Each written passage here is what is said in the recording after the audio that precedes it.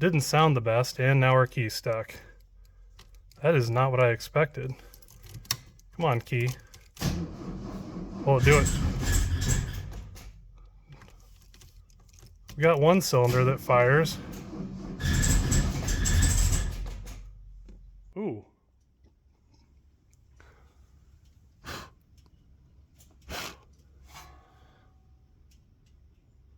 That's very, very smoky. Pretty darn disgusting. So, would have been pretty bad to try and pump through the engine.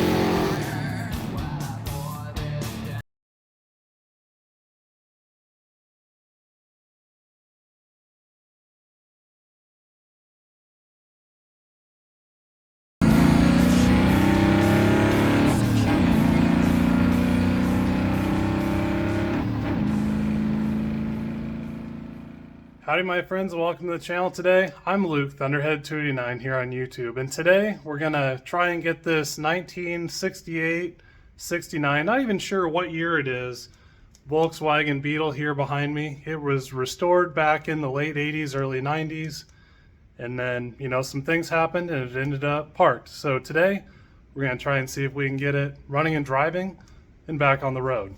Now at a glance, this is a pretty nice old Volkswagen. Has a pretty good paint job, pretty decent restore on the thing. I think it was originally red. It's really kind of hard to see, but it might be red primer too, but they did a good job to go through and actually, you know, paint all the door jambs and everything if it was a different color. Pretty darn rust-free car.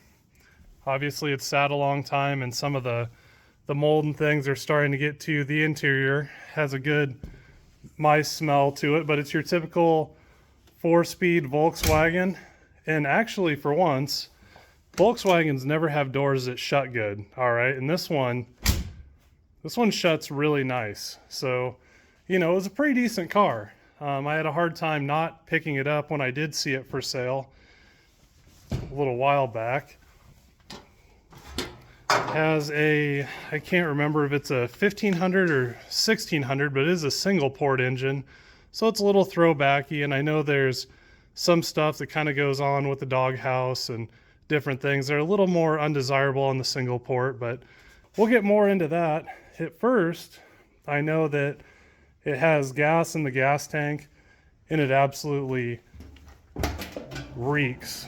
So we're gonna have to handle that, and hopefully we still have a good gas tank. But you know, whatever's, it's got quite a bit in it, and it's definitely been there for a while. So first things first, we're gonna have to get that out of there. Now, not that your old school American stuff is more difficult to work on, but everyone says Volkswagens are easy to work on. In this way, you know, I would have to agree with them, where instead of going through the filler neck, you know, I can just pull our little sender unit out and get really good access to whatever turpentine is in the gas tank at this point. So we're just going to use an old fuel pump. I keep these around after they quit making pressure, but they still work good as a transfer pump, especially if you put just a directional valve on the end of the suction line. So that coupled with a good old jump pack, and we should be doing really good. Now there's probably going to be a lot of things throughout the time I'm working on this Volkswagen here that are going to stress you Volkswagen aficionados out quite a bit. You know, I'm like a V8 American car, manual transmission, hot rod guy, but my wife really loves these Volkswagens. You know, it's like she's loved them ever since she was a kid, and this is our third attempt to put one together for her that works and she can have fun with. Now this is probably our best attempt. Ooh man, taking that screw out, it reeks like bad gas in here. But anyway, so hopefully we get this settled out for her. And you know, I really want to not like these, but you know, it seems like when I work on them, I just fall in love with them again. And maybe that's why all you guys that really like Volkswagens, you know, maybe that's why you're as into it as you are. So I was lucky enough to get a third chance here, and hopefully we make good on it.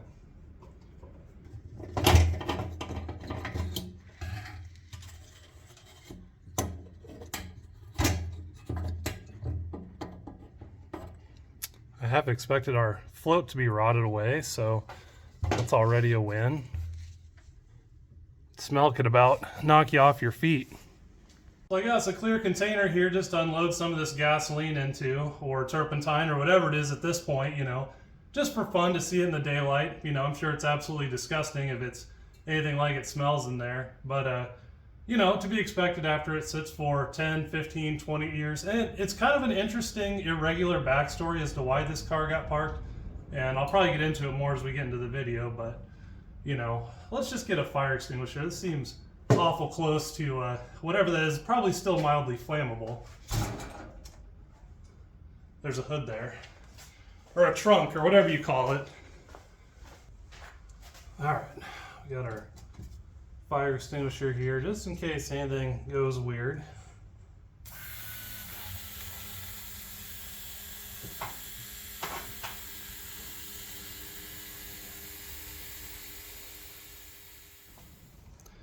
You can get a good look here at what that kind of looks like. Pretty darn disgusting. So would have been pretty bad to try and pump through the engine. So just a comparison here of what was in the tank versus, you know, gas that I have around the farm here that actually runs an engine just fine. You know, relatively new, within the last 5 months probably. You can see the difference here. You know, other than it looks like now I'm carrying around jugs of urine in my garage, you know, this old stuff is seemingly quite a bit more viscous and kind of almost has a gel effect to it, where a normal gasoline is much less viscous. But all of that aside, you know, it looks like the Volkswagen could probably stand to drink a little more water. You know, this is more along the healthy lines of what you would expect for good fuel. So with that, we'll finish getting that pumped out and we'll fill it with fresh gas. I just kind of like using this period correct gas can. So any opportunity I have to use it, even if it's completely nonsensical, like right now, you know, I don't know. I just enjoy using the thing.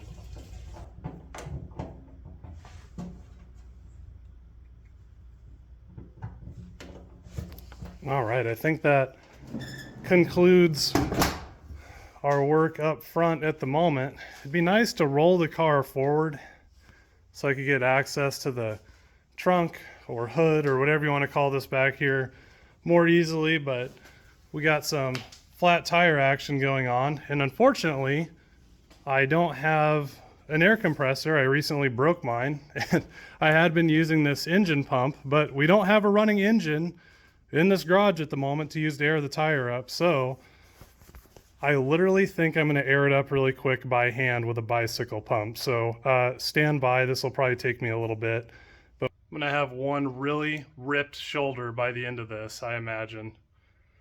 Oh boy, here we go.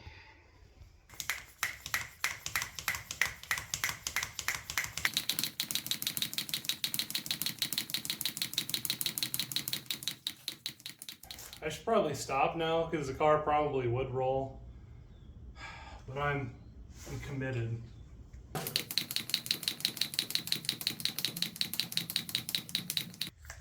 I think that's enough of that business. Looks like it got to, like, I don't know, 20 psi. I don't even want to tell you how many pumps that took to get there. So we're just going to move on and never do that again ever in my life. But I guess it could be done. In dystopia, end of the world, you didn't have an air compressor and you had a flat tire, you know, as if that would be the most important thing. Put this thing in neutral so we can roll it forward. You guys really haven't had a good look at the interior yet. Whatever year this is, it's much less ornate than the, you know, earlier 60s models. So, you know, but still a pretty decent looking Volkswagen. Somewhere along the line, someone got pretty wild with a radio, and it's got some speakers in the kick panels, which is pretty nice, albeit I doubt it works after all this time, but we'll see. So first, second, third, fourth, it is in neutral. The brakes do nothing, so that'll be fun to figure out. But feels like very much so a German car, right down to the questionable 9mm casings on the floor. Such a light car.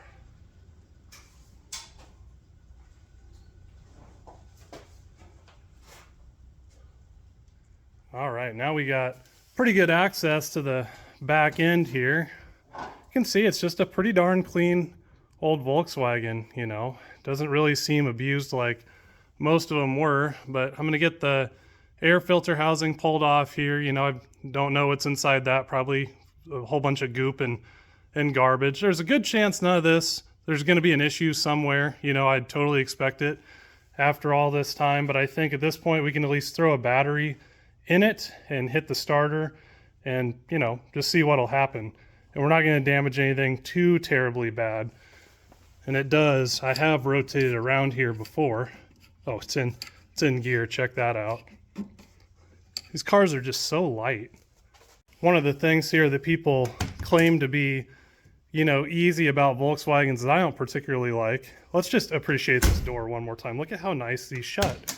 Okay, I won't bring that up again, but I've never had a Volkswagen with the doors that shut decent. Anyway, back to our battery deal here. Come on, seat.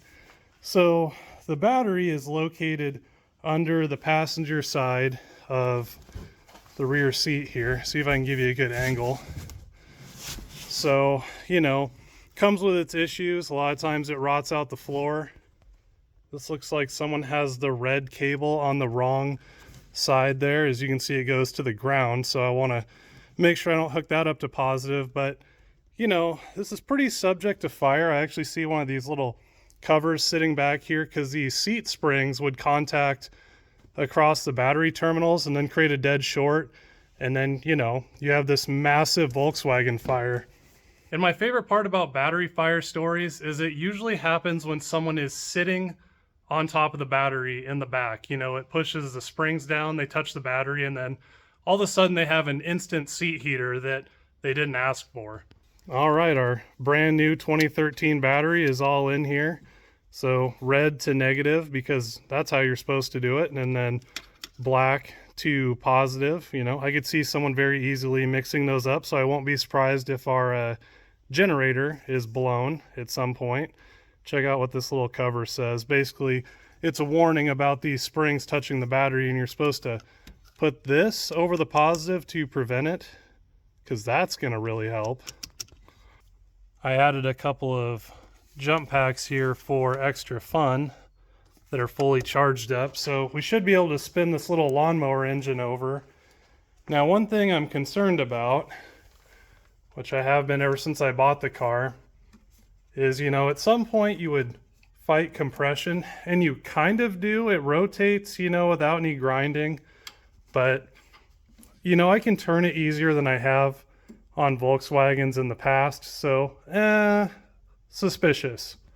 And if you're a Volkswagen guy and familiar with Volkswagen valve train, you probably already know what I might be thinking. So, is that the case? I don't know. We're about to find out, but I've experienced it before, and it's a pretty unsavory scenario if that's what's going on here. Hopefully not. All right, here we go. Assuming our clutch isn't seized.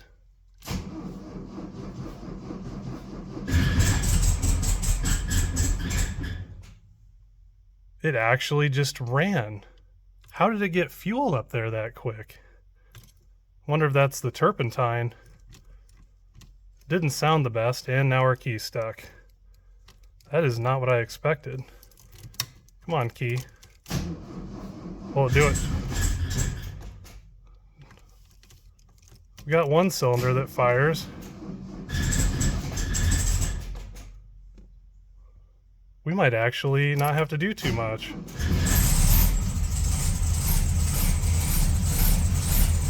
Holy crap.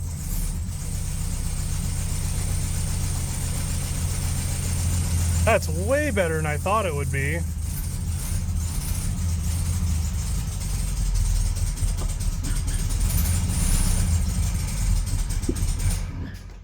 Aw. I think it's stuck in gear, unfortunately. It's trying to move forward. Something's kind of fishy. I can figure out how to work the key. That's first, that's second. the linkage is moving, and I can feel the detents of the gears. This should be neutral, but if I let up,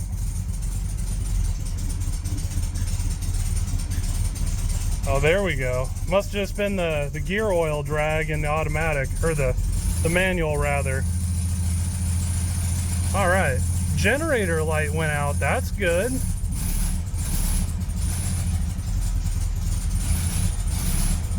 Sounds like garbage, but it does run.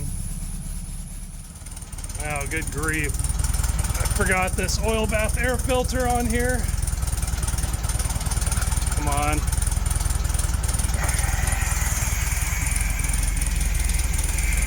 That's probably full of junk. You could hear the engine change. Set that down. That's super dangerous to have on a Volkswagen.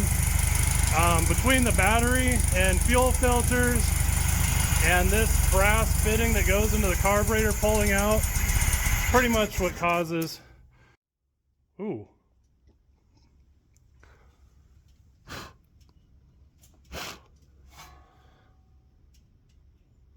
That's very, very smoky.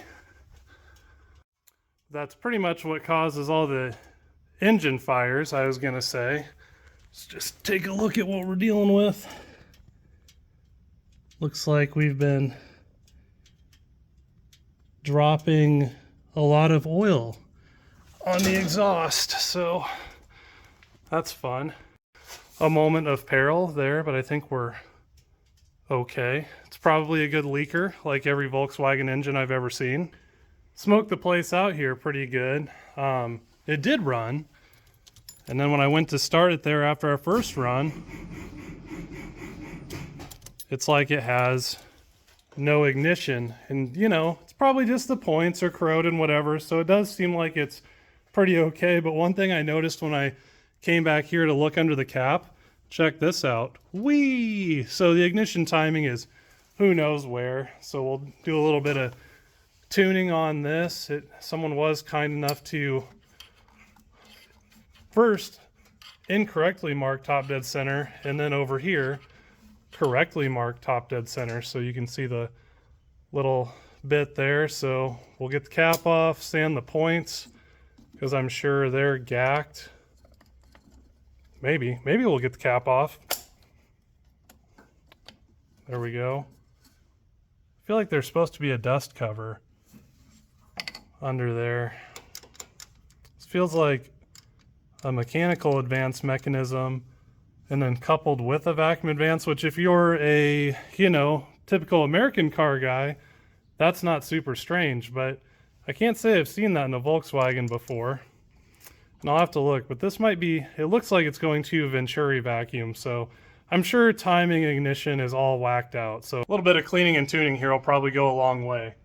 This is the best start I've ever had to a Volkswagen project, okay? You know, I don't want to be overly optimistic, but this is going way better than the other two cars did. At least it seems like there's a functional core of an engine, and the whole bottom of the car isn't falling off, so winning at the moment.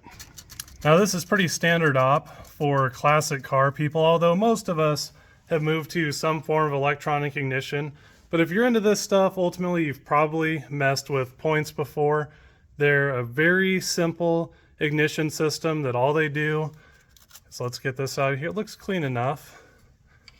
So as the engine rotates, there's a little piece that rides on this lobe, and basically when it gets to a high point, it opens this contactor. Now this is attached directly to the ignition coil's ground, so basically it breaks the ground connection to the coil, and then the coil discharges voltage through the secondary windings, goes through the your main coil wire, comes into your rotor, it redirects it to the cylinder, and then, you know, the spark goes on its merry way. So super simple. I wouldn't call it the most reliable, but it's very robust and easy to deal with. And after years and years, a little bit of cleaning, it will still work, where electronic ignition gets pretty questionable with some of those electrical components. So anyway, I think this is good here. I am pretty sure, if you're familiar with Volkswagens, this is supposed to have a a dust cover here, but this one doesn't. So that seems like someone just pitched it. I've been trying to figure out how this vacuum advance works, if it is an advance or retard mechanism or whatever, because Volkswagens, you know, they just really don't play by the rules. So they've been known to do weird stuff different than our typical American cars do. But it seems like the vacuum advance mechanism does work, albeit the original tubing here is completely clapped and doesn't hold a vacuum whatsoever. So that probably doesn't work, but the vacuum advance canister itself does. And then it also has mechanical advance. And again, I've never seen this in a Volkswagen distributor. Usually it's like the 009, it's mechanical only, or it's a vacuum advance only and it's hooked to Venturi vacuum, which I believe this was. You know, your Volkswagen people are probably going crazy if I'm wrong, but I think up here this is Venturi vacuum. So the more you'd open the throttle, the more timing you would have, which with how this distributor is laid out, I don't think that's what you'd want to do. You know, is this the original distributor? I don't know. You know, we're just going to make it work the best we can. So let's get the timing light out here. And as long as we adhere to correct engine principles, a Volkswagen engine, a Ford V8, a Chevy V8, an engine is an engine is an engine. Ignition timing works the same way on all of those. All right, so I think we're ready to go. We're hooked to spark plug number 1, which is way up here with our timing light. Got a little bit of a redneck menagerie going on here with a jump pack, but as much as I would love to get these cords wrapped up in the fan belt rather, or a generator, I guess there's a fan in there. Anyway, we don't want to get that all wrapped up there. I got a vacuum gauge hooked to what I think is actually a timed vacuum or ported port. So we're going to test that out. So if it idle without any throttle input, this vacuum is 0, then we give it some throttle and we have a vacuum signal, manifold vacuum. That'll be pretty handy for doing some really fancy ignition timing things. So I'm hopeful for that. Looking in here, it's no surprise this is loose. You know, I didn't take a very close look in the beginning, but you know, the Volkswagen has actually a few timing marks. You can see one there, and this is actually one here as well. This is TDC, and you want to line it up with the you're looking for your timing marks rather on the center line of the case of the engine. So this side of this little nub, this is actually that they have marked here, and what they're in line with is 5 degrees after top dead center, I believe. And then this is some variation here, but basically I'm gonna really highlight our TDC mark really well. And then this is a dial back timing light, so we don't need all of those other marks. We just need TDC, and then we can figure out all of our timing events. All right, this is the mark that we want. So see if we can eyeball this. There we go. So that is what I want to be looking for TDC, and it's really hard to see on the original crank pulley here, but there's a little divot that kind of denotes where TDC is. And you know, I don't know a lot of this Volkswagen stuff, you know, just offhand, off the top of my head, but I have this really nice thing in my pocket called a cell phone that has the internet on it. And, you know, instead of just guessing or asking Facebook and getting a bunch of ridiculous answers, I just looked it up. And so then you know where cylinder 1 is, what the balancer is supposed to look like, all those things you can just figure out for yourself. So, you know, we live in a world where if you want to act helpless, it's definitely your own doing. There's just so much info out there. Anything you want to do in this life at this point, you can figure out how to do it. Probably need to make sure it still starts here. I'm sure it's good and flooded from the ignition being, you know, the way it was. Oh, some popping action. It's a good sign. This key is very finicky. Got to hold your tongue in your mouth just right. There we go. There we go. Getting somewhere.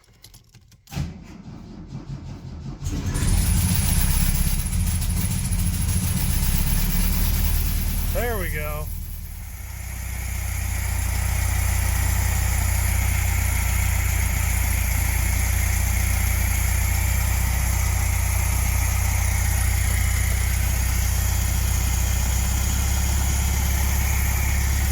I don't know know if you guys could see from the video there, but color me impressed. That thing was idling at 10 degrees after top dead center.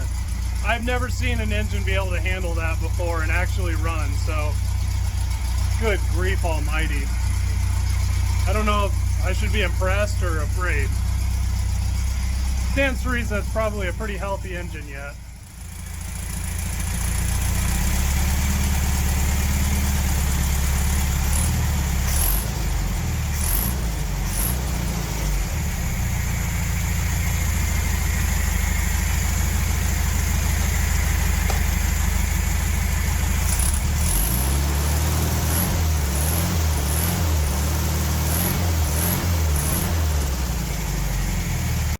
I think this is Venturi vacuum here. We're hooked up to it, and the more throttle we give it,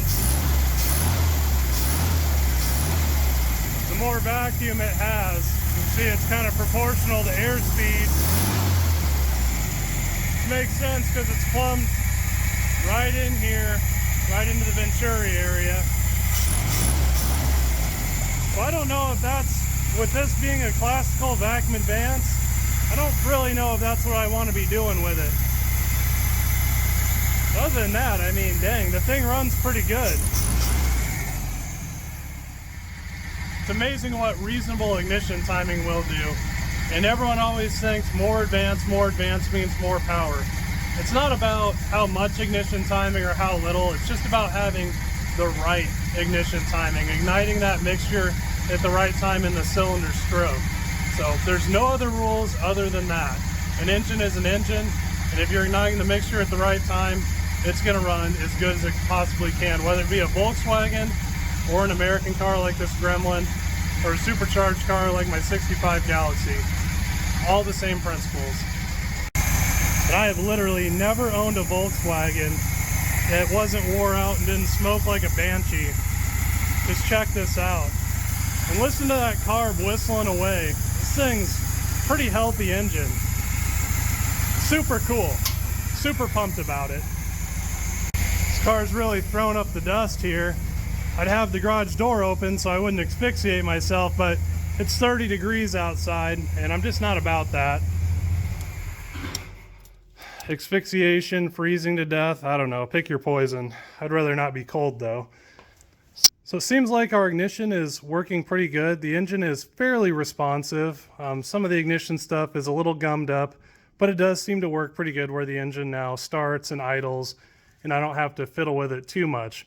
The carburetor was a little bit out of whack, so you know, our ignition is decent enough to move on to address the carburetor. Now we can kind of tell what is and what isn't. And so these are kind of interesting, where they have this big screw here on the VW carburetors is basically a bypass, so that's for controlling your idle speed. And then above it, this little screw is a mix screw. So a good starting point with those is 2.5 turns out. And then it's a big misnomer with non-VW people or anyone that didn't do any Googling that they'll get buck wild on this adjustment screw, and this is just for your choke. And basically with the choke, my understanding is all the way off. You want to run it in to where it's just barely engaged with this lever.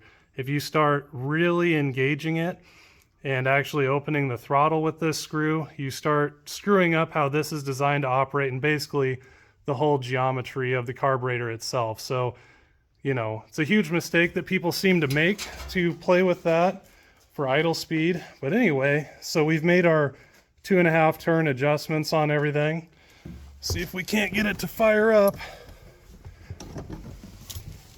Hopefully I don't eat my words here.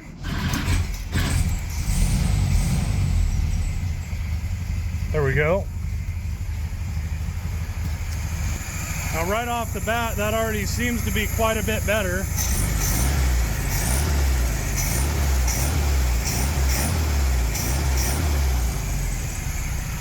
It's actually pretty respectable. Revs out decent, returns to idle. Isn't running too rough. I think we have a little bit of adjustment to do here. It smells a little rich. I'm just gonna slide in here. See if we can't catch the index of the screw. There we go. just going to lean it up, turn it clockwise ever so slightly.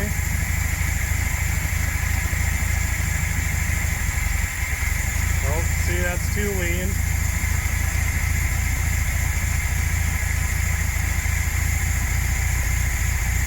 And you can hear the engine respond as you make changes.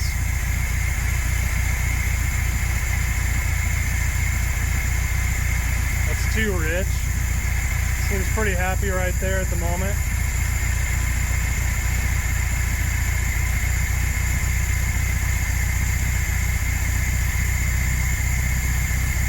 Too much idle speed.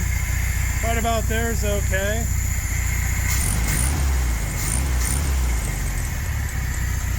About caught my pants on fire.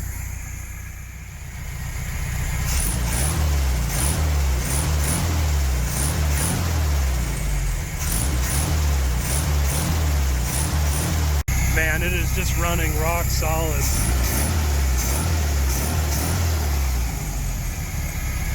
Pretty happy with that. It's about all I can take here. Looks like I'm crying. Well, I guess my eyes are, I got something in my eye and it's exhaust. So I think we're gonna shut it down here. There we go. Man, I'm pretty happy with the way that's running. I think we should figure out why our brakes don't work and see if we can't go for a drive. That's pretty good. So we've been on kind of a roll here and things have been going well, but I think this is the part that slows the process down. So you can see the brake pedal goes all the way to the floor. Granted, I haven't tried the clutch pedal, so who knows what the situation is with that if the transmission actually works, but I'm hopeful with what I've seen. And given the narrative of why it was parked, I would believe that all that's fine. Now this is something that when you park a vehicle for a long time, it tends to happen. And I've had to fix this on several VWs that I've had that, of course, they've all sat for a long time. But the reservoir for the master cylinder is up here. You can see that we have fluid in it, which I was hoping we didn't. Down here is the master cylinder. You can kind of see the end of it. Now, I've had this issue with a lot of cars that sit, you have to get the brakes working again, and I've thought it was the master cylinder numerous times on these where I change it, then it still doesn't work. And what seems to happen, if you can see this little rubber brake line here, is that when these sit for a long time, it's almost like these rubber brake lines internally swell and kind of fall apart, and then basically fluid cannot move through them. So I've changed master cylinders, it didn't fix it, and ultimately it worked out to be the lines. And I bet you that's what's going on this Volkswagen right now. Now that's all well and good, but I'm growing impatient and this car runs so well. I just want to drive it up and down the road here to see what I have and what I don't have. And I live out in the boonies, so you know, this really isn't where it's dangerous for other people. It does have a functional handbrake that I just tested. So I believe at least at low speeds, I can putt around okay, and I probably likely won't even see another person on the road, let alone get into any sort of traffic scenario. So this is safe for me. You know, if I just wouldn't recommend anyone else doing it. Most of the time I wouldn't recommend anyone doing anything I'm doing, but all of that aside. So I think I'll change the oil here, clean out the oil bath air filter and refill it with oil, and we'll pull this thing out of here. All right, we got the oil changed here, and as much as I love oil bath air filters, which I'm not kidding, I really do like the concept of them, this one in particular has a thermally controlled little air door, and I'm just not sure if that would work anymore, and I really don't want to suck a bunch of oil down into the engine itself. So in the meantime, we have a piece of shirt as a means of filtration. As if there wasn't already enough fire hazards, why not add another one? But I don't know, better than driving without an air filter on a gravel road, I suppose.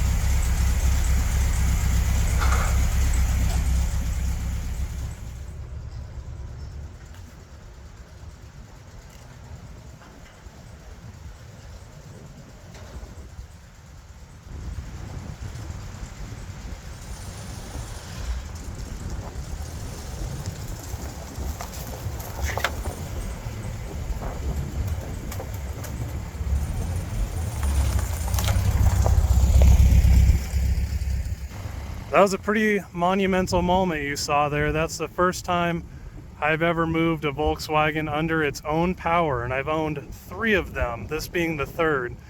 The clutch flywheel is definitely rusted up pretty good. It's pretty grabby, but it does work, and it probably will clean up with a little bit of driving. It's pretty cool it being this paint color. My wife and I, back in college when we had our first one, it was this exact color, and we never got the project done, didn't have any money. You know, this was like 10-15 years ago, and I had to sell that one. So, you know, so far things are looking extremely positive. This is about the quietest Volkswagen I've ever owned also, but it definitely does have that classic Volkswagen sound to it,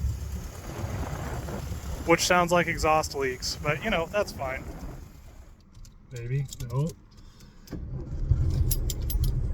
Man, it just starts up just perfect. I gotta be careful, you know. I've known these Volkswagens to seem like they're gonna be okay, and then stuff sneaks up on you. But for the moment, everything seems to be okay. There's first gear. Whoop. Rear brakes are a little draggy.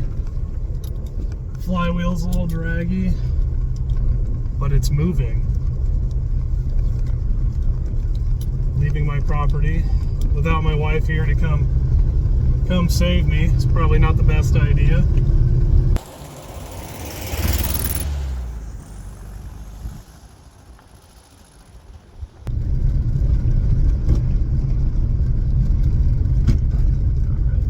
Oh yeah, the brakes don't work. Oh, the brakes don't work. Downshift.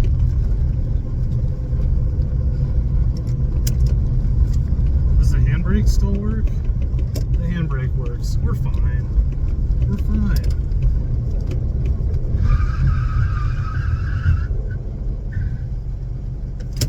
Handbrake.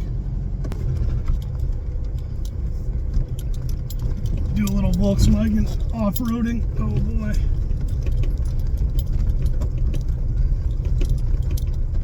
Yeah, this thing's going at like 300 RPM, doesn't care.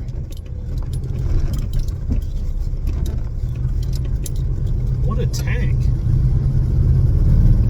Now, I've been known to drive old cars like this, and compared to those, which we all know how sketchy those are, this Volkswagen feels very unsafe. Just like a complete bucket of bolts.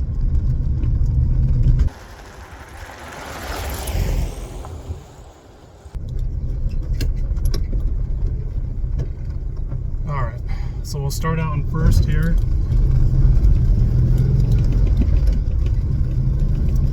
And I mean, it's not fast, but it's spunky for what it is. Still could probably beat it with the Maverick in reverse, but you know, that's not what it's for. It's a cruiser.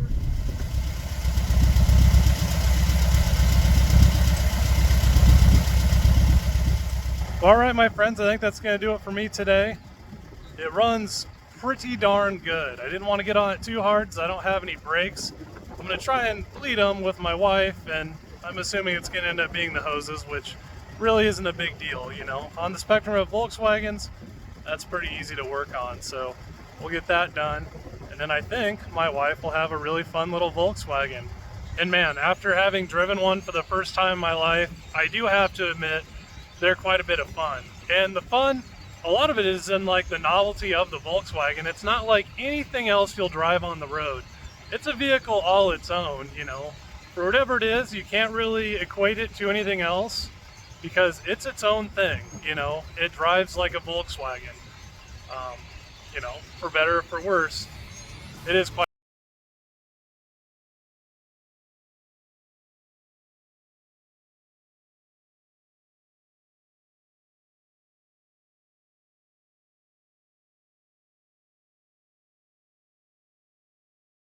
Underhead 289 here on YouTube. And today we're gonna just try and have a little bit of fun, not be too serious. The last weekend I bought 3 little tractors at a farm auction. I took pity on them, I guess, because no one wanted to bid on them, and they sold for at or lower than scrap value. Now, Naturally, none of them run, and this is a pretty handy unit right here. These go running for a pretty good price around my area at least, so you know, that seemed like a reasonable thing to buy. Obviously it devolved from there and we bought some things that we shouldn't, but anyway, we're going to try and get all this going today and see what we have and what we don't have.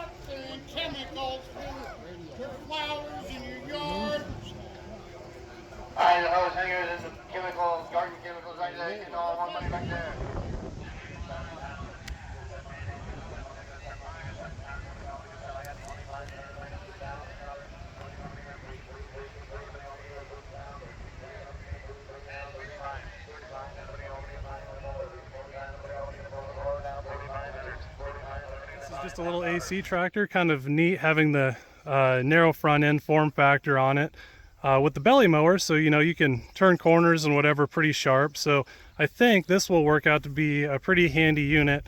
Naturally, this is the one that I think is the most squirrely. Someone that looks like they tried to get it running at one point. I think it was used to, you know, pull trailers around someone's property and mow, you know, but that one, I bet this one's going to actually be the biggest battle. Now this is another one I picked up for like a couple $100 again. No one would bid on it. This old 1940s, 50s stuff isn't real useful to a lot of people, but I ironically primarily use this vintage of farm machinery. I don't know, probably because I'm an idiot, but you know, how could you resist? I mean, look at this cute little guy. But I have a lot more faith in this one because no one's kind of tried to repaint it and overhaul it, although it did come with the classic stuff from the auction, you know. So apparently it's a 1952 running when parked 2-3 years ago. But this is my favorite. Oh, it also says radiator was drained, or more likely it leaks, but was told engine was rebuilt several years ago. Yeah, I'm not thinking so, but all things considered, between this one and that one up there, it stands to reason I could probably maybe make one good one out of the two of those. So anyway, pretty cheap, couldn't help myself. Now this 47 or 48 Farmall that's behind me was the third tractor that I bought, and ironically I entirely bought this one by accident. Some fellow was talking my ear off. I was trying to be polite. I thought we were bidding on a different tractor, and then when the bidding stopped, it turned out it was this one. So needless to say, it didn't run at the time, and I actually got it for a really good price, and it was probably the easiest thing I've ever seen to fix to get something going again. And it worked out really well, as I've used the living heck out of this thing.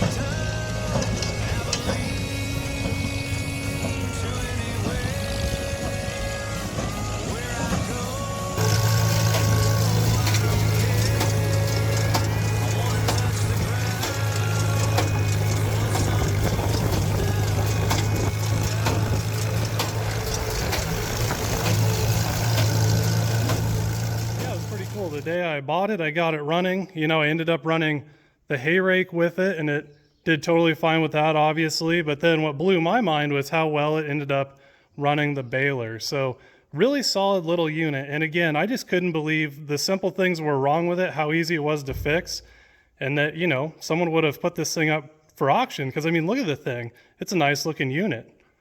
I assume this was some kid's 4-H project at some point, but it's got a nice 12-volt conversion on it and some other things, but it had a really rusty tank from sitting for, you know, whoever knows how long, probably a long time. It's not necessarily a useful piece of machinery to most people. And so that caused some issues there, but there was actually, here, we can even give you a look, you know, I've just been kind of in the sediment bowl, it'll build up. We'll fire it up here for you guys, but you can see all that rust dropping in. So, you know, it's got a rusty tank, but the sediment bowl seems to be doing its job. But it seemed like if I left this cap totally tightened up and it wouldn't breathe, whatever went on with this cap, it basically would make a sealed system, and then, you know, it's like holding your thumb over a straw. Fuel wouldn't flow. So as soon as I would loosen this cap, it would kind of keep on running after I fixed this other issue. So over here, this is the ignition switch for the tractor. And I had to monkey with this quite a bit, but it was corroded. It would kind of half make contact, half not. So after a while, I got that freed up. And now, if I can hop up here, runs pretty good. I don't know if I have enough hands to do this. Got your throttle lever here.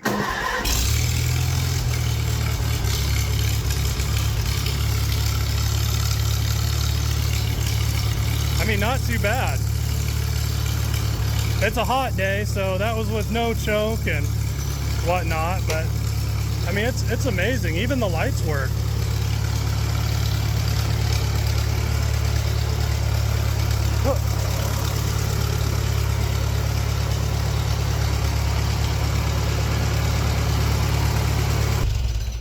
So anyway, needless to say, that was a pretty solid purchase, and what I paid for all three of these, this singular tractor, in my opinion, for how much utility it has for me being able to run the baler and all the hay stuff, you know, was totally worth it.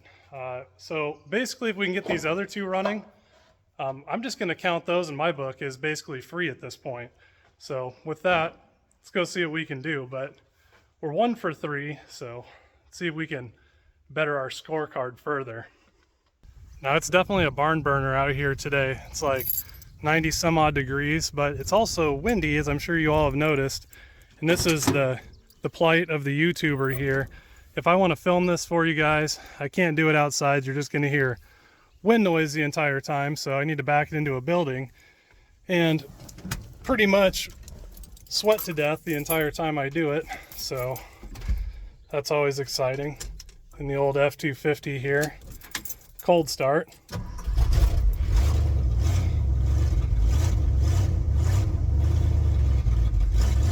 Just doing what FEs do. Did that even make a full rotation before it started? This thing just always blows my mind. 190,000 original miles. I know it's rolled from the service record, and I know this engine has never been out of this truck. It's just a tank.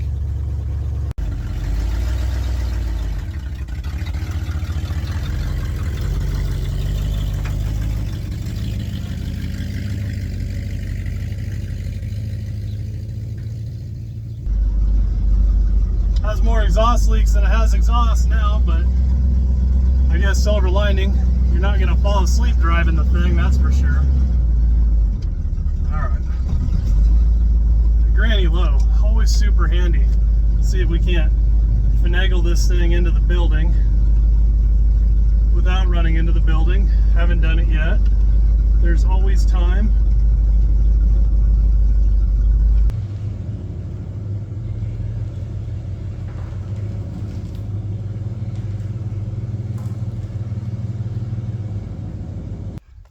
Seems like my old friend Pythagoras is not on my side today, and I just can't quite angle that in here without hitting the front of the truck. I'm sure you guys could, but you know, I'm an idiot, so apparently not.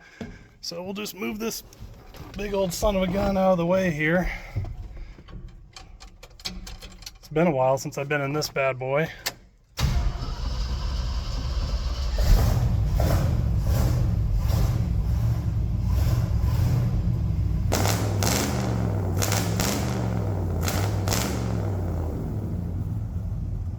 cool old rig. If you're going to the Good Guys in Des Moines, Iowa over the 4th of July, keep an eye out for this thing, because I'm gonna have this thing there with a big old for sale sign on it. So if someone pries it out of my hands, I'll let it go. It's pretty cool, but can't hold on to everything. You can see I got a lot going on, just as it is.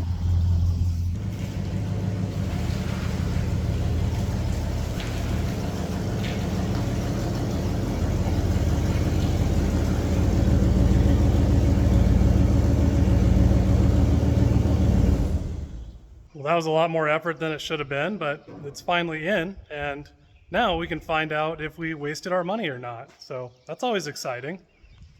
So this little guy has some questionable MacGyver wiring here going on. Now the story goes, as with any auction vehicle, that it ran last fall and then it was parked, but I'm not so sure, all right? You know, it's got a 6-volt battery in here.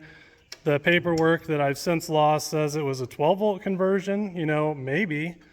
It does have a 12-volt coil, but again, you know, 6-volt battery was in it that's completely dead. So I'm not exactly sure what the story is here, but we're gonna find out really quick. This looks like prime quality right there. I'm sure that's in good shape. So let's see if I can't put a 12-volt battery in here and unwire some stuff that's 6-volt just in case, and just see what happens. And something I just noticed here is it looks like the power wire, this blue wire here, is going to the negative of the coil, and the wire from our distributor is going to the positive. Now, my understanding of points ignition is that the points just interrupt the ground. When the ground is interrupted, the coil discharges the spark, and you know, the spark goes on its merry way to its cylinder. So this is pretty suspicious right here. That with the battery, and it's not flipped here where the negative is on the negative of the battery. So I'm just not sure. We're going to rewire this the way that I think that it could work. So I think the first matter of business here is just seeing if we can get the engine to roll over. It has this really cool mechanical engagement lever on the starter, which is straight up vintage agricultural stuff.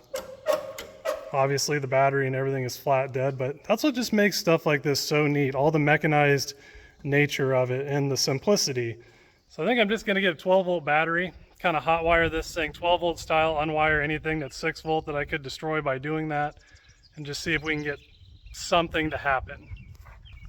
And conveniently, I remembered this tractor actually came with this hand crank, so hopefully this goes in the other one. We can at least see if the engine is seized or not, you know, before we go through too much effort.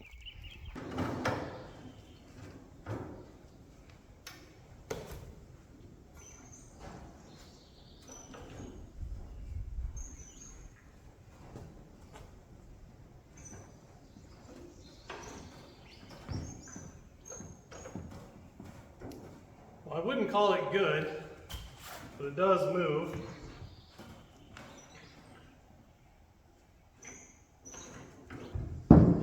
Wouldn't call that a bad sign, but I wouldn't call it a good sign either. Seems pretty tight. So I've stolen a battery from a good running vehicle, particularly our big black truck. That battery might actually be a 12-volt, just in the form factor of a 6-volt. I'm not entirely sure. I can't see anything on it that says either way, and it's absolutely flat dead, so I can't check it. But that being said, I dropped the oil bath air filter just so we don't suck anything in there, and it looks pretty disgusting and like it has water in it. So, you know, always a good sign. I've flipped around our ignition in the way that I understand that it should work, you know. Just seems like the nuts were loose on the coil, so it seems like someone has messed with that recently, potentially, you know, just not really sure. I don't really have a backstory, but with that, we're in neutral here, and now push our lever, I suppose.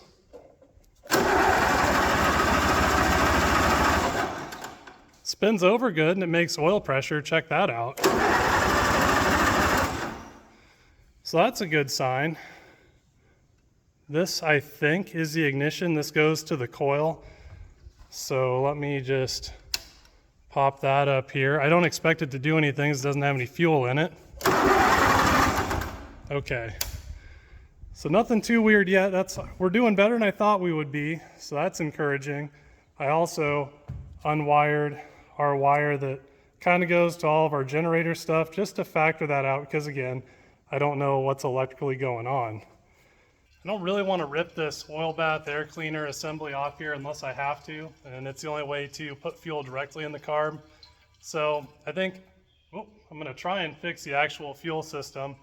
But you can see that the gasoline that's in here is hot garbage. So, you know, stands to reason that putting some decent fuel in it would probably help, considering what that looks like. Bad. Definitely has a fair amount of rust in the tank that's coming down and building up in the sediment bowl. So, you know, that's always what you want.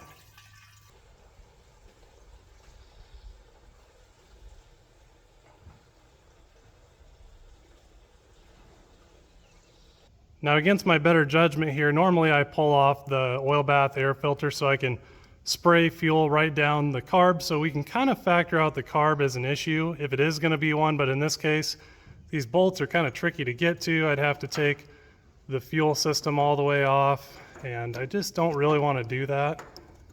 Not doing great with one hand here.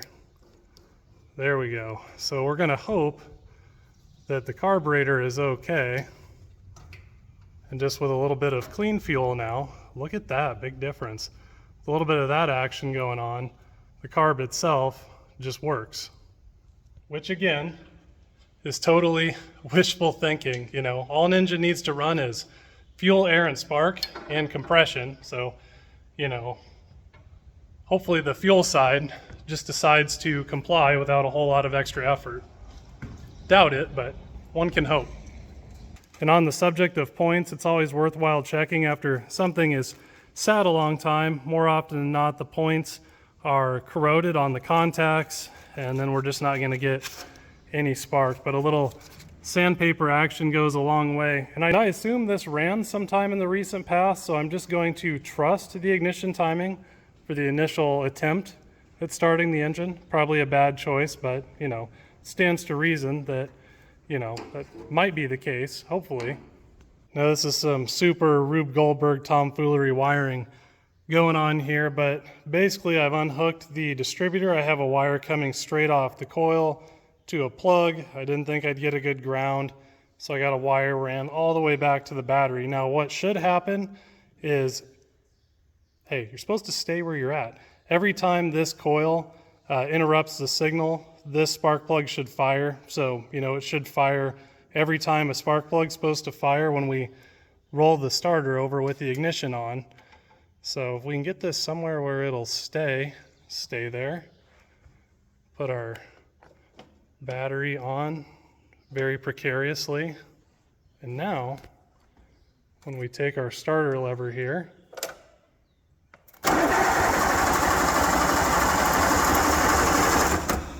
oh, maybe you should turn the ignition on. That'll probably make a difference.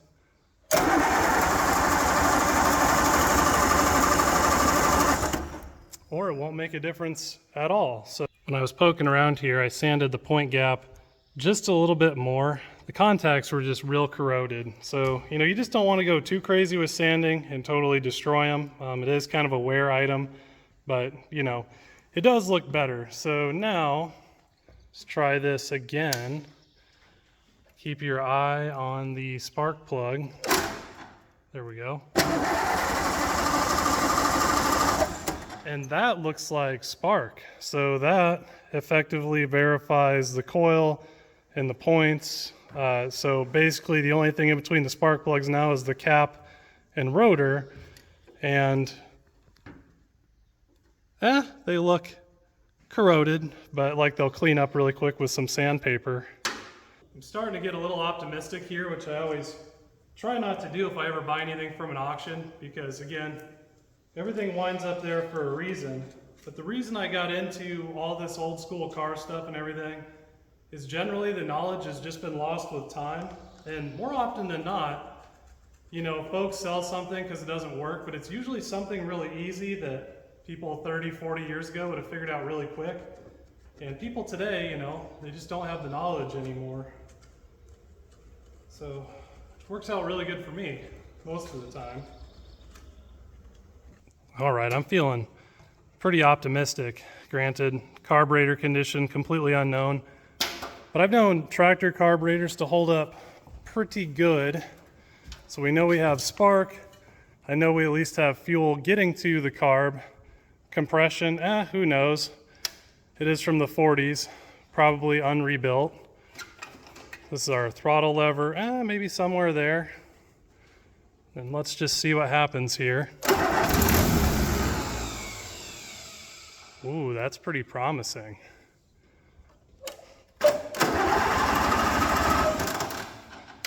Might have to hop up on here and do the whole choke game.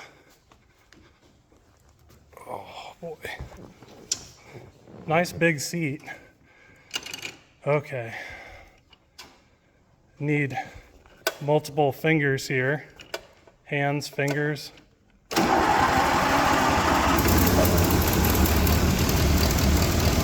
Holy cow. Good oil pressure. I still have the exhaust tape shut from sitting outside, so that's not good. How do we shut this thing off? Hilarious. Holy crap, it runs. That's super exciting. Ouch. Might twist my ankle, but oh yeah, that's fine.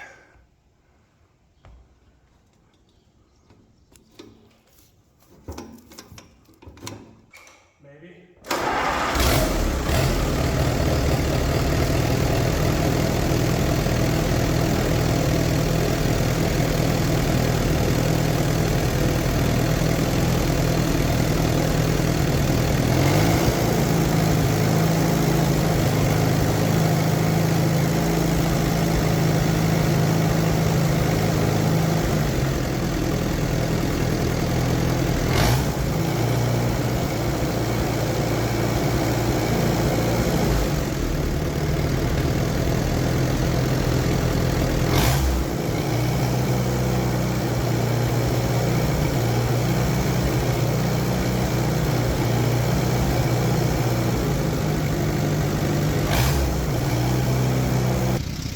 Oh dang, welcome to the smoke show.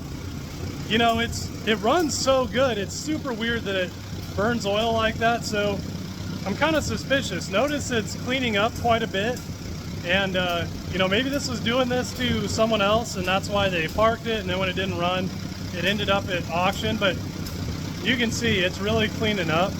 And I'm kind of suspicious that the oil bath air filter was way overfilled. I'm kind of wondering if that, when someone was trying to get it started, they drew all that into the cylinders and that's what we burned off. It was really hard to crank it first and everything, you know, so I don't know, there's something weird there. And an oil burner generally doesn't clean up like that, especially as it warms up. Super strange. You can see it's still chooching a little bit, but if you open the crankcase vent, where if it was from blow-by, you know, it would be rolling smoke out of this hole, and it just isn't. So I'm really thinking that was that overfilled oil bath air filter, you know, and someone just coated the cylinders with oil. Where's the throttle? Wow, look at that. But it's like absolutely nothing out of the crankcase, so I don't know. I think it's time to get this thing off the trailer and go mow a little bit and see if that cleans up. I was gonna be bummed for a second here. I thought we had a pretty significant coolant leak.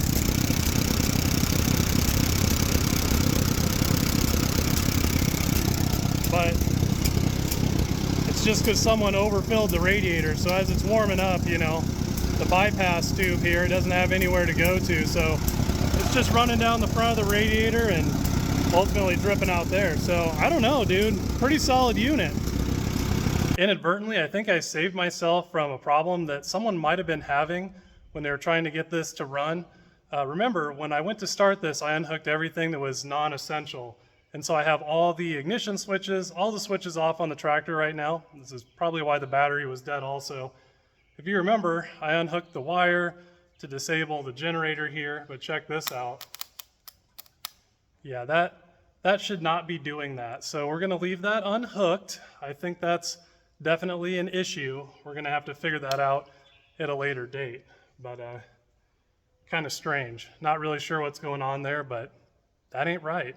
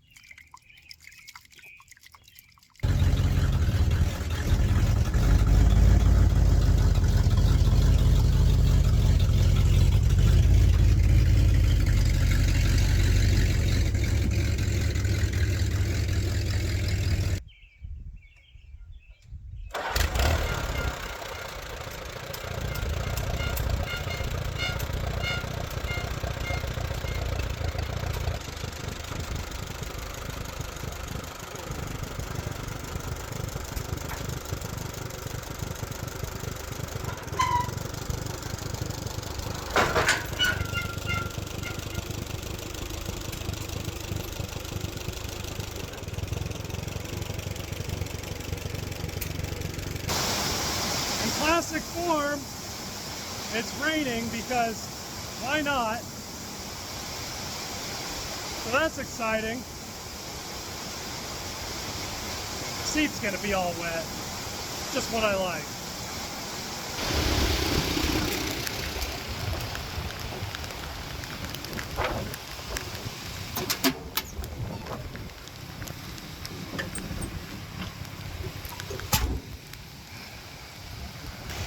Gotta love it in Iowa when it's pouring down rain when you have a blue sky, because you know, that makes sense.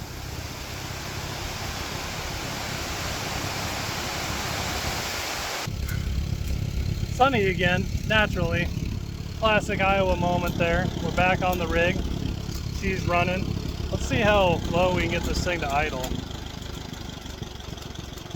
Ooh, tractor idle things. That should be 2. Can we move like this? Man, you just gotta love old tractors. Kind of dragging the mower deck, but you know, details.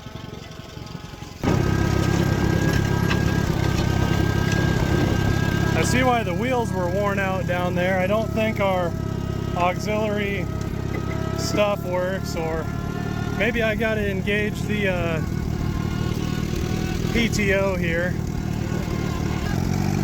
Let's give that a shot. Take it out of gear, maybe. There we go. Where are we going? The lever way down here. Lever's on. This should be the mower deck. Now this should raise it. Oh, look at that. It all works. Down. Ooh. That comes up and touches the starter if you're not careful. You actually have height adjustment.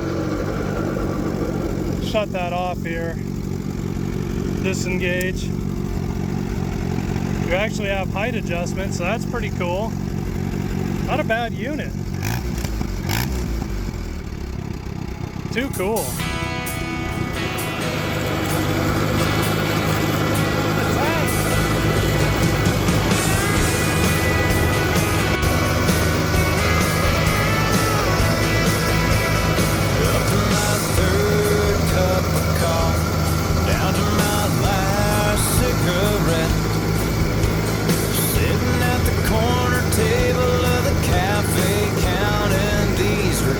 Gotta let it go somehow. You think I learned by now? There's no looking back, 'cause the past is the past is the past is the past. That is the dinkiest little tractor. Just like a little Happy Meal size rig. I don't know, it looks just hilariously small, I'm sure, on me. It fits my wife, who's pretty short, pretty well though. see what she has to say about that. Pretty cool. I'm amazed. Works really well. I'm watching her burn with the lessons I learned, and now I'm paying the price. I've got to let her go. The only way there's no looking back, 'cause the past is the past is the past is the past. Those memories lay like ashes, scattered down love's long winding road. Yeah, the past is the past and way past, holding on.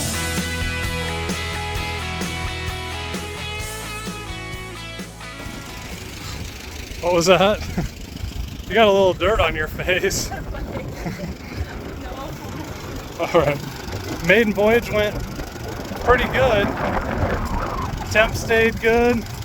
Still has good oil pressure. Did the whole job out there without a problem, so can't ask for anything more than that. Too cool. That's a win in my book. Alright, my friends, that went infinitely better than I expected. I think she's due for a well-deserved oil change at this point, and go through the differential gear lube and stuff, and I think it's going to be a pretty solid unit. So I don't know, went way better than I thought it would.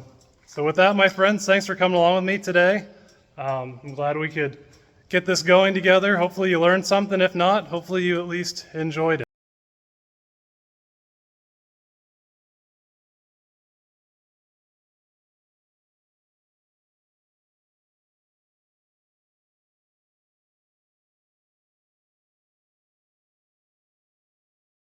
To revival deals where I went to look at this car to buy it. We were just going to trailer it home. It had a lot of issues. Now this fella had a lot of stuff from a salvage yard that he must have lived close to, and so, you know, we just jumped in. This guy was wide-eyed, and I just started fixing this car with his old scrap parts right in front of him here, and we all had kind of a good time doing it here. The radiator hose was blown. I kind of made a radiator hose out of something else and kind of made some bushings and whatever. Kind of got the carb working well enough to, you know, ultimately take the car for a drive and see what we had. It ended up kind of running decent enough to start it up and putts down the road. And, you know, kind of the rest is history here. Not something I normally do, but it was pretty fun. We could only document so much, but anyway, we got everything together and quickly hit the road. So we've already done a revival on this man's property, on his own car. They said that we should probably trailer it, but now it runs and idles, so we're just seeing if the transmission works. So I've never been a big fan of automatics, so there's already two. It had no transmission fluid when we showed up, so that's always good.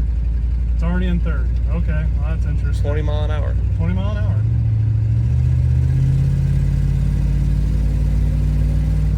We were suspicious that, oh, pretty good. We were suspicious that it had a blown head gasket because it had a blown radiator hose. And you know, normally people blow stuff out and then they keep driving it and it's ruined. But in this case, you know, he said he didn't do that, which he seems like a really nice, honest guy. And, you know, I don't think he did. It was rolling smoke for a while, but some finicking with the carb and whatnot, it seems okay. It's not bad. It's not bad. It's not bad. It's not good, but it's not bad. And that price is pretty good. I mean, I'm flooring the brakes right now, so we're going to ignore this part. Ugh. And these are power brakes. They're probably not power anymore.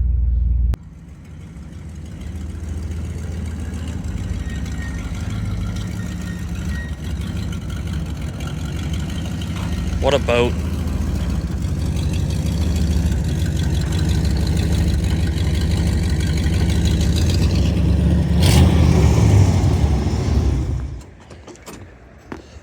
Ready to Me get... trying to 2-foot it because it does not want to run anymore. Going down through some steep hills with this thing. The brake pedal is suspicious, to say the least. Doesn't do a lot. It's more like a suggestion than a brake, if anything. Beautiful scenery though.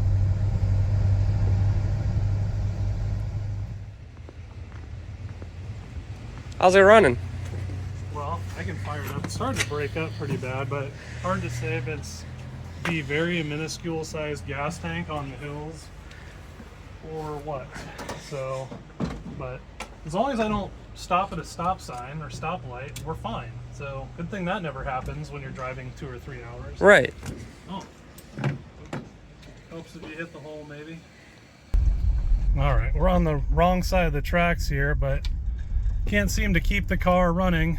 So I don't know. We're gonna have to figure something out. At least we got a nice campsite. Look at that. Live in luxury, kind of. Oh, hang on a sec.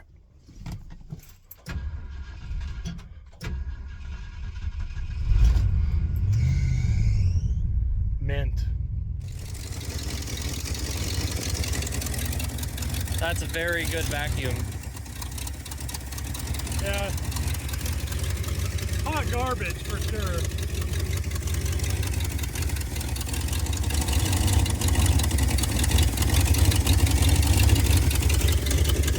It's like 5 degrees retarded. That's what you want.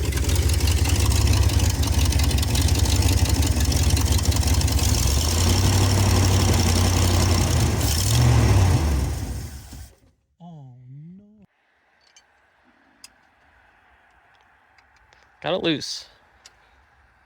Just had to casually take the vacuum advance off because, you know, that's normal. That's normal things you do. As much as I love driving down the road with 0 degrees of ignition timing,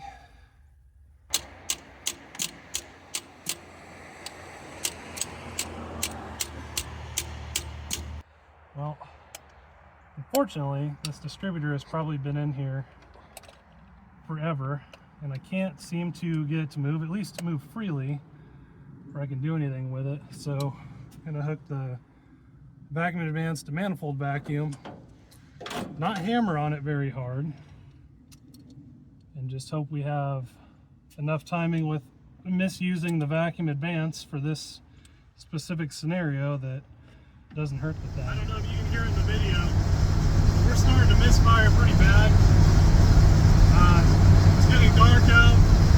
Seems like we got some electrical gremlins, which all these things are to be expected with a $1,000 car from 1967. So it'll be a miracle if we make it, but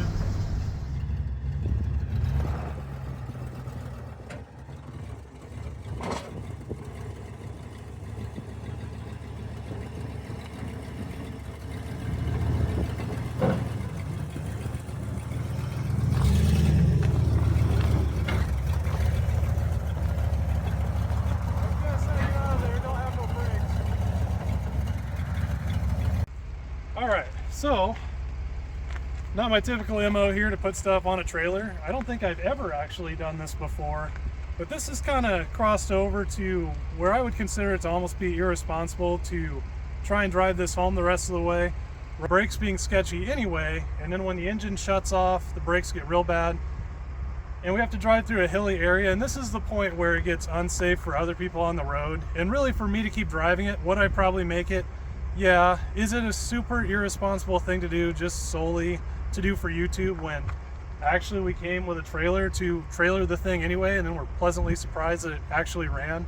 So it just makes sense to me to not kill someone else on the road and trailer it home and go from there. We're only like an hour away, so this doesn't make any sense.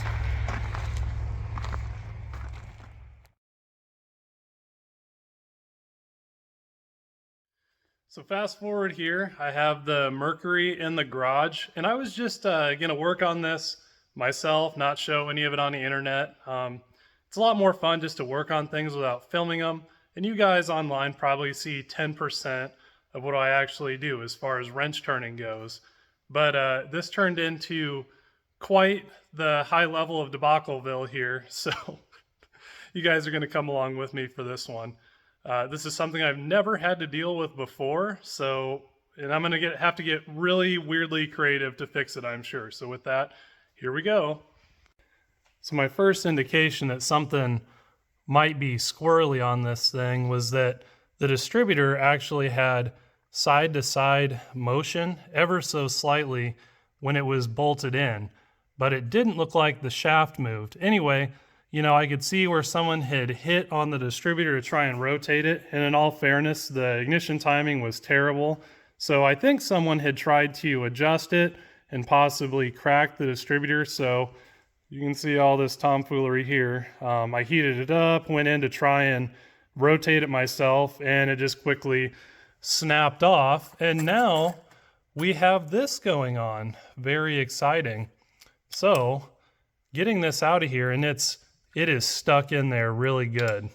So I'm not sure what I'm going to do, but the slide hammer is looking better and better. Got our rickety old MIG welder out, and I think I'm going to sacrifice this piece here of my slide hammer. I'm just going to try and buzz around that guy there, and with any luck I can jack this distributor up and out of here. But oh boy, things I don't love doing. You guys better behave yourselves or this is going to happen to you too. You see the type of treatment you get when you don't behave?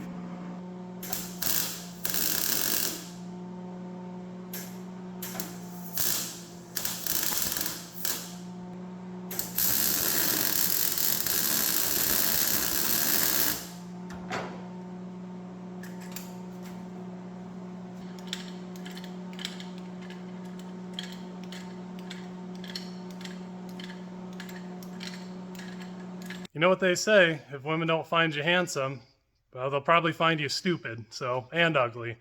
In this case, that's ugly and I felt stupid for doing it. But if it works, I don't know. Let's beat the snot out of that thing and see what happens.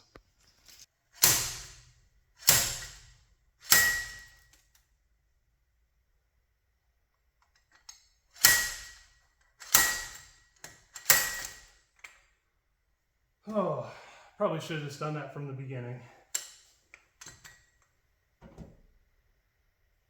The scary part is it's broken on the end. Got it out with minimal damage, as you can see. So I think I'm just going to weld all this back up and then reinstall it, and it'll be probably okay. I'm just kidding. I have another one. So this is from my 64 Galaxy, and this is why I never throw anything away. Now, a lot of you guys in the comments seem to fault me for only working on Fords, and insinuate that I don't like GM or Chrysler, and none of that's necessarily the case. If you stick to one brand, maybe just a couple different engine families, and you do a lot of this stuff, it's really convenient because often, like in scenarios like this, you just tend to have a bunch of extra parts on the shelf, and you can get through stuff like this a lot easier without really spending any money to do it. So, times like this, obviously, pretty handy. One nice thing about old cars that's a lot different with modern stuff is things stayed the same for many, many years. An FE is an FE is an FE. So this distributor, again, was from a 64 352 FE, and it's kind of a neat model. It bears the Famoco logo, and it actually has this little oiling flapper on the side, so very much so a vintage unit. By 67, it bore the Autolite name instead, didn't have a flapper. Is that better, is that worse? I don't know, but all things considered, essentially, other than those things, it should be the same, and our points should transfer over. This has an old Pertronix module. Then when I bought my 64 Galaxy, it was burned up, and I just opted to go to a Pro Build Igniter 3 distributor that had overall more capability. But I think we can put points in this guy, and she'll sing in here just fine.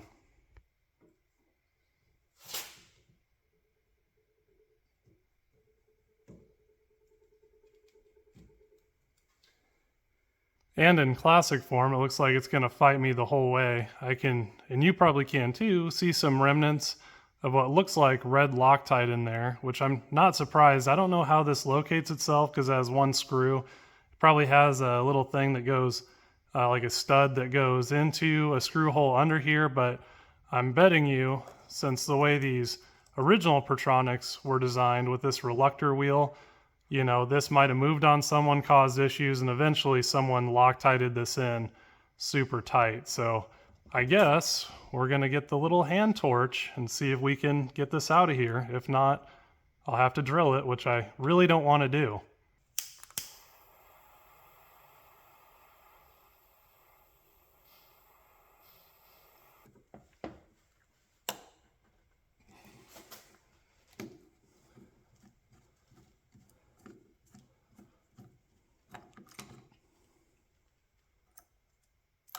You should really never use Loctite in your distributor unless you want to cause yourself a lot of pain. You can see here, you know, this one no one had to monkey with to install the Protronics, but this one up here, so, you know, clearly has Loctite all over it. One of the reasons I opted to replace this distributor, other than just buy a module for it and everything, and this is one of the reasons I actually don't like Ford distributors. Duraspark, all of them are the same. The advance mechanism is under the advance plate, which is very annoying to get to. You can easily, while disassembly, when this is in the car, drop something down inside. So not very nice to work with. But we got this one apart here. And the reason I went away from this one, if I hold this here, is it had a hard time returning to center. So it's kind of got some floaty timing where basically you'd set the timing, rev the engine, then the timing would kind of hang in it. And Ford did some interesting stuff, and I've seen it in Chryslers also, and you don't see this in aftermarket distributors. And so basically here's your advance weights. Now this one is hooked right to the spring, it's engaged right away, but you see here, this other spring that's heavier is not. And the idea behind this was to set timing. The light spring into the throttle jumps timing up pretty quick, and then the heavy spring then makes contact and then slows the mechanical advance rate from that point. So pretty cool dynamic way that they used to do it mechanically. In aftermarket units, you don't see this. You can see the advance mechanisms here are pretty gummed up, offering some extra resistance. You see that should fall in. This one's really bad. Let's just take a moment to appreciate how absolutely way overbuilt this Famoco distributor is. So these advanced weights, they have actually a bearing pressed in, which is pretty cool. You look up here on the shaft and it's knurled for an oil channel. You know, I see why they went away from this. This would have been very expensive to manufacture versus the later cheaper models. So in this case, even from 64 to 67, the saying rings true. You know, they don't make them like they used to.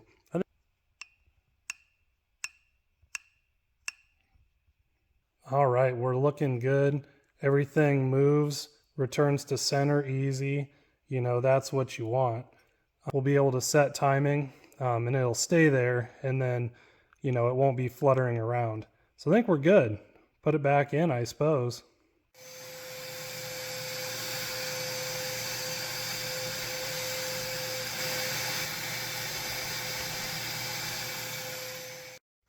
My favorite thing about working on cars is I just had this distributor in my hand, obviously, and I can't find it in this garage for the life of me. Gotta be kidding me. Under the engine bay, you know, over on the workbench. It just like fell into the fourth dimension, apparently. Good grief. So stupid. Notorious for doing stuff like that. Lose my own head if it wasn't attached.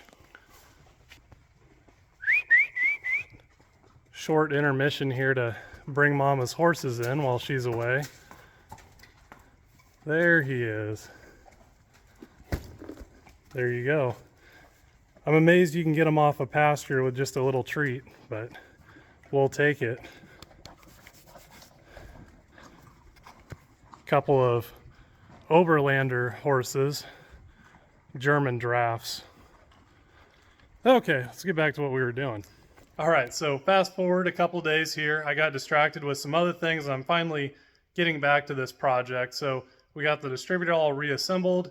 It's lubed up with engine assembly lube to go in, you know, just so it slides in easy and the cam gear meshes good and all that good stuff. So with that, let's finally, after a few days here, drop this bad boy in. So I could make this really easy on myself. When I pulled the last distributor out, we were on top dead center of the engine of cylinder 1, so it would be really easy to just install the distributor. But let's say, for your guys' sake, you don't have this scenario, and this is kind of scary for a lot of people. So I'm just going to go ahead and screw it up for us here. We'll jump the starter solenoid, and actually, when we do this, you just want the coil to be unhooked. You think, well, you don't have the key on, but actually when you jump the starter solenoid with a resistive lead style ignition, the starter solenoid will actually send a full 12 volts to the coil when cranking. And if you don't have a distributor or anything hooked up, you can actually burn up your coil. So we're good there. We're gonna go ahead and, there we go. We're all sorts of screwed up. The engine is rotated at this point. So now we have to find TDC before we can drop this in. And remember, the crank rotates twice to every one time the cam does. So you need to be mindful, and I'll show you here, but your timing marks will come up twice and you can be 180 degrees off, but I'll show you how not to make that mistake. So here I've removed the cylinder 1 spark plug. Looks a little fouled, but not too bad. And basically what I'm going to do is I'm going to hold my finger over that spark plug hole, and we're looking for when the piston is coming up on the compression stroke, it's going to be trying to push air past my finger. And when it's doing that and our TDC mark is coming up on our harmonic balancer, we know that we're on true TDC and we're not 180 degrees out. So I am going to do this the redneck way here, where normally I would use a wrench on the crank, but in this case, we're just going to jump the starter. There we go. You can hear it. That's the compression stroke. So I can see the timing marks coming up. We're playing a game of cat and mouse here. Just barely touch it. Boom. Pretty close. I think that'll be good. But you saw, you know, when it's blowing air past your finger, that's when you know you're on the compression stroke. It's a lot easier to do with a crank, but with all this tomfoolery on this engine, you know, if you know what you're doing, you can get away with stuff like this. Just for the sake of you guys, so you know what I'm talking about here, you see I got the light. You can see the pointer down there. Come on, camera, focus. So our little timing pointer on our harmonic balancer, and I was just bumping it around here.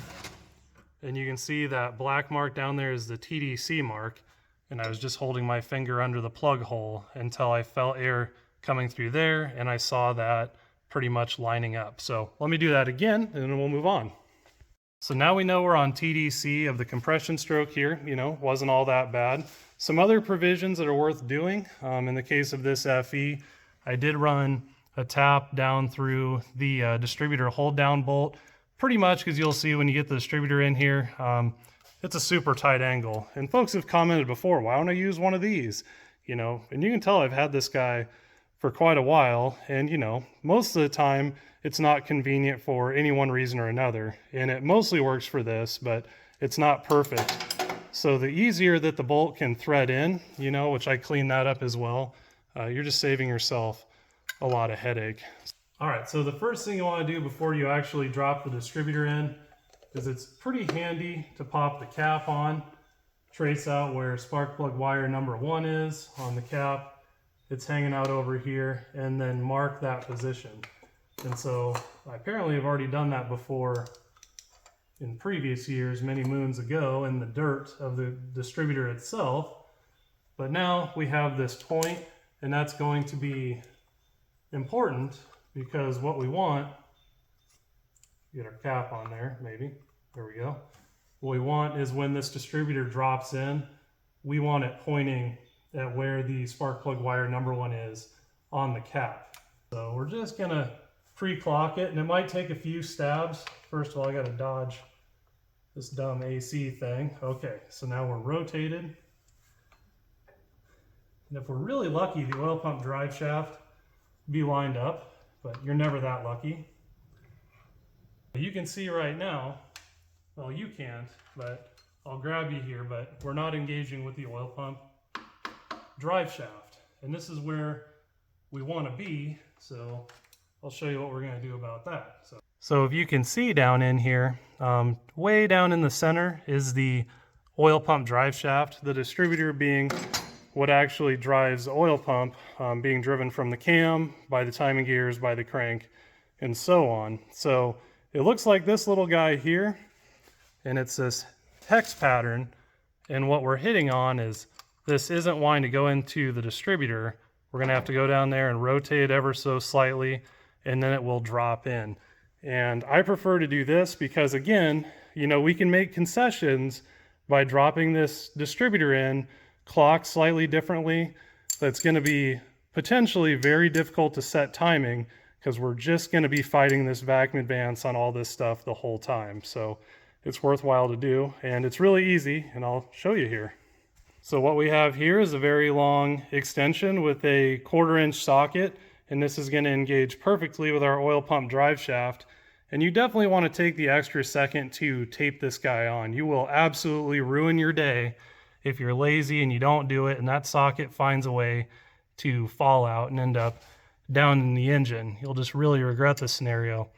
So this is going to be a game of cat and mouse here. We're just going to put a little tiny rotation on it, pull it back out, and then we're going to try and put our distributor in again, and we're going to go back and forth until we get that distributor dropped in exactly where we want it. So again, we're hitting our oil pump drive shaft, so back out she goes. Like I said, it's a game of cat and mouse here.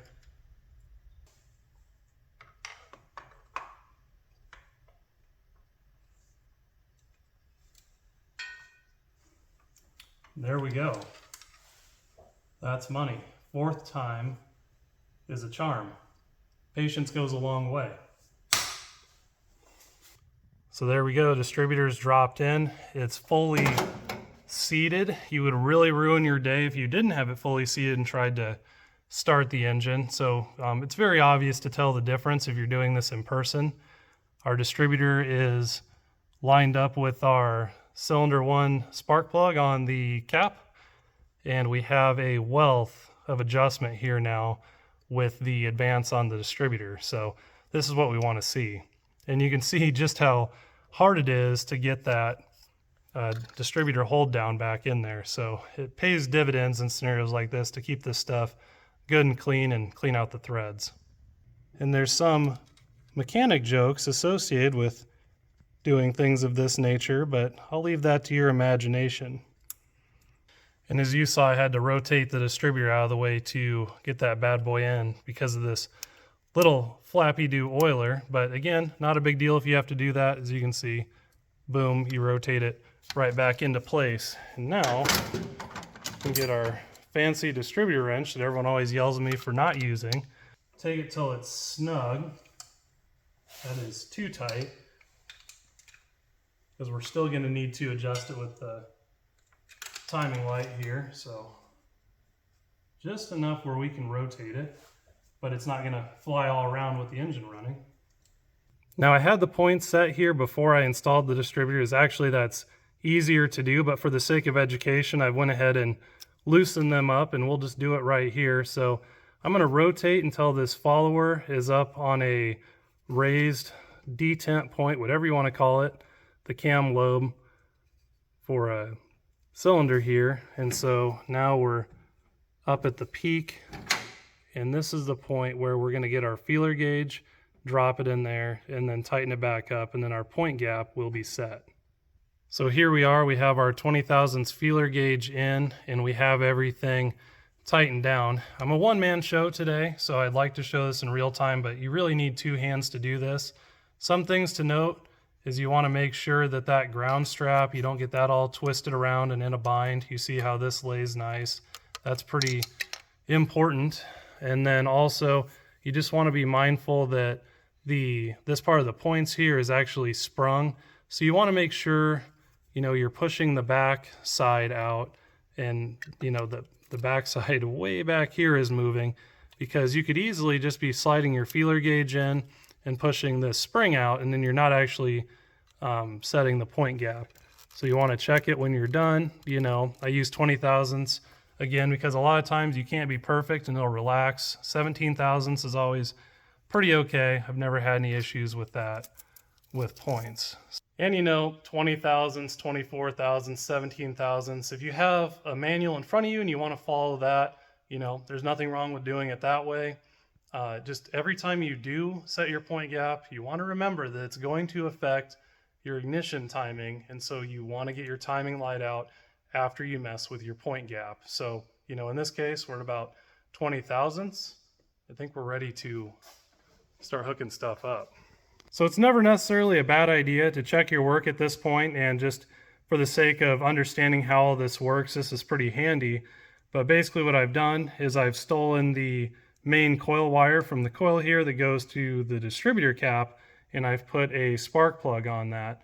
And basically this is a very simple system. All that's happening is the distributor is interrupting the ground to the coil, and when that happens, the coil discharges a spark. Now in the case of going right to a spark plug, every time this happens, 8 times per rotation, we should see this spark plug spark, and it should be a nice blue heavy spark if we have our gap and everything set up correctly. So with that, we can just roll the engine over, and I want to point out that I don't have the keys in the ignition, and you'll see that that will still spark because of this lead right here. So again, this is just an auxiliary lead. When the coil has power, it bypasses the factory Ford resistive lead and sends a full 12 volts to the coil because of the voltage drop associated with rolling the starter over. So anyway, there we go.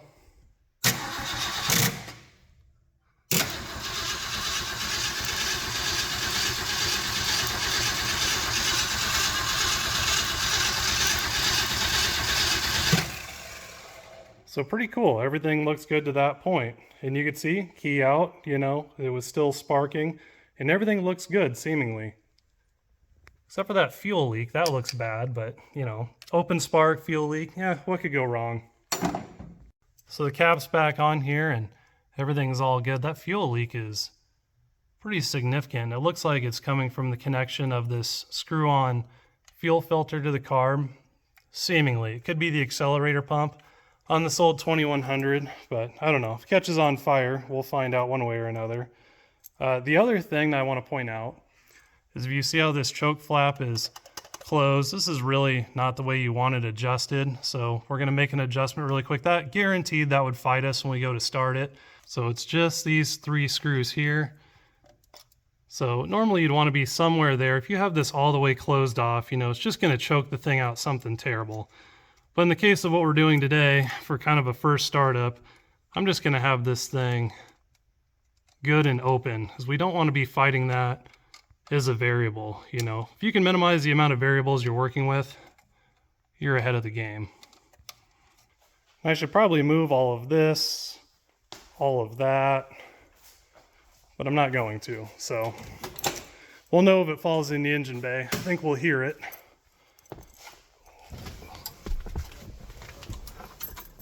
Here we go.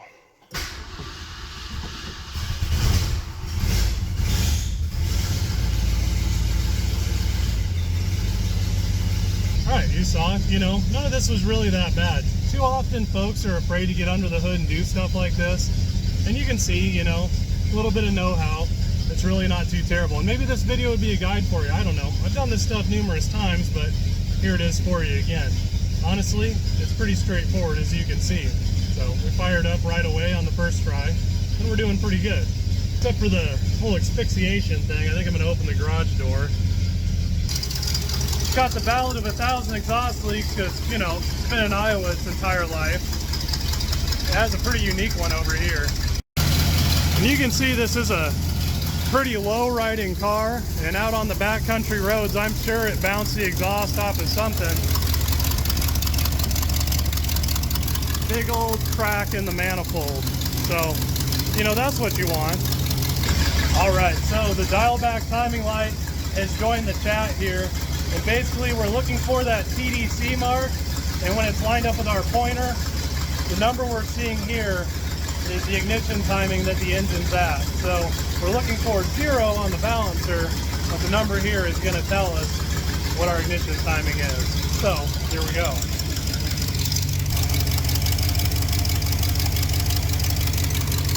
Right now we're below 0. We're just going to jump in here.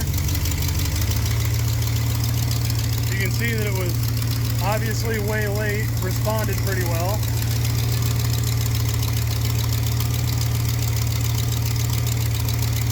Still below 0.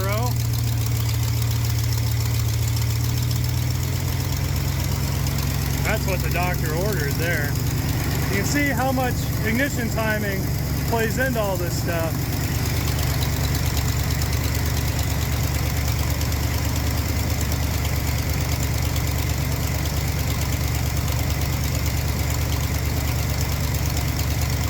That's at about 10 degrees. I'm just gonna give it a couple more. You see how much I had to move that thing? If I would have let it fall in where it wanted to, we would have been buttoned up to all this, and we wouldn't be able to do what we're trying to do here. All right, it's running pretty darn good here. Idling awful high. So.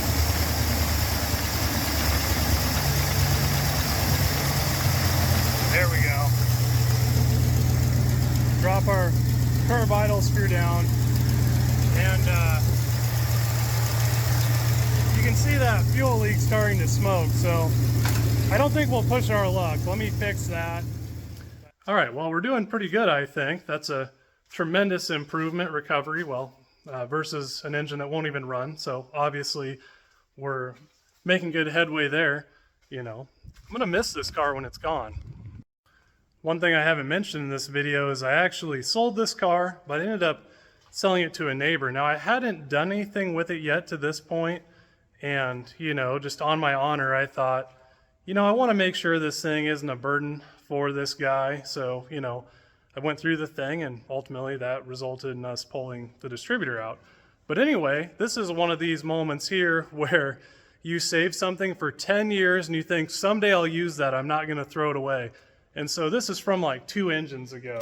And I've kicked this thing around in here for years. Hopefully it's still in here. Oh, I was actually cleaning out the toolbox. That's why I was aware it was here. So it's over on this side. But skiddly-doo. The old F100 here, had back in high school. Here's 2019 Power Tour with Derek and Kevin, all that stuff back in the day. Ta-da! I mean, this is from like 2 engines ago when I had a 2100 auto light on here, so convenient. And this is never a good sign. I don't know if you can hear this in the video. You can hear it wiggling around in the threads more often than not. I mean, these 2100s, they're ancient at this point, and usually at some point in history, some yeehaw McGee got on here, cross-threaded this thing, and just really mucked it up. So that's probably why it's leaking like a sieve, and it should definitely not be moving like that, so not good. Oh, and what do you know? Pretty much what we knew had happened. So cross-threaded, obviously leaking like a sieve. This is what it's not supposed to look like. This is what it's supposed to look like, and more than likely, those threads are probably not quite threads anymore. And I kind of chuckled to myself back in the day when I bought this NPT tap set, but I've used it way more than I ever thought I would. So that in there is an 1/8 inch NPT, and oh, what do you know? We happen to have one of those. Extra convenient, if we can fix it, that is. And this is fine. Definitely not getting a bunch of crap up in the needle and seat doing this. It starts now. Need to go a little bit farther to feel good about it. Get in there, little guy. There we go. It's pretty deep, I think, at this point. If I can get it back out of there. Is this cleaning it out? Probably not, but makes me feel better. All right, where are you at? Getting clutter vision. There we go. Ta-da! Are you gonna thread in? Oh, look at that. Money. Man, you can tell it's late at night here and I went to work all day. And I gotta go to work in the morning because even my good old dominant hand is struggling to do dominant hand things at the moment. So, just good enough to seal here, but not too tight.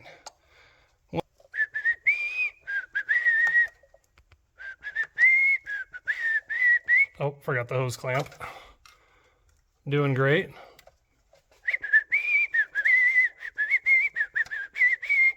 All right, so I think with half of my entire toolbox laying under the hood of this car, I think we finally have done it, the distributor, the carb, and all of that, hopefully.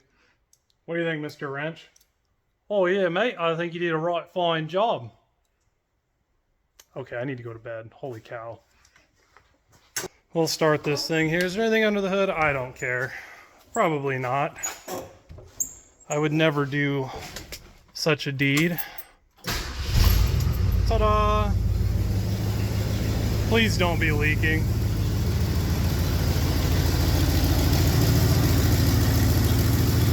Why would you do such a thing? Just about forgot to tighten up my distributor here, which luckily it was pretty tight so it wasn't going anywhere. But still, you can see how this stuff happens late at night. Like I said, the only time I've ever had stitches in my hand was I accidentally put my hand in the fan, you know, and it was at times like this where you're just not all mentally there. You're tired, it's late, you know. So with that, I am going to do the wrong thing the right way here. And I could tighten this up really tight, but if I crack this, I'm going to be really disappointed in my decision.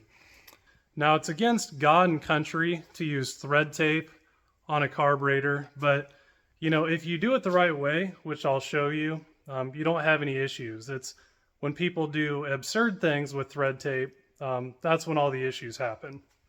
So the first thing with using thread tape here is you don't want to be on the first few threads. If you overhang, that's the stuff that gets into your carburetor and causes all sorts of issues. And you want to start your tail.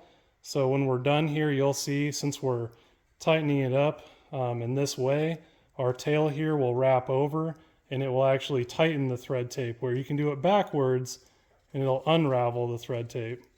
So you'll have to forgive me here. I'm left-handed. This is the world's ugliest thread tape.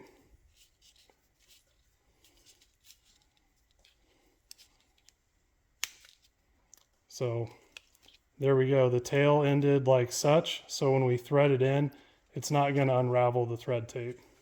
And you see, we don't have anything over the first few threads. So there's really no way for this stuff to get into the carb.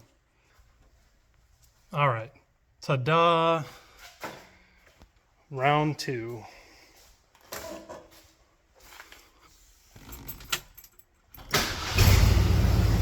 Starts really nice now. Naturally. Amazing what decent ignition timing will do. And also, ta-da, it's no longer leaking. So something I get asked a lot that seems to be an enigma with tuning engines is, how do you know how much initial timing to give them? So now that we're up and running, the engine's warm, you know, we're not leaking fuel all over, so we're gonna burn down our garage, which would make my wife mad, you know, maybe irritate me ever so slightly. I'll show you here, but a vacuum gauge is very helpful. So our vacuum gauge is hooked up to our ported port, and as you see here, we have 10 inches of mercury, and the ported port is nothing more than timed vacuum. It's manifold vacuum everywhere except for your idle position. If you're seeing vacuum on it at your idle setting, you have too much curve idle. So I'll show you here. We're going to lower it. See how that's dropping?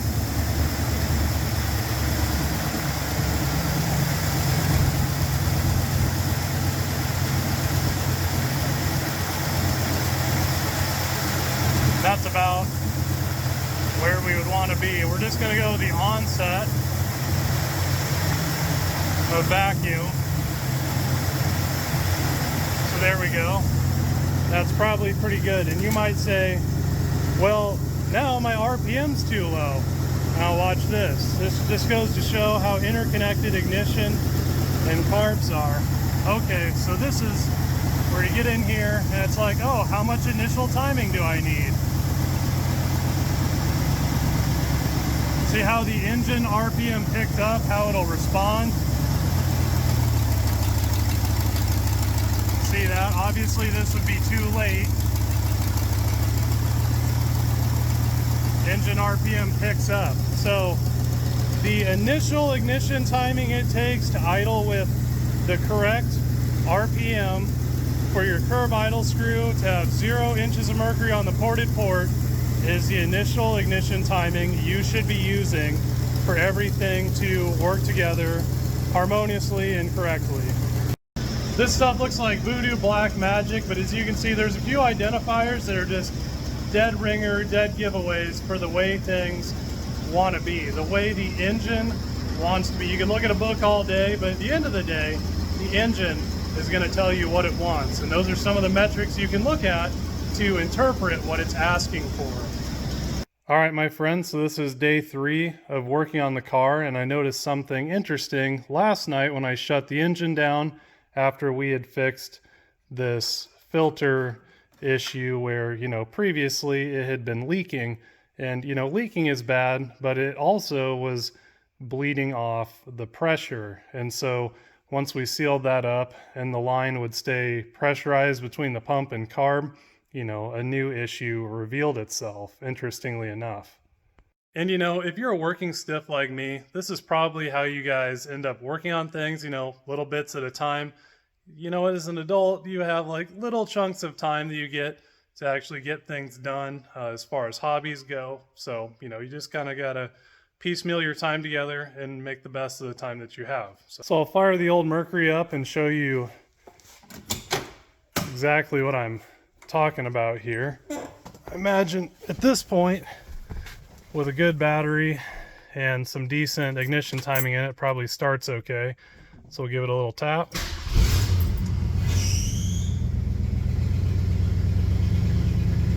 Not too bad.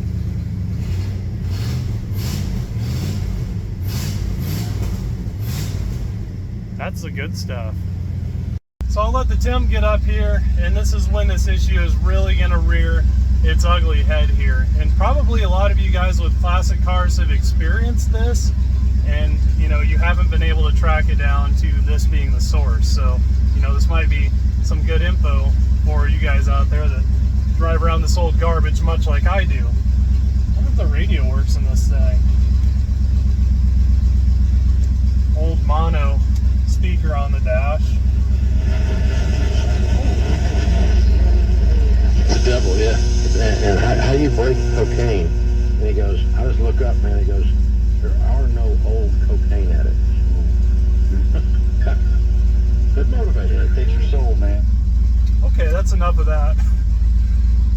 Anyway, let's get back to what we were doing. Okay, and a really weird thing about this car is there is something under the carpet right here, like an item, and I'm not sure if someone cut it in because I can't get it out. I'm gonna have to try and pull it out or cut it out. But something very interesting right in this area that is not part of the floor. So I thought I was gonna have to cut it here. And so it's like someone intentionally cut this, and here's all the way under the carpet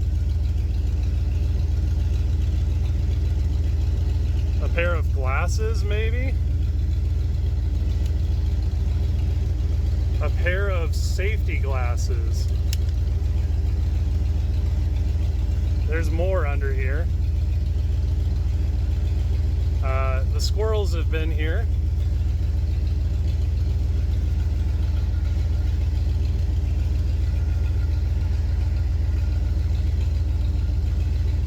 Okay, this was a squirrel house, apparently.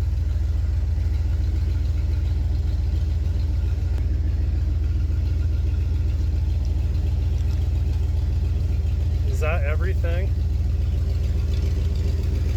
Darn. I was hoping we'd find something cool. I guess that was kind of unique, but you know, maybe like a $20 gold piece or something, but I guess not. Man, she's idling nice and steady. You can balance a nickel on it. Well, mostly.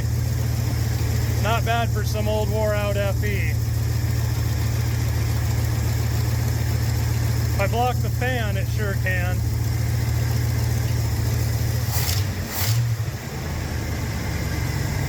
Not bad. So I want you to notice the vacuum gauge is hooked to the ported port, also known as the timed vacuum port. And when you give it RPM, it then becomes manifold. So I actually have the 2100's big brother here, the 4100, and I'll show you exactly what's going on. There's a huge misconception about ported or timed vacuum that just isn't true. So if we take our 4100 auto light here, we make sure the choke is open. We flip the carburetor upside down. You'll see this vacuum port here. It is the only port for vacuum advance on this carburetor. And so you can see the channel here it runs in, and you can see that little hole on your left, and that right there is the ported port. And the reason it's ported is when you're at idle like you are right now with the choke off, that port is not exposed to vacuum. As soon as you open the throttle here, it's exposed, and it acts exactly like manifold vacuum. They are the same thing, except for at idle, it's not adding advance to your distributor. So that's kind of a look at a 64 right there, and the 67 is the same exact way. And again, I'll leave the link below if you want to do a deep dive into this manifold versus ported vacuum advance. But to sum it up, you know, it allows you to run a much more aggressive mechanical advance. Initial timing, basically that phase shifts the advance curve up, and you know, it's not about having more advance, it's more timing, it's just about having the right timing. And so, you know, when you step on the throttle really hard, vacuum advance obviously goes away, and you're just on your mechanical timing.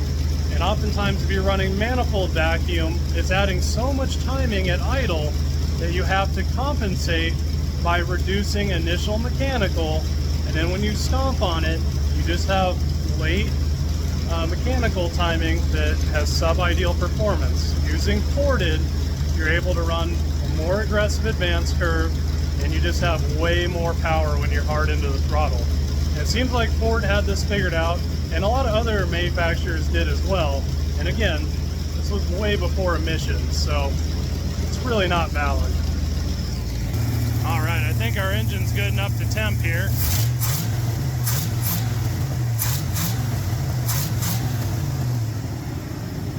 It's a healthy little 390, more like a big 390.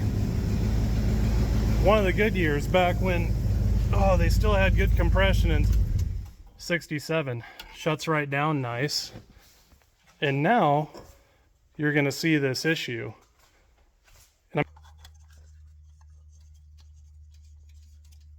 All right, we're gonna swing this out of the way, maybe. So you can kind of see it starting. So what's happening here is when it's shut down, it has this metal line, mechanical fuel pump. This is a deadhead system, so it can't flow backwards. Fuel today is really volatile. It's sitting in this line, it's heating up, it's expanding. And as it's expanding, it's opening up the needle and seat, so we're blowing fuel into the carb. Plus, just sitting here with this intake manifold spacer, which I'll get to that in a moment, but it's causing excessive heat in the carb. You know, it's very hot to the touch, and it's boiling this fuel over, and it's actually boiling over through the boosters, dropping down in the engine. I'll show you the issue associated with that in a moment.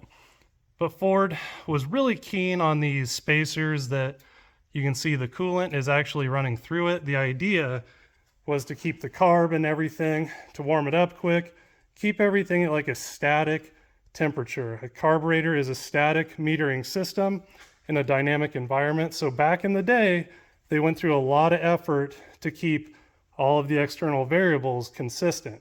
And it isn't to say that engineers back in the day didn't know what they were doing. The fuel they were working with, being leaded and everything, was different. The fuel blend was different. It just wasn't as volatile to changing density and everything with heat like fuels of today. And so as you can see, this carb is struggling with this quite a bit, and the spacer that's running coolant through it, which makes everything really hot, is really just basically pouring gasoline on the fire in this scenario, no pun intended. You can see the smoke coming out of the Venturi throttle bore area there, you know, wow, it's really going. And that's just boiling over into the engine. Now this gets called vapor lock a lot, and it isn't. What it's actually doing is it's flooding the engine out. So if you've ever driven one of these old cars, gone into a store, and then, you know, like 15, 20 minutes or so, you come back out and try and start the engine and it just won't start. It cranks and cranks and cranks. This is what you have going on, and this is what you're dealing with. Not to mention that that's just outright hard on an engine. You know, that's going down the cylinders, washing the walls, getting down into your engine oil, contaminating it, diluting it. You know, these are all bad things that really you want to avoid. So this is under the hood of the Maverick here. This is my daily driver, what I drive to work every day. You know, it's got a carb cheater on it and so on and so forth. But what it also has is one of these nice insulative carb spacers in between the intake manifold and carb. And that really does a good job to keep the heat off the carb. You know, the cooler you can keep your carb, the better overall it's going to perform, and the better it's going to deal with this heat soak scenario. So especially, you know, like that when you're running engine coolant through your spacer, especially when it's just sitting and getting hot, that's like, you know, coming at it negatively from a couple angles there. But, you know, these make a big difference. We actually sell these as standalone pieces on our Carb Cheater website, or you can buy them from anywhere. I don't really care, but, you know, it makes a big difference running an insulative carburetor spacer with today's fuels. You can see that all that factory stuff just isn't working anymore. So the carburetor's all reassembled here. We've sat for 15 or 20 minutes, so I guarantee you we're gonna experience this scenario that probably many of you have in the past before too.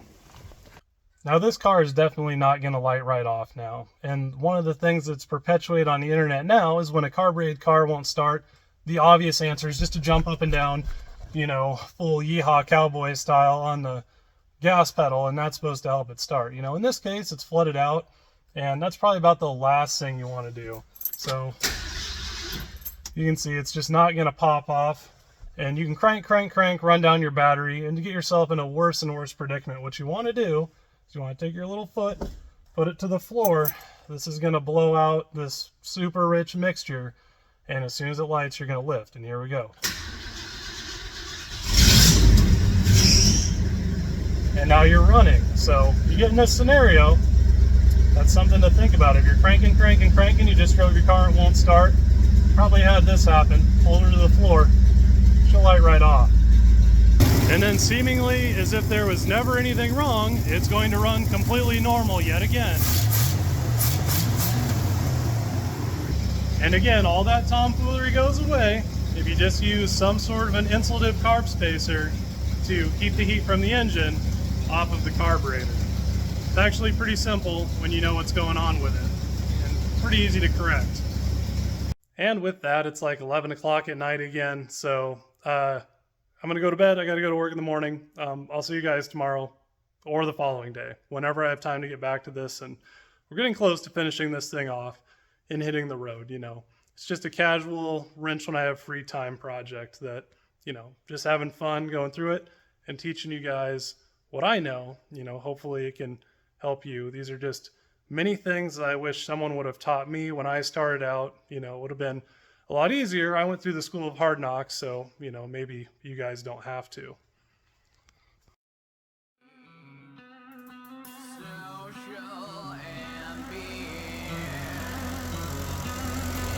Darkness he approaches, afraid of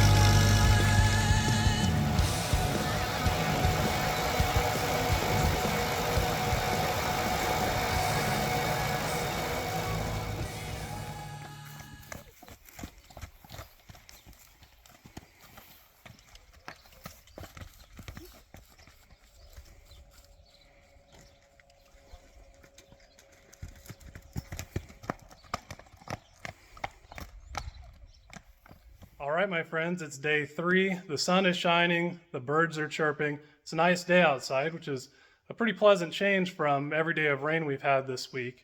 So let's get this thing wrapped up here. So I've already taken the liberty here to reroute the coolant lines. Originally, one went from this port on the intake directly into the spacer and then out the back of the spacer to this port. I simply just removed this, cut this down, and went from the intake right to this connection here. So we've effectively bypassed the spacer, and we're going to keep a lot of heat off our carb that way. And we'll fire it up and test that out, but I can almost guarantee you that we're not going to be boiling fuel in the carburetor any longer. So with that, let's light her off and see if that fixed that issue. All right, here we go. I can never remember which key it is. There we go. We'll give it a little pump and belt squeal naturally.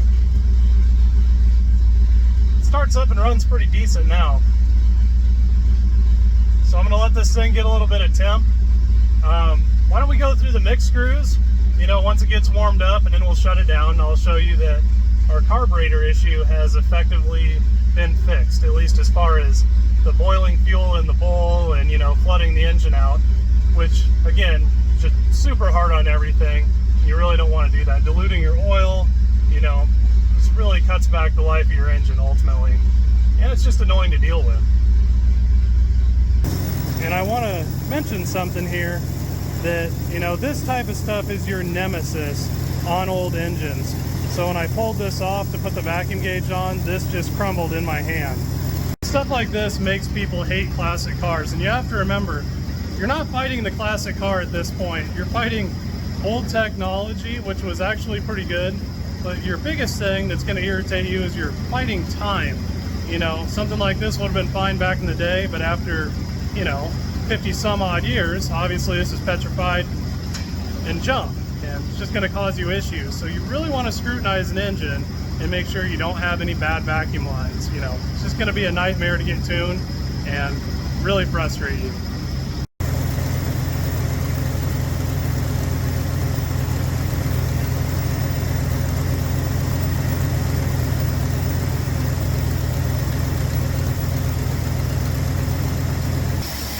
Doing pretty good here. So this on the gauge is actually 20 inches of mercury, and that is a super healthy 390 FE at this point. Just amazing that it came back after all that. Love it. Now, I've said this in other videos, but it's a huge misconception that you adjust mix screws to the highest vacuum. If you do that, you're going to be too lean. Generally, you want to go too rich to start out with and lean it up as you go, which we've done here. And basically, as you lean the engine, there will be a point when the vacuum goes up and then it steadies out. Now, that first instance of where it goes up and then it doesn't respond to a movement, you want to go an 1/8 turn richer from there, which is the part of this process that everyone seems to forget. They talk about on the internet, they totally leave that out. Extremely important, because once you put your air filter on, shut your hood, and engine heat takes hold, you're going to be too lean if you don't do that. So on the first onset of where vacuum steadies out, you want to go an 1/8 turn richer, and you'll be all set up.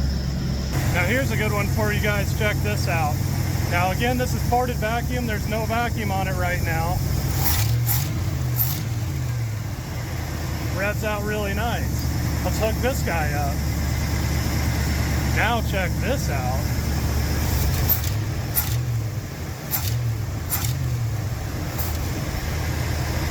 Pretty bad. So something weird going on here with the vacuum advance.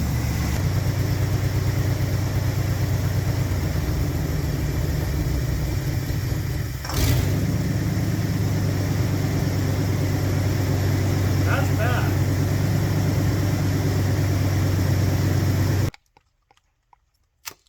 You can see the vacuum advance moving the advance plate, which for light load scenarios, when your throttle really isn't very open, you're not getting a very dense air and fuel charge into the cylinder, the burn time's longer, and so to burn the mixture at the right time, vacuum advance comes into play. And then when you hammer on the throttle, vacuum drops, and then you're just on your mechanical timing, you know, all of this is an attempt just to ignite the mixture at the right time in the cylinder stroke, which actually fuel injected cars work much the same way. They just use a map sensor and some other things versus this pretty cool mechanical system, really. But all of that considered, I had reused this vacuum advance from our broken distributor. The previous owner had bought that and put it on, you know, probably some of the reason it didn't run very well. I would have loved to have used the original one, but this one's from 1964 and seen better days. It's completely petrified, so that wasn't going to work out. Now, before we get too disappointed in our distributor scenario, let's look at some of the things we've overcome and achieved. Now, see, we're sitting here heat soaking, and you can still see the needle and seat assembly bubbling over a little bit. You know, naturally, we have a metal line. The fuel pump itself is attached to the hot block here after it's ran and got fully up to temp. So, you know, you still have that going on. But what you don't see is the fuel in the actual bowl boiling. I can get down here and actually hold my hand on the carburetor spacer here. So, you know, quite a bit better. And obviously now we're not going to be, notice there's none boiling over into the engine. And so that whole hard to start after you parked it 20 minutes, all of that weird stuff, guaranteed is effectively gone. It's the little victories along the way that make all this stuff fun. So it looks like we're just down to this vacuum advance, and then, I don't know, I think we got a pretty darn good running engine, guys. I think we can get this handled real quick. Now, I really do not like adjustable vacuum advance canisters, but we'll make do with what we have here. And so I can see that this is adjusted all the way clockwise. And if you're wearing your gorilla hands, throw those away, because if you get in here and get buck wild, you'll just break these things. So it's all the way clockwise at the moment, which is probably why it's adding an egregious amount of timing. And so basically we want to go all the way counterclockwise, which basically takes the advance to 0 here. Unfortunately, you see I had to move the distributor, so we'll be getting the timing light out again. So it seems like this vacuum advance canister has minimal adjustment. So all the way from one way to the other is 6 turns. Suffice it to say, I'm going to try and start at 2.5 turns and see where that is. And I'm hoping that's somewhere in the 10 to 15 range, and then I'll be pretty happy with it and willing just to live with it, at least to initially drive around. Kind of precarious to do with one hand. 2 rotations. We're just going to point this over this direction. And technically, that is 2.5. And what do you know? It's stuck. Can we just rotate this some more, get this out of the way? Okay, fun stuff. Thank you, AC compressor. All right, do a quick check here. That is much better. It takes noticeably more vacuum to move it, and it doesn't move quite as far. I don't like these because you're adjusting not only the vacuum threshold, but also the amount of timing it has in it. You know, they're just kind of squirrely, but I think we're at least a good starting point. And if you're going to work on old cars, you cannot be afraid of ignition timing. You know, it'll make or break how well an engine runs. So before I move this, I kind of thought ahead just to get her close. I made a mark on the intake right in line with our coil wire here. This should still be good and warm at this point. Let's see how good the rest of everything else is.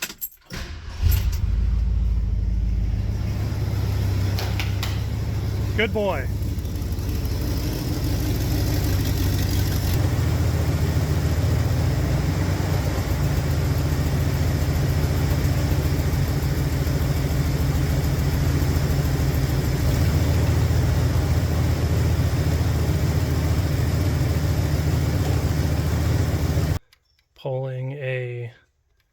Let's just pull a full turn out of it counterclockwise.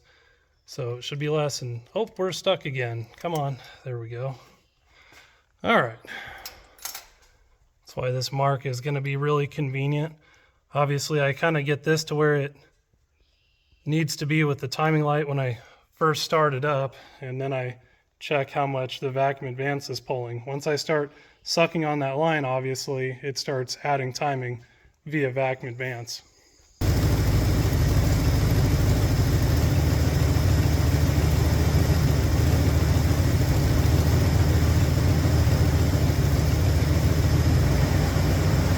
getting closer here. Gonna go counterclockwise for another half a turn. Let's go 3/4 of a turn and see where that gets us. And once again, that's just the right amount of rotation to not be able to get this out of here. What do you know? There we go. What a pain. Back to your home, kind of. At least relative, so we can start it up.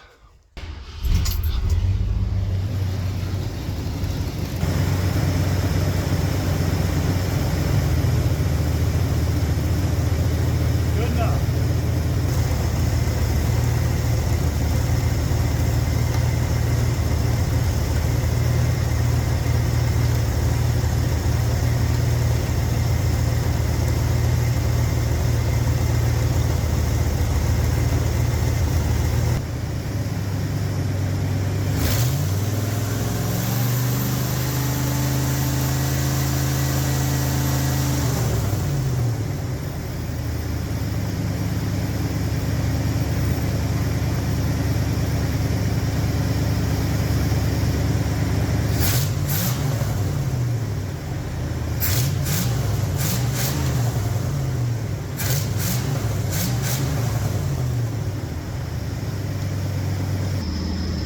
All right, my friends, perseverance always wins the day. So I don't think it gets a whole lot better than that. It's idling with 20 inches of mercury.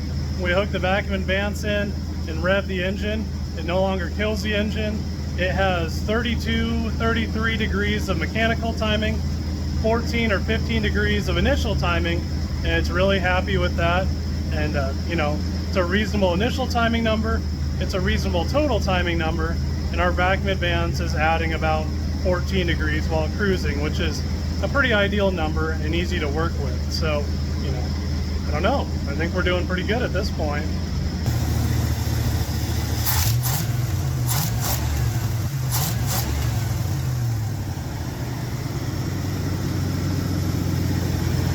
That is how an FE is supposed to run. Just like that, my friends.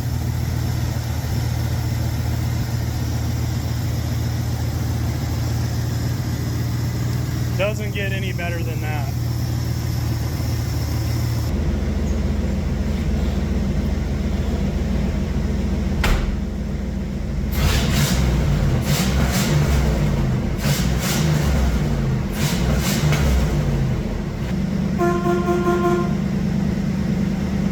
It probably would have been advantageous to put all this stuff away as I went along, but you know.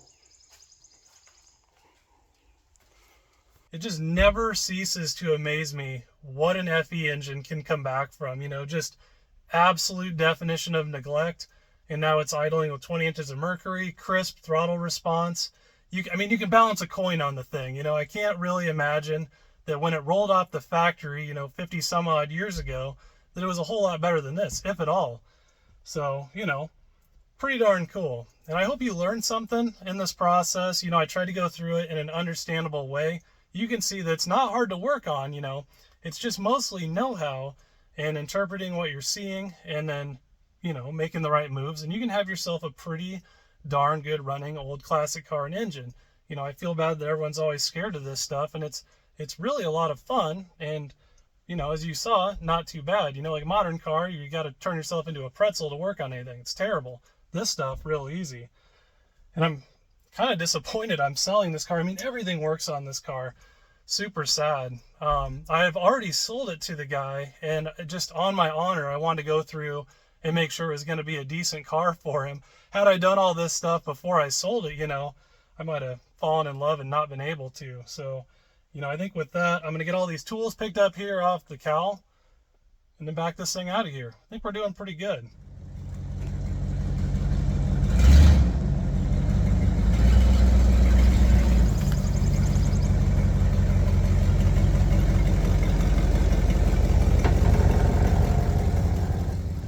One thing that's always sad is when you get a car tuned well, it generally quiets down quite a bit.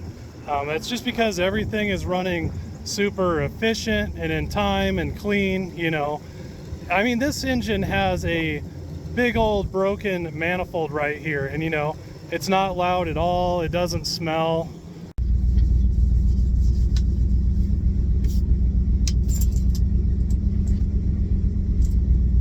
Alright. Apparently someone was doing a little bit of water witching once upon a time. Well, the brakes aren't amazing in this car. Has a nice popping ball joint. Always a concern.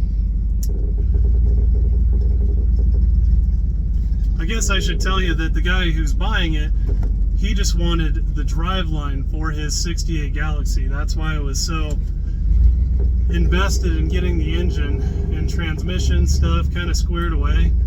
That's ultimately the only reason he wants the car. I might just have to get this car back. It's a pretty neat old rig.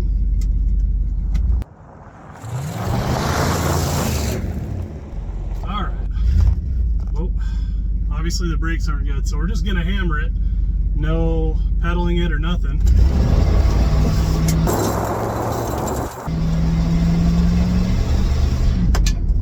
Not too bad.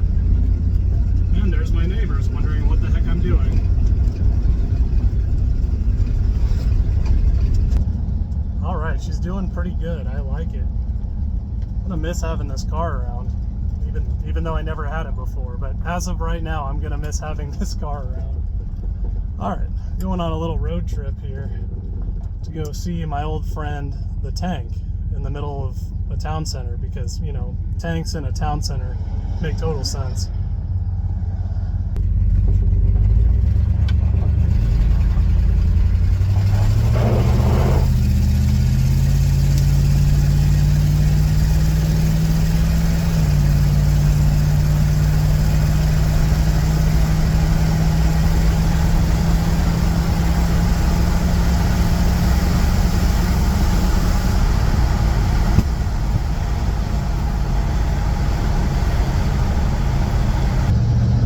Makes sense to me. A nice sunny beautiful day to go on a little joyride here down to town, and this runs so good.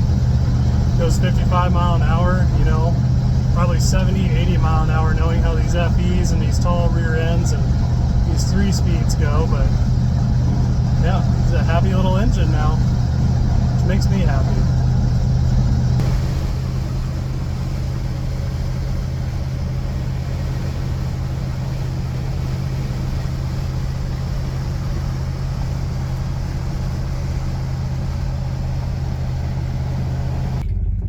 Ta-da! Everyone should have one of these in their town. All right, my friends, thanks for coming along with me today. I hope you learned something. We went through a lot of systems, and I tried to really go through it and lay it out. So thanks for coming along, and I'll catch you guys for the next one. I'm going to go deliver this to its new owner.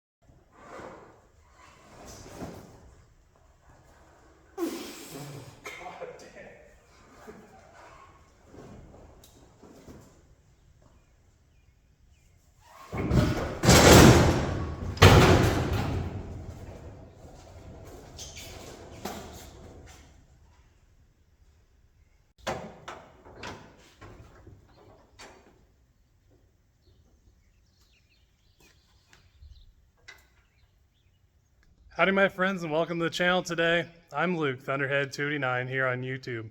In this video today, we're going to get the Ford F-1000 here behind me, ready to go to the good guys in Des Moines. I suppose I could drive there just fine right now, but you know, I just can't leave nothing alone. And I got this Edelbrock 4-barrel carburetor that I want to try and throw on it. Right now, it sports a 2-barrel Holley, which is fine, but it's pretty big, 500 CFM for the RPM range that this truck runs in. So this is a, you know, comparatively sized Edelbrock, but being a 4-barrel, you know, you have a lot more control over your CFM supply in comparison with your CFM demand. So we're going to see how this goes. This is the AVS. It is the AVS2 unit. Look at that, already installed. I'm totally leaving that in there. So holy cow. Anyway, so we'll get to that here in a moment. Off to a good start, I see.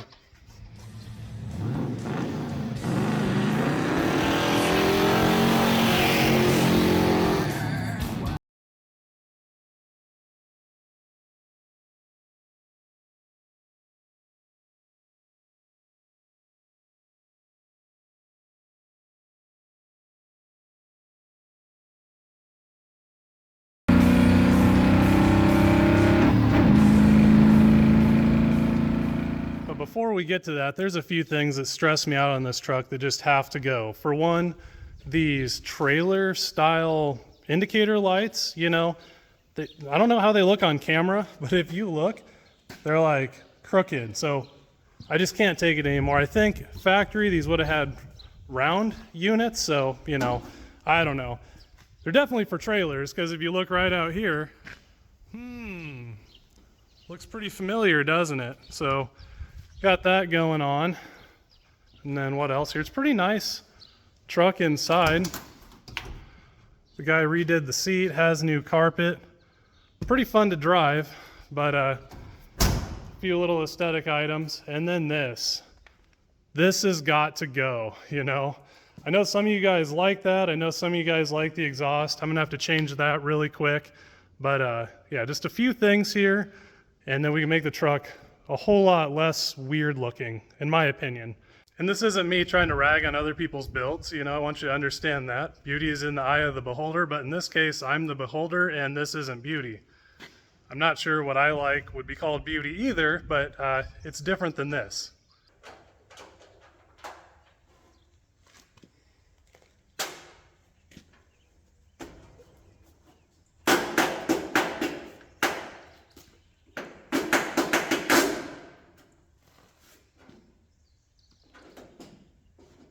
All right, in my opinion, way better. Now this is the one I just took off this side, and you can see the flasher on the side. You know, I think that was an accident. I think they meant to put this one over here. You know, I'm not sure, but interesting that the flasher was towards the hood.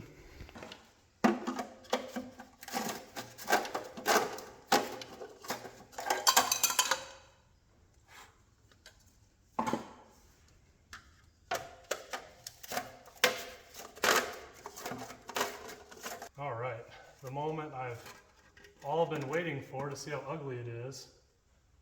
Yeah, pretty ugly, but much more so the look that I'm going for here, so.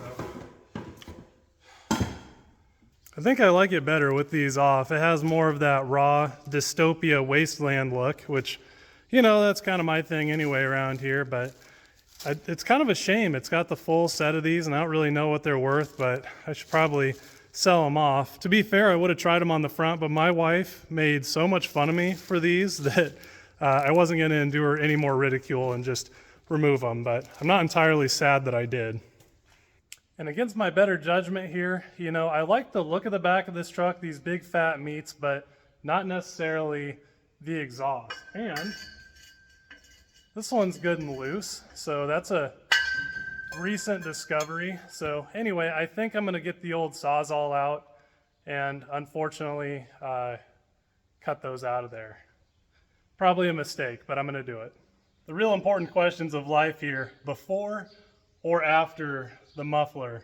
And you know what, actually, it's clamped on before the muffler. Let's cut it after the muffler, and then if we don't like it, we can just unclamp and slip off the muffler. Actually, before we do any of that, why don't we just take a listen to it as it is now, and then we'll cut the muffler off. And I don't know, we'll have a pretty good comparison, I think. Let's give that a shot.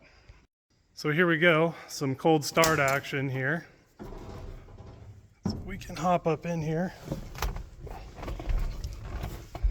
Such a nice truck, except for all the things that aren't nice. Okay, there we go, neutral, that's important since this thing will drive itself through a brick wall. All right, here we go. Oh, almost.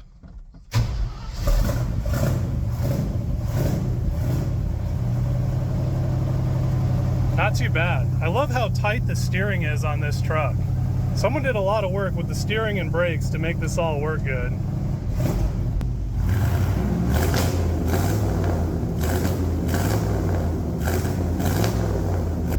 And you know, I don't know, not terrible, just kind of annoying. That cackle thing that it does, I don't know how much I appreciate that. So I think I'm just gonna unbolt the mufflers and I should be able to slide all this off without cutting anything. And then we'll see what that sounds like. Probably even stupider, but at least we'll know. And I know you grammar, cross your I's and dot your T's type folks are gonna say, oh, there's no such word as stupider, it's more stupid. I get comments like that all the time, just to break the fourth wall here. So, you know, obviously I'm not an English genius, all right? Look what I'm doing here. And obviously I gotta get the ignition wired back on here correctly. Ford resistive lead things, and anyway, got some relays to do that. Let's rip this exhaust off. So the good news is that this is loose. So really good deal. I thought I was gonna have to get the grinder out, but dang old heck, if you look at right there, it's got a little weld bridge on it that I'm gonna have to get the grinder out anyway. What do you know?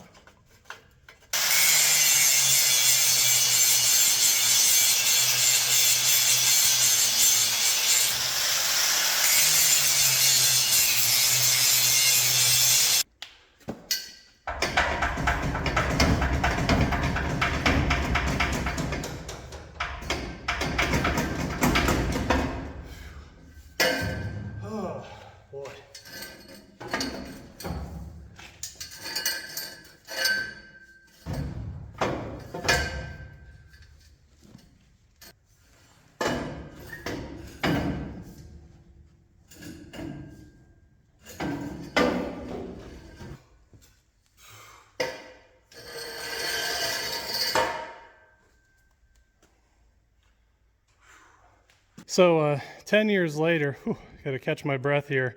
10 years later, I got the exhaust finagled out of there. I just didn't want to destroy it in case I ever did want to put it back on. But personally, I like the way it looks much better. You know, you're not breaking up the symmetry of the big old meats, and just the back end of the thing looks proper at this point. Let's fire it up and see what she sounds like.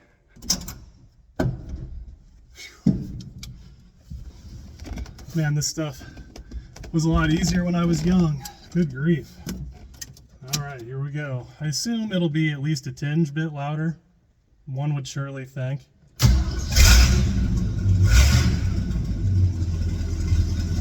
Now that's more so what I'd expect something that looks like this to sound like. It's so hot out here today, my camera mount just melted right off my window. That's pretty exciting. I don't even want to admit it, but the throttle response is actually better this way too. So, is it a win? No, because now we look like an idiot, but I like it, I guess.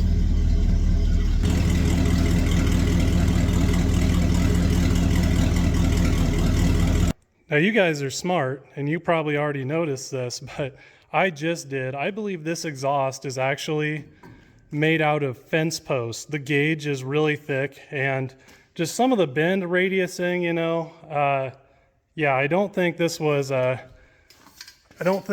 exhaust tubing. Look at that guy, thick with 2 C's. I'm just gonna set this over with my other fence posts, and in fact, some of my fence posts look like they're not even as thick a gauge as whatever this stuff is. So if I ever need a fence with some mufflers on it, boy, I'm all set up at this point. I think we've had enough fun with all that tomfoolery. Getting back to the task at hand here, we have our 4-barrel Edelbrock we're going to throw on here. And in front of me, I have a Ford FE 4-barrel intake. Now, this is an FE intake, Ford Edsel E, what is that? Fox Echo, all right. And this is an FT, a Fox Tango engine. So it's a little bit different. It was set up for grain trucks, different things, which this truck originally was, as a forged bottom end, and but it wasn't super RPM capable. It was mainly meant for low end torque. Now, what Ford did that was super weird is they basically took the FE, and changed little nuancy things all throughout. So ironically, even though they look the same, smell the same, taste the same, they're not the same engine. And ironically, this 4-barrel intake will not go on the engine down there with the cylinder heads and everything. So I think we're going to have to leave the 2-barrel, and I think we're going to have to open the door to some creativity here. But these are just big megalithic things. You know, if you've never worked on an FE, these are 77 to 82 pounds, and they feel like 182 pounds when you're leaning over a hood trying to rip one off.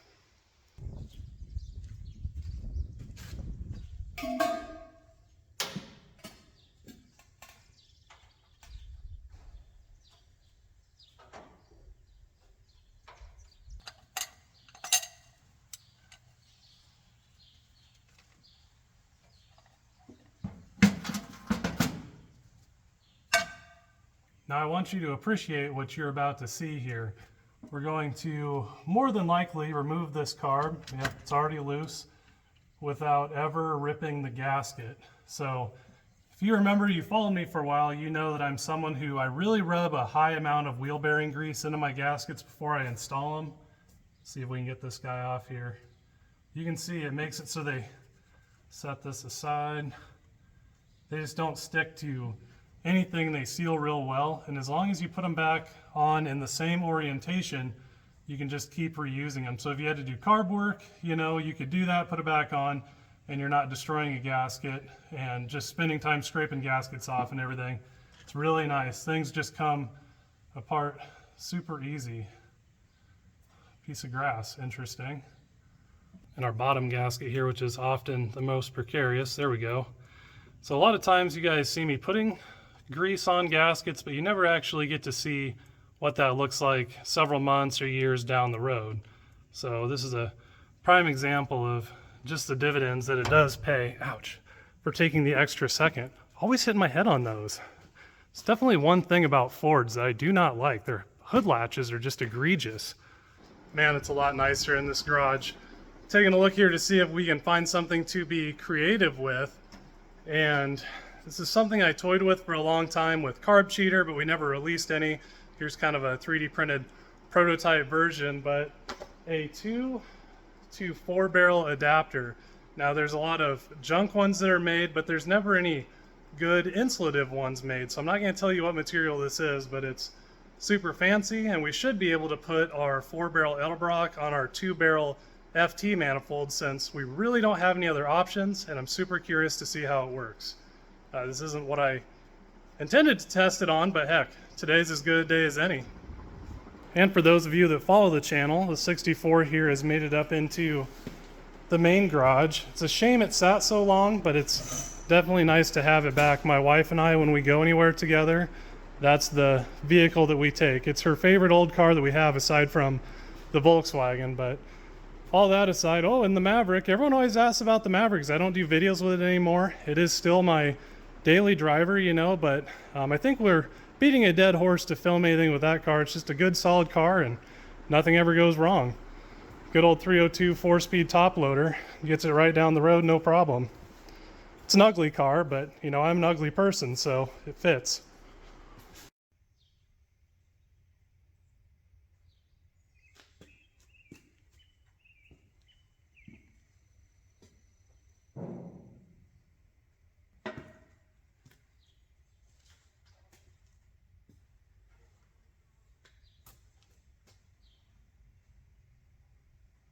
So it looks like I can do math okay.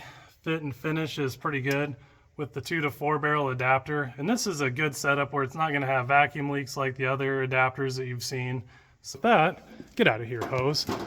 That, let's see what our new Edelbrock carburetor looks like that we're about to just completely do it a disservice by putting it on this engine.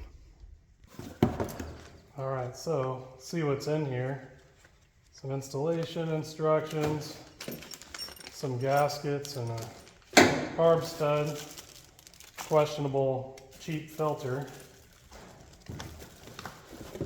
I do like their packaging here, and I will say Edelbrock did not pay me to do this. And like I said, everyone thinks that I hate Edelbrocks, and that is definitely far from the truth. especially with this AVS too, it's a real good unit. So I like that they're an American company that actually still makes their own stuff, which can't be said for other manufacturers. And the outright mechanical nature of an Edelbrock, you know, they really do a good job of standing the test of time. A little less tunable, but not all that bad for what they are. All right, here we go. First Edelbrock I've installed on something, a new one in a few years. I've worked on them fairly frequently for folks, but looking good. Oh, I wish I was a little bit taller. Get back here, these rear studs. It's all looking good. Way too good for this engine. Now I do love Edelbrock carburetors quite a bit, and to be fair, this is being pretty darn nitpicky of me here, but compared to a Holley, it's always really irritating trying to bolt it down, especially in something like this, or if you're, you know, not 6'5" or 7 when I have boots on like I am, you know, you can't get to the back bolts. So like in this case, I really can't, and I'll just show you here, but you can't see them. And then with these AVS2s, it's kind of hard to get to. You got to use the open end of the wrench, and mildly agitating. Does that make them bad carbs? No, but it's just something to be ready for if you do buy one. Way back in there, you can't very easily get a boxed end on that, so you know it's mildly frustrating. Not that it can't be done, but just something to be aware of. Boy, I tell you what, it's a good thing I'm young and I can do some of this gymnastic accordion stuff. And it still makes my back hurt like a son of a gun. Okay, I think we got it on there. All the way back out of here.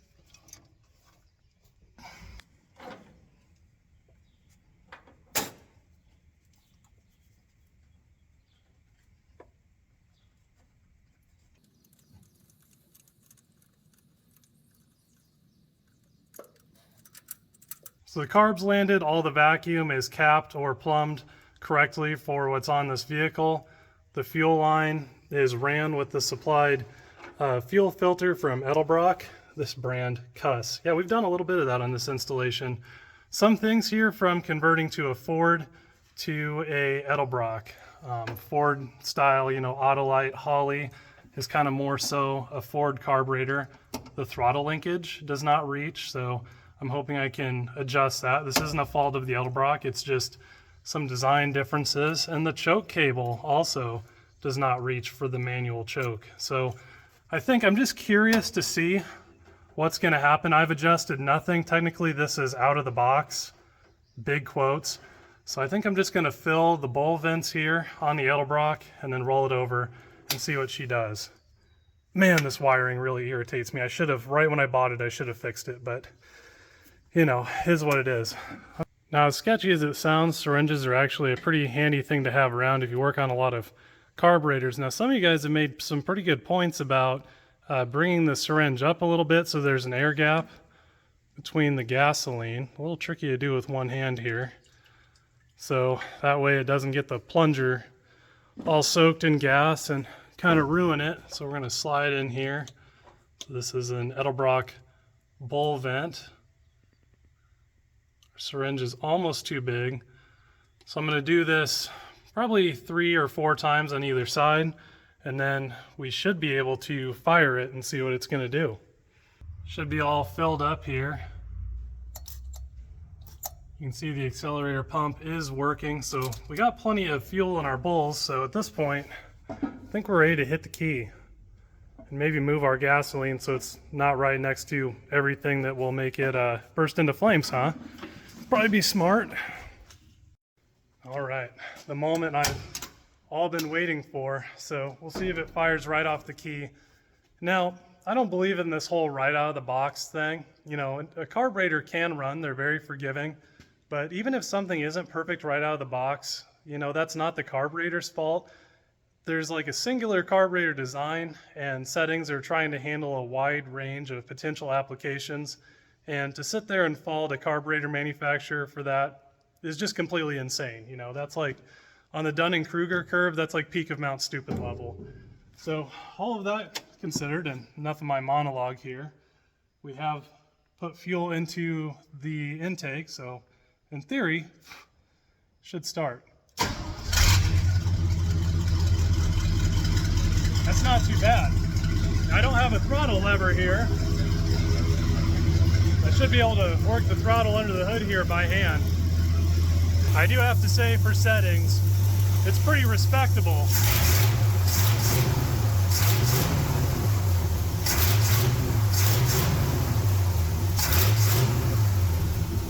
Man, that's good. That is way better than that 2-barrel.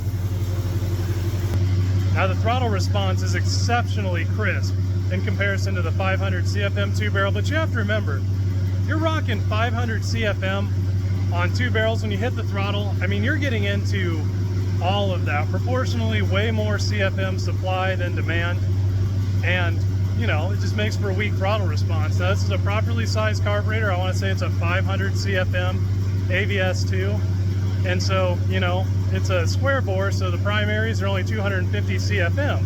So you have a lot better control proportionally over your CFM supply, and that's why our throttle response is so good, and why I'm sure overall it's going to perform better. It's not because the Holly was a piece of junk, okay?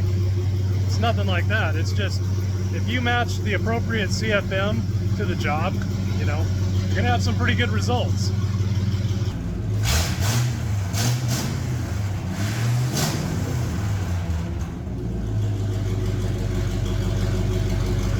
Blows my mind.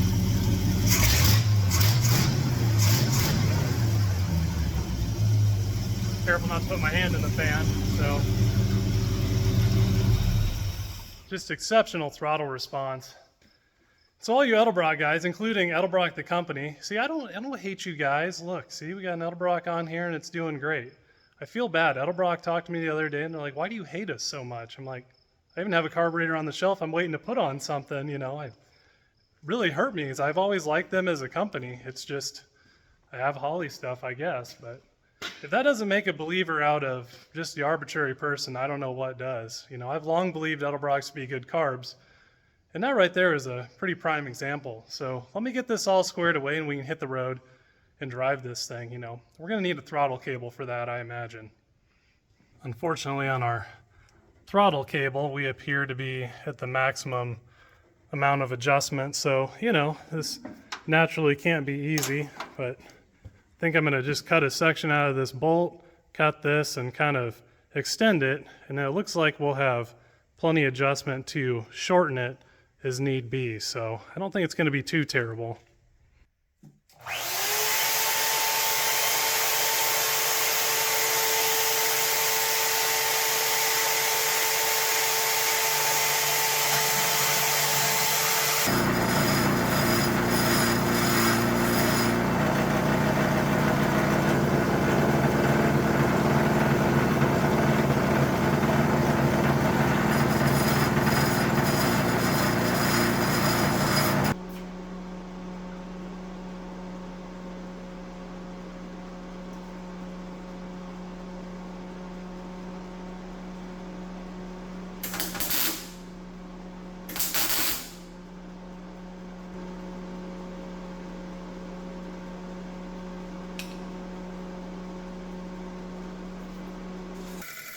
And if you were curious, no, I did not try to make this look pretty, but it is straight. Are you gonna, shh, quiet.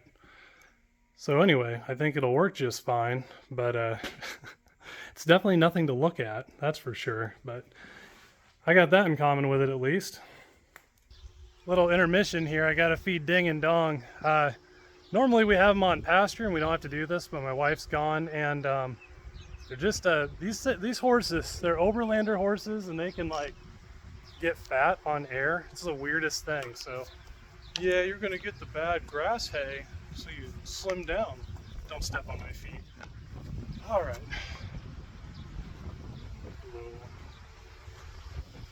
The horses are definitely my wife's thing, not mine. So don't want anyone to think I'm a crazy horse person, although I think like car guys are the equivalent of a crazy horse girl, but just in the man's world. I don't know. What do you think? Thinks he wants his food.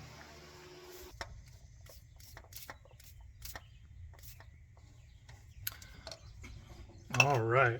I think we have a functional throttle now.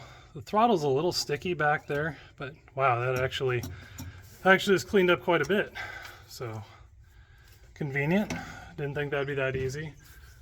So with that, naturally, got all that done, and a big bad old storm's rolling in. What do you know?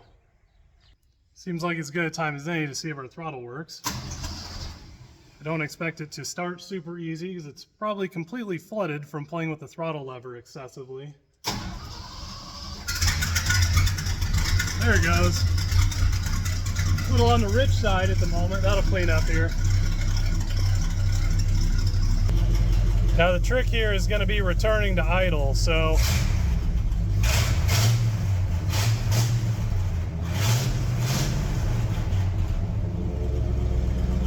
it's kind of hanging a higher idle right there. And then it idles down. So not too bad. I might just let her go. So that'll probably clean up here.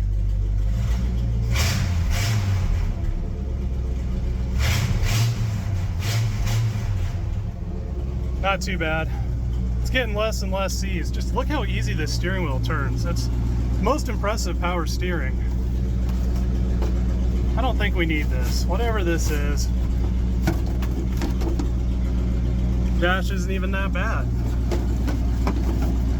Too bad I can't get this out of here. It's day 2 here, and Ding Dong thinks she's going to get some mowing in before this big rainstorm comes in. So we have a little running bet to see, because I said, I'm not gonna mow today. You're gonna get rained on out in the middle of it, but you know, I'm known to lose bets with my wife, and we'll just see here today. Oh, you want me to get the gate or what? Just the perfect Emily-sized tractor. I think these came in like Happy Meals back in the 30s or 40s.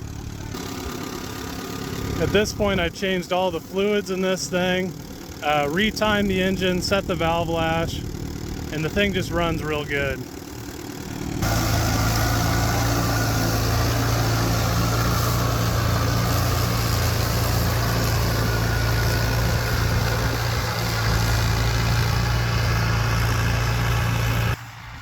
I always get a kick out of the fact that the guy holding it's a pretty menacing looking cloud over there. The guy holding the camera always looks like he's not doing anything, but in this case, that's probably true.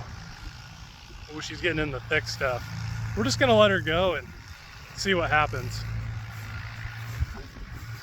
So getting back to it, the throttle cable that's factory of this truck here and the Settlebrock carburetor are not playing nice with each other. No fault of either items, it's just kind of the way this is working out. I was going to draw you this nice graph and we were going to go through this thing, but you know, that's too technical.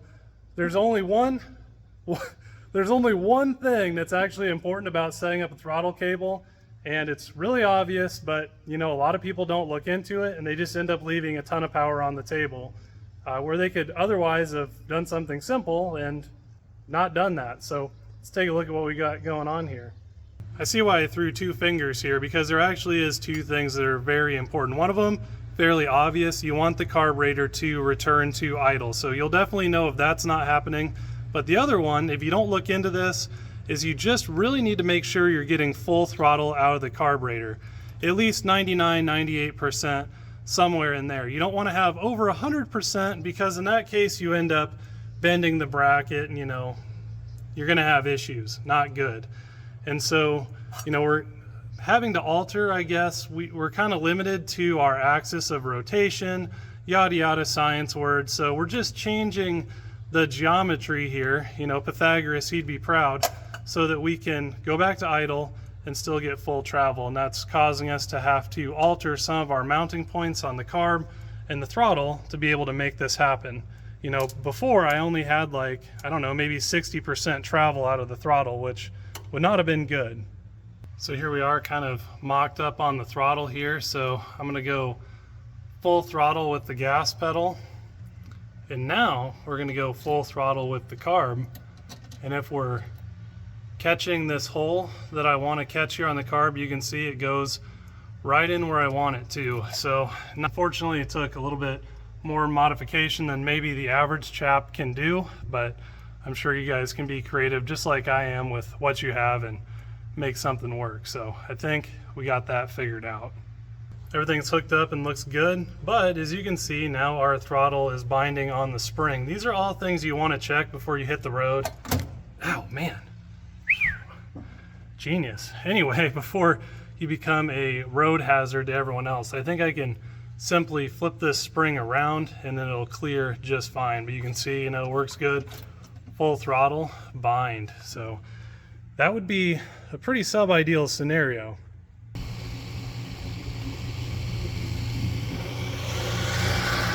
I think I'm about to lose a bet and owe somebody dinner, because the storm passed, it didn't rain, and well, she's out there doing my job naturally. Once again, making me look bad like she does. This must be what you shorter folks feel like working on, like normal pickup trucks. Maybe.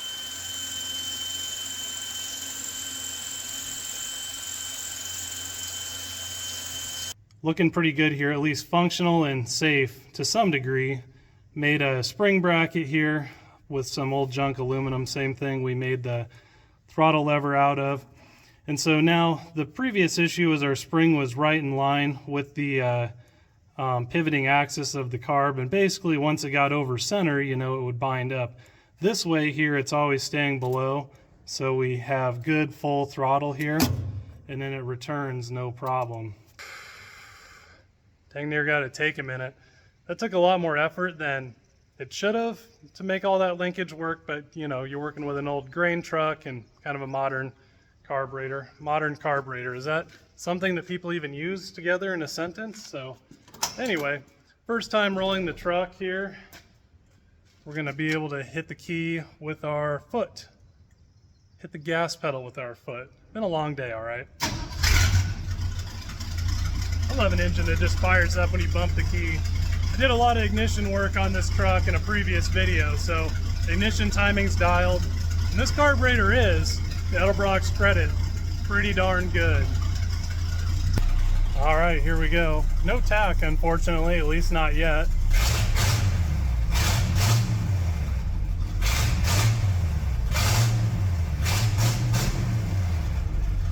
She's a snappy little engine now. All right, I like it. It sounds and runs exactly like what it looks like it should sound and run like. I don't know, ignorant, I guess. But all of that aside, you know, this throttle linkage stuff, again, super important. Obviously makes a huge difference here. Definitely not something to skimp on, and a lot of people do.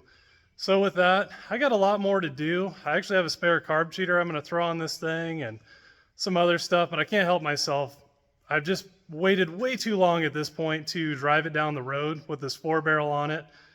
So without further ado, before I run out of light today, I'm going to do it before something else creeps up on me and pulls me away from this.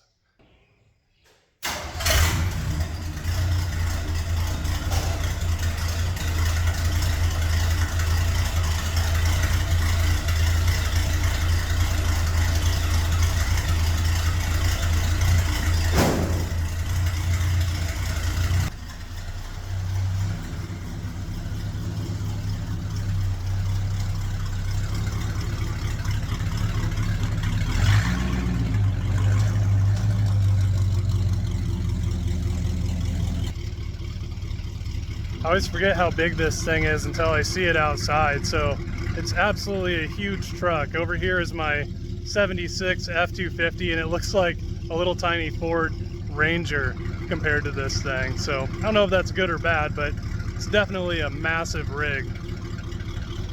All right, good old grain truck 5-speed. We don't have the 2-speed rear end anymore. So this is technically 2, one being a granny low.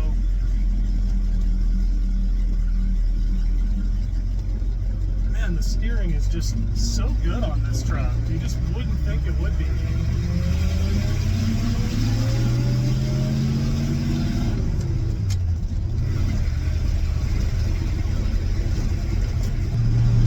This is just the most ignorant feeling thing to drive. I don't know if it picks it up in the cam, but boy, She's a bumpy rig. Good. All right. See how much torque we have. We just pull this turn out of 3. Sure can.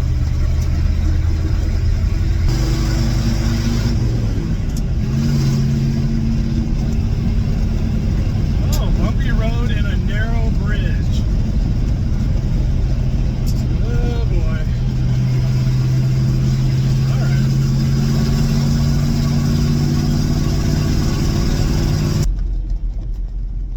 Thing is a blast to drive now. Holy cow. Definitely feels risky, you know. Kind of a weird life and death thing every time you hammer on it.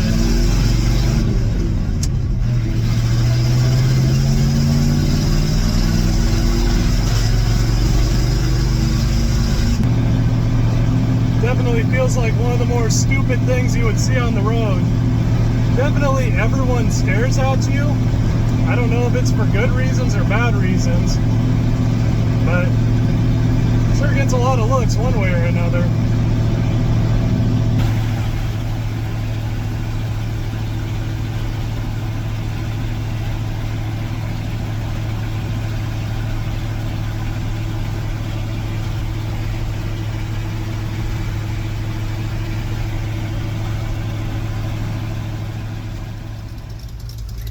Just casually hanging out places that I totally don't belong, making an absolute menace of myself. Just another day in the life, I figure.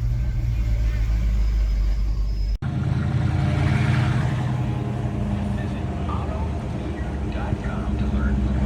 That's autometer.com.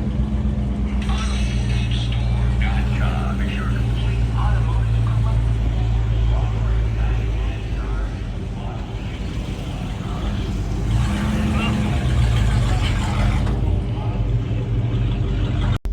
Casually trying to find a place to park this big old son of a gun in here.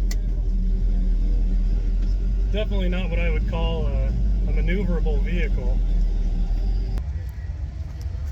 You gonna sell this thing today or what? Probably not. You're gonna need these. Nah, I like my organs and my eardrums to vibrate. Pretty slick old drag car that Joe has here. Gonna go scoop the loop in it and see how she does.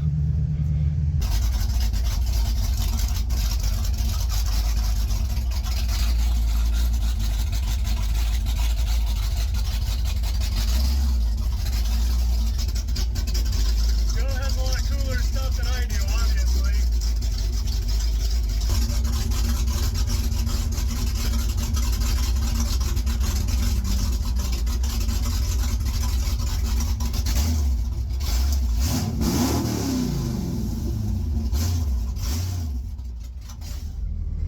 Riding with Joe here on our lunch break. Your headliner is looking a little rough these days. Yeah, it's not great.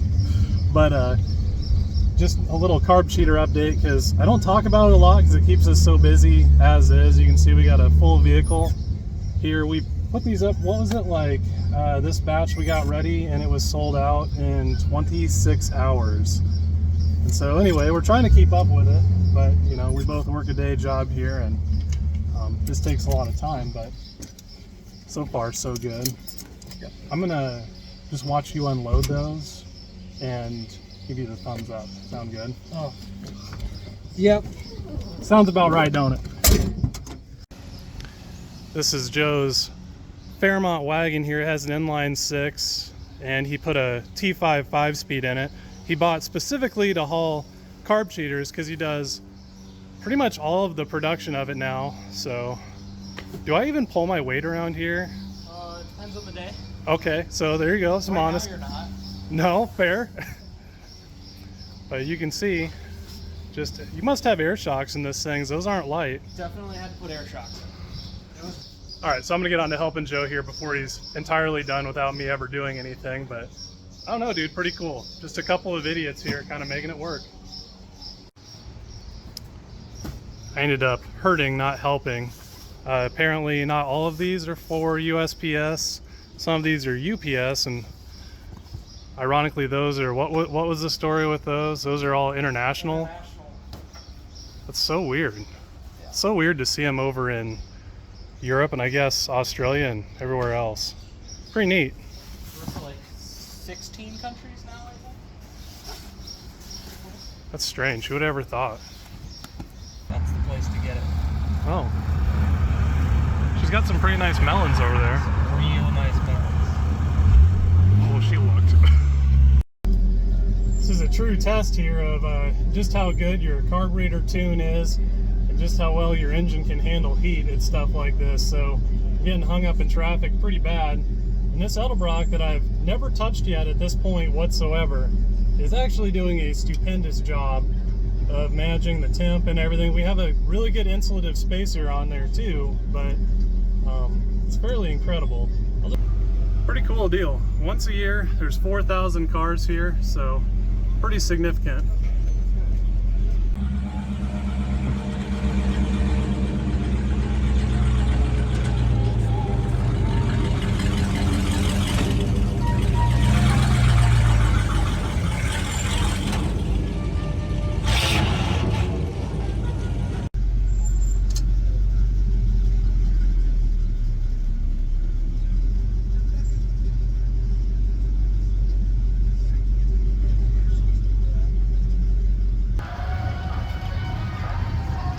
Seemingly a pretty popular attraction, probably because it's so absurd looking.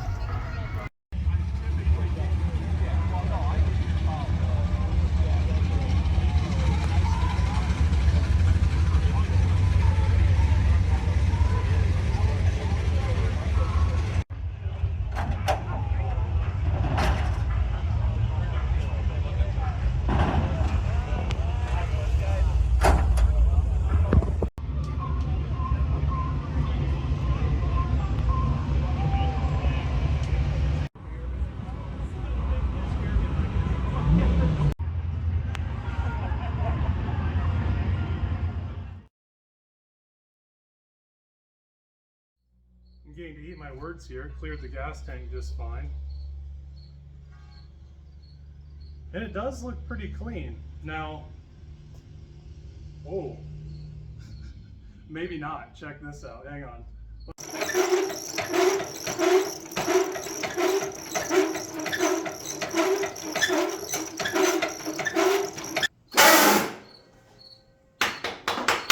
Bad.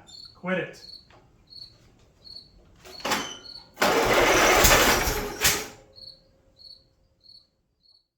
If this doesn't put the hurting on this leaky, rusted out rim, I don't know what does.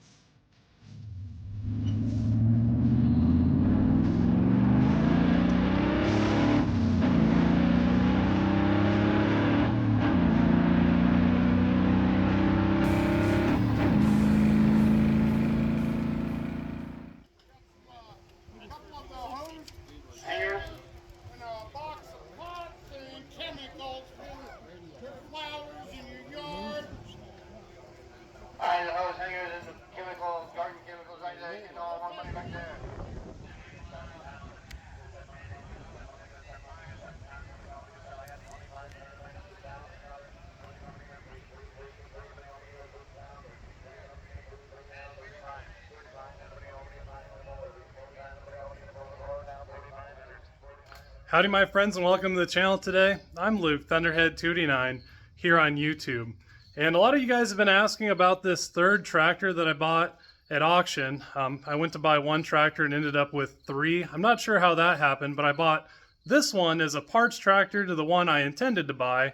And anyway, you know, just as a parts unit, I didn't care if it ran. I was just going to stow it away, but a lot of you guys have asked, well, does it run? And I don't know, but I finally have a moment today to see if I can get it running, and if so, I got some hay on the ground and we're going to try and rake it and then later bale it with this thing. So with that, where's this pole here? There we go. So with that, Let's jump in and just see if this old rig will run. We got it backed into the old 1940s garage, so, you know, just seems like the thing to do, I figure. Let's get to it. Just a quick look at the thing here before we start ripping it apart. I bought it for $300 at a farm auction. It's an Allis Chalmers B. The only difference between the B and the C is the B is a wide front end, the C is the narrow front end. A lot of people refer to that as a tricycle. This is the wide front end, but the narrow front end is technically a row crop version, but enough about that. Anyway, if you ever buy anything from an auction, you know that half of everything about anything you're looking at is probably a lie. Especially the more documentation you have, the more suspicious it gets, because generally you wouldn't take something to auction. So running when parked 2 to 3 years ago, doubt it. 12-volt starter, definitely not. And was told engine was rebuilt several years ago. Yeah, I'm not guessing so. You know, maybe rebuilt back in the 70s. But all of that aside, let's just see if it'll crank, you know. This one is definitely, there's a lot of squirrely stuff going on, as you can see. So the first thing I'm going to do here, is I've never even tried to turn the engine over. See if it's seized or not. Hopefully not. And it's not good. What do you know?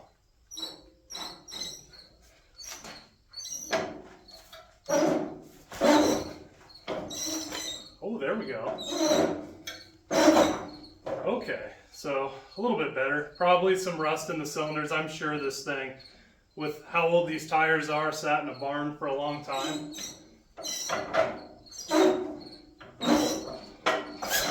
But man, I wouldn't call it loose by any means. So I think I'm going to take the hood off here and get a little deeper. I guess I haven't been totally truthful here. So I did buy this tractor for parts, but actually no one wanted to bid on it. And since I was there to buy a tractor that was, you know, essentially the same unit, I felt bad that no one wanted this poor thing. I mean, for obvious reasons. I mean, look at it. And so anyway, I don't know. Feeling bad for inanimate objects. Is that a mental disability? Probably. Being kind of rough with it at the moment, I suppose.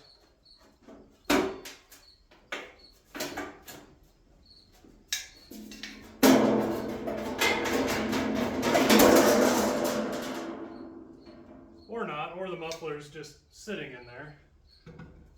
Convenient. Alright. Ta-da!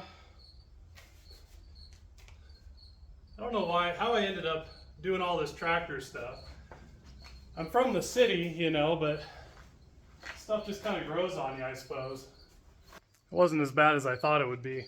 Big old Henkin gas tank on that thing, way bigger than that little tiny engine. These were cool, because I guess cool, relative term, but if you look here, the engine block is actually part of the frame. The oil doesn't look too terribly bad in the thing. I do know it sat outside for a long time, so I expected to see water in the oil, but I'm not seeing anything like that, so that's good. I think with how tight it's been, I'm going to pull the spark plugs out here, throw some oil down the cylinders, and just turn that around a little bit, you know, so it, I don't know, the scrapey scrape's bad. That one was arguably loose. Nice tight fit on the oil filter. Loose. That never happens. Using up all my good luck here at the beginning, not where I want to waste it. They don't look too bad, not rusty, at least, well, not that one. Stay. Can't argue with that one bit. That one definitely, this cylinder looks like it burns pretty good amount of oil. Back cylinder might have been lean at some point, just hard to say. It sat so long, you know. I think I'm going to try and pull the valve cover here just to make sure all the valves are doing their job. I have a precarious fitment with this gas tank, so There's actually a lot of things on this tractor where I really like these Allis Chalmers units. I didn't plan to have these, but it seems like 3 out of the 4 tractors I use all the time ended up being AC units. But there's many things where, you know, if they would have just taken an extra second, a lot of things would have been easier to get to than they are. And that's weird to say about something this old from, you know, the square nut era, because generally stuff isn't like that, but these ACs just have a particular way about them.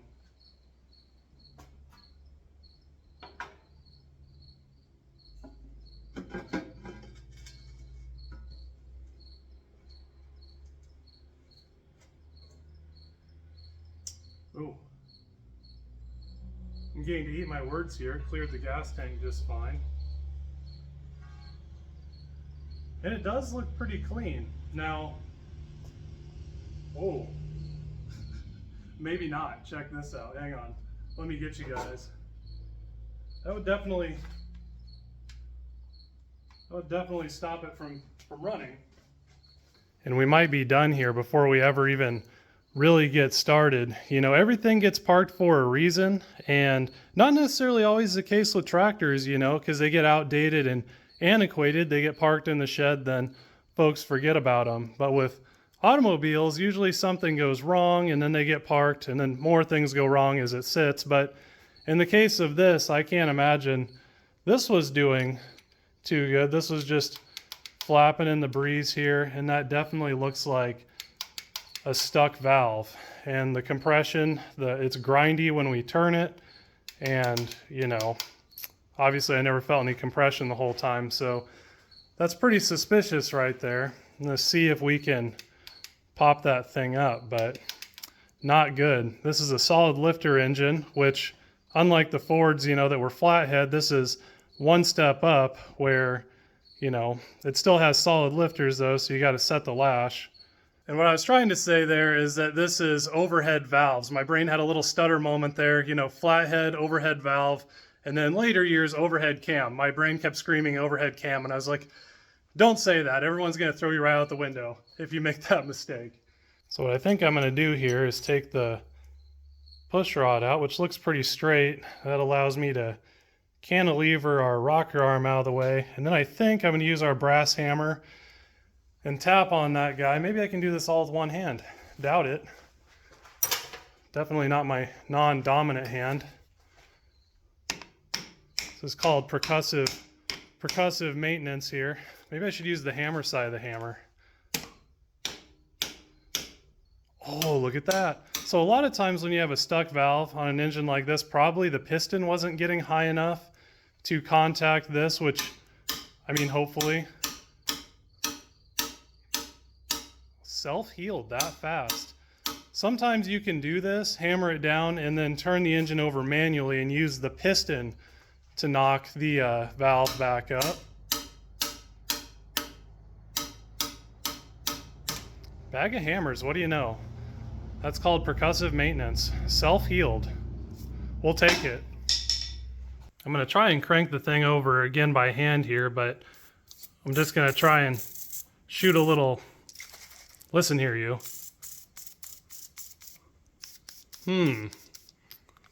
See that luck thing? I've already used it up. Now things that should work aren't.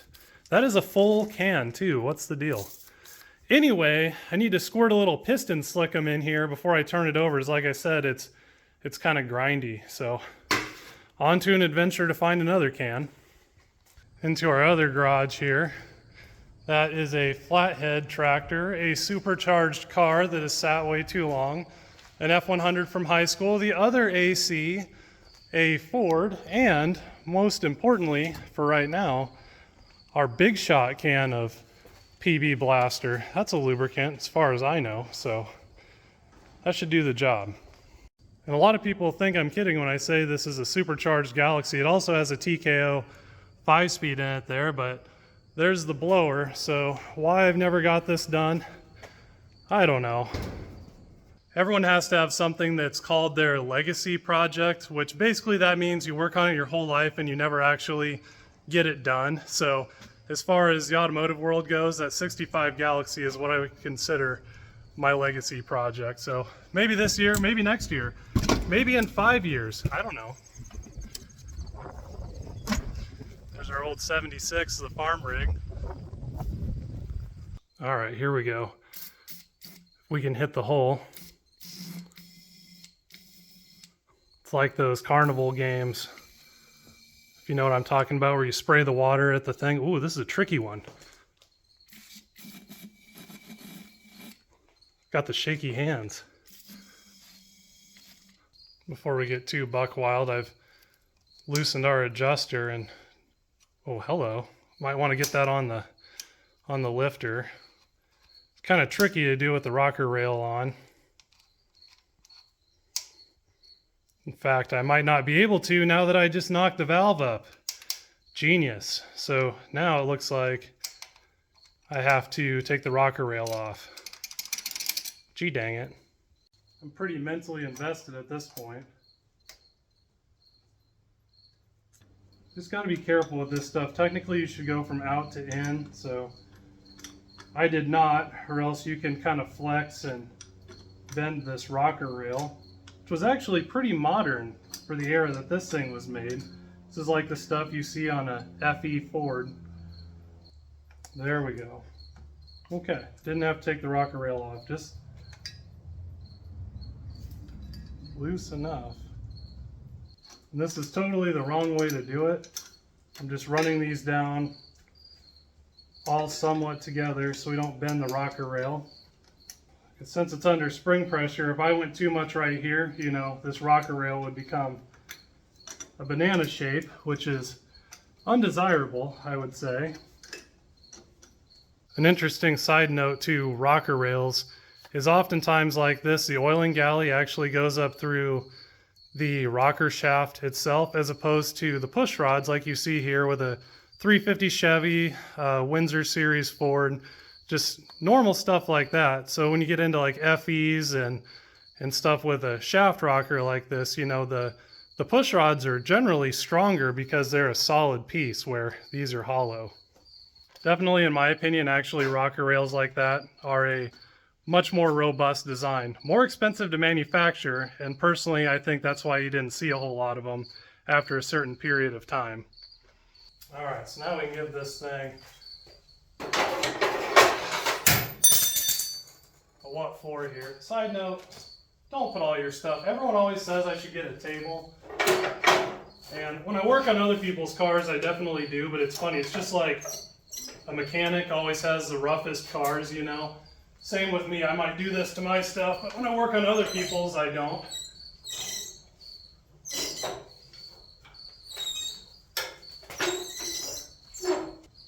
Still sticky, but obviously easier. Granted, there's no spark plugs in it.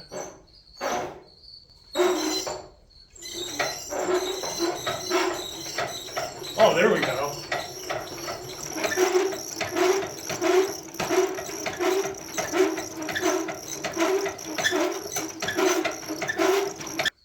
Actually making oil pressure on the engine.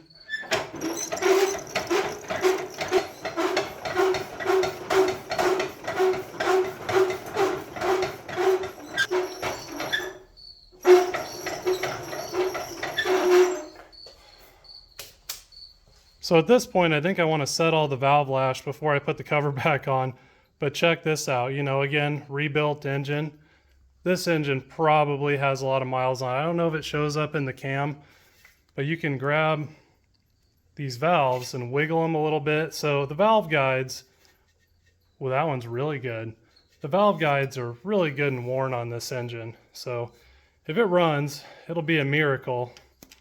Definitely the valves are going to be squirrely, to say the least.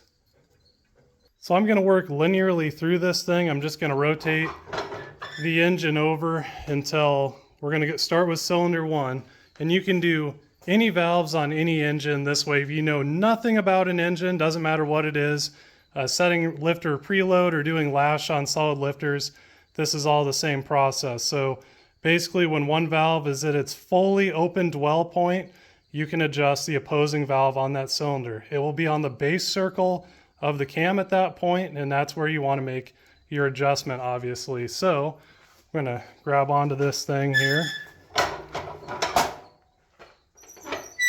and rotate it over. You can see, I don't even know if that's an intake or an exhaust valve, but whatever it is, it's going down, number 2 there on cylinder 1. So we know that's at its dwell point there, so we can make our adjustment on this valve. I'm sure this valve cover hasn't been off for a really long time, and these valves haven't been touched up, or at least I hope so, because the lash, this is a 28 that fits in here, just barely snug enough, you know. So what I'm going to do is set all these to 12, and that should be a good enough starting point. That's technically called cold lash, and again, these are solid lifters, so instead of doing a lifter preload, since that lifter is a solid unit, it's not a hydraulic unit, you know, we have to deal with lash here, you know, or else we'd be hanging valves open if we didn't have any lash at all. So now this is a jam nut style, so I've broken the jam nut, which is a big old 5/8, which is kind of entertaining. And what I've ended up doing is I put a 14 in here, 14 thousandths, and then I'm just going to go till I'm snug on that. If you have a helper where you can hold this and do this all at the same time, you know, you can probably get away with using the 12, but so it doesn't slip out, and if I make it snug enough to hold the 12, you know, I'm going to be ultimately tighter than 12. So if you step up a couple thousandths and, you know, you don't have any extra hands like I don't, this generally gets you pretty darn close to what you're trying to get, you know. So anyway, you just go until, you know, you don't need to gorilla arm it. You just go until it's snug, doesn't take a lot of effort, and then while you're holding this, you'll lock in the jam nut. You want to make sure you have your jam nut all the way backed off so you're not feeling the resistance from it itself. So we're good there. We're going to run this down. Good. I'm going to stick this on here. Slide this on. We're going to make sure we don't turn it. See, you got to be careful. You can see I screwed it up right there. That's going to change everything. So just on the onset, run that down.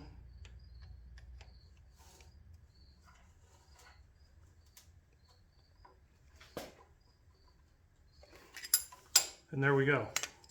And now the 12 goes in there with ever so slight bit of resistance, but you know, not a ton. There's not a ton of drag on that thing, so we're good. So at this point, we're going to roll the engine over until this valve is fully depressed here. So maybe not have all the tools sitting on everything. There's a table right over there, but you know, whatever. So now we're just waiting for, there it goes. Maybe a little bit more. There we go, we're at the full dwell point, so now we can adjust this rocker arm. And you'll do this for the rest of the engine. So, which if I was a betting man, I'd put my money on crushing disappointment that I'm gonna go through all this effort and it's not gonna work. Remember, every time I use up all my luck on something silly in the beginning, you know, usually that's kind of a bad omen. So fingers crossed here. And the reason you have to do this on solid lifters is just because there's no sacrificial thing to take up the wear in an engine. You know, the push rod cup, the valve stem, the rocker arm itself, a whole lot of things can wear, and they're just gonna wear, just natural. And as they do on a solid lifter, you don't have anything to take up the slack like you do on a hydraulic unit. Does that mean that I think the hydraulics are better? Actually, I don't. I definitely prefer solid lifter setups. Now I'm just trying too hard. This is way too optimistic that it'll actually run.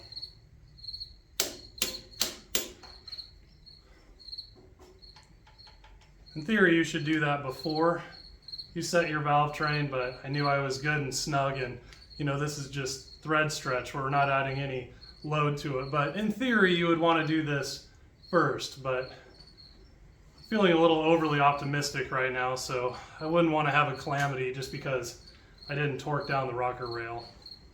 And yep, this is me going back through and redoing it after I tighten the rocker rail.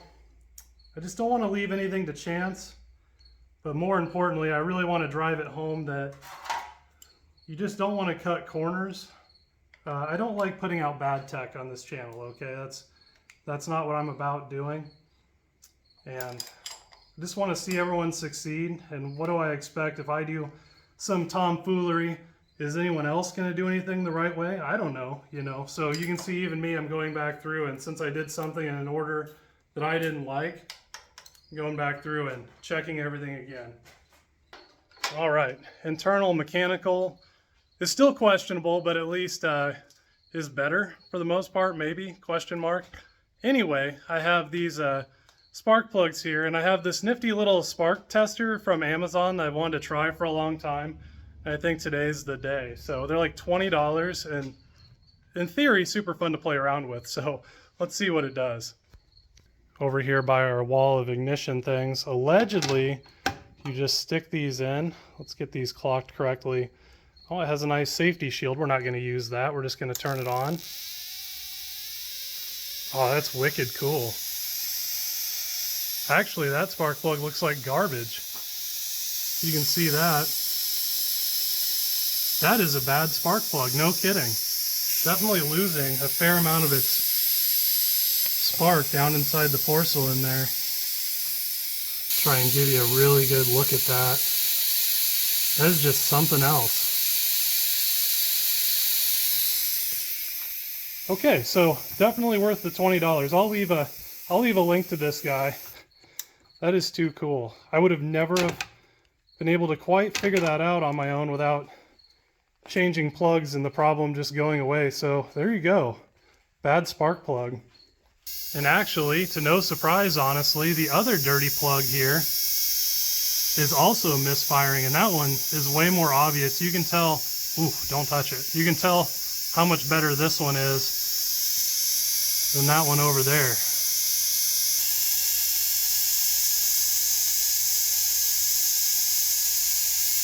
So just for the sake of my own curiosity, since these are clearly oil burning cylinders or something because they're so dirty, I'm just going to wire brush this off and see if that makes a difference with the spark. Maybe. I honestly don't know. I assume it'll be a crisper spark, but we're going to find out together today. Never had one of these at my disposal before. And I've long believed that spark plugs don't actually really go bad. I've only seen it once in my life where the porcelain cracked on the back and you could see it arcing to the block at night. That's the only thing I saw, and that's probably because someone dropped it on the ground installing it. And that person would be me. So anyway, all right, let's put this thing in here. All right, these are our two bad ones here. So let's give that a whirl.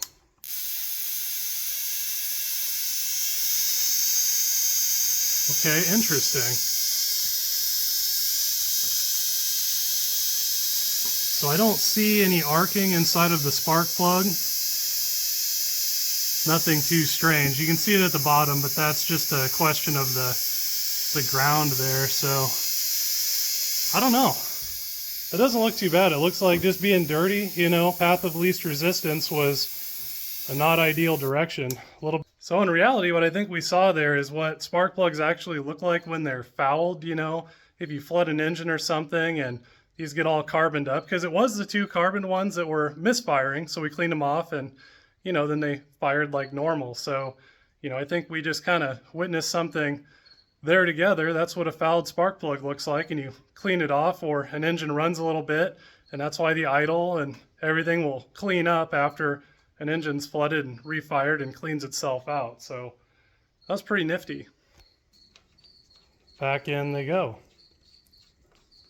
And something I just noticed on this oil filter, it has a rusty scuff mark, so I wouldn't be surprised if someone tried to get this running some years back before it sat outside. You can see here that's right where your spark plug wrench rides. So hopefully we succeed where someone else failed.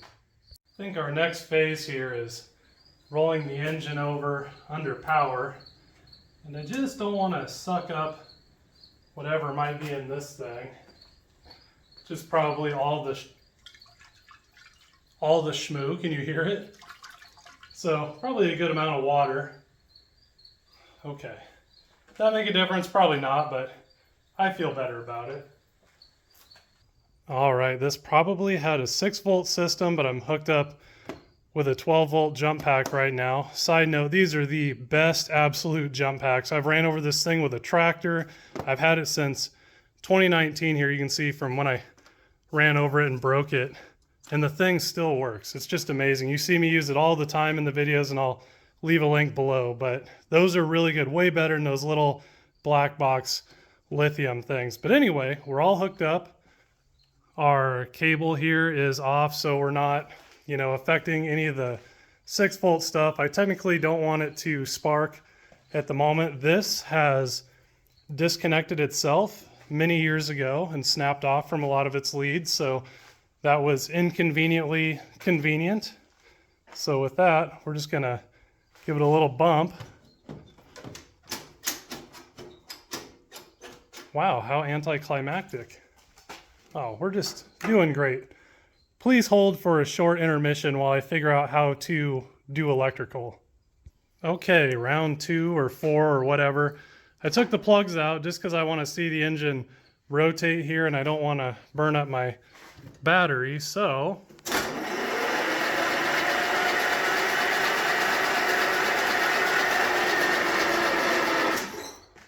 everything seems to rotate okay.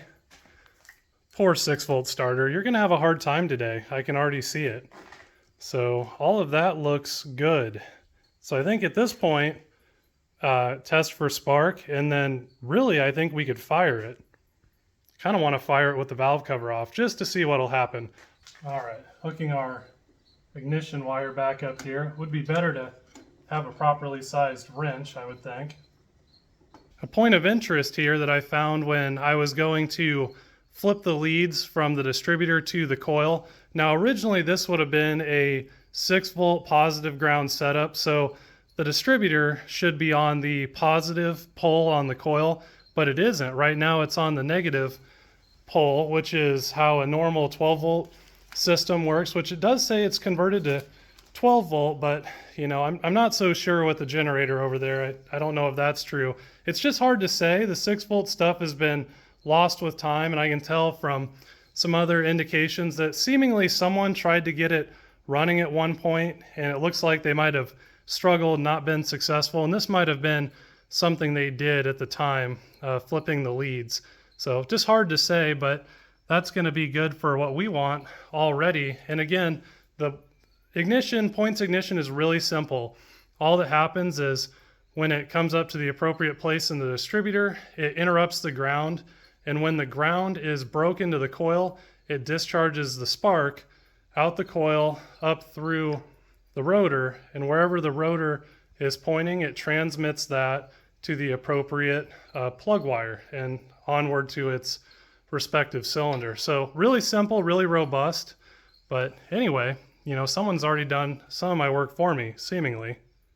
And I haven't forgot about this little conundrum here. I don't know if someone loosened those thinking they were adjusting timing that way. I've never tried, so maybe that does, but it's supposed to be adjusted down here. You loosen this up and you can advance and retard the distributor the appropriate way. So I don't know if this was a retrofit where this used to be a magneto ignition with the crank start, but kind of interesting. I'm not sure what went on there, but someone definitely did that. Now the coil achieves its ground through these little breaker points where every time it comes up on the cam lobe of the distributor, it opens up this gap. So these contacts have a way of corroding, and then they don't make a ground, and then the coil basically can't charge. Let's check this out. Oh, the whole thing's moving.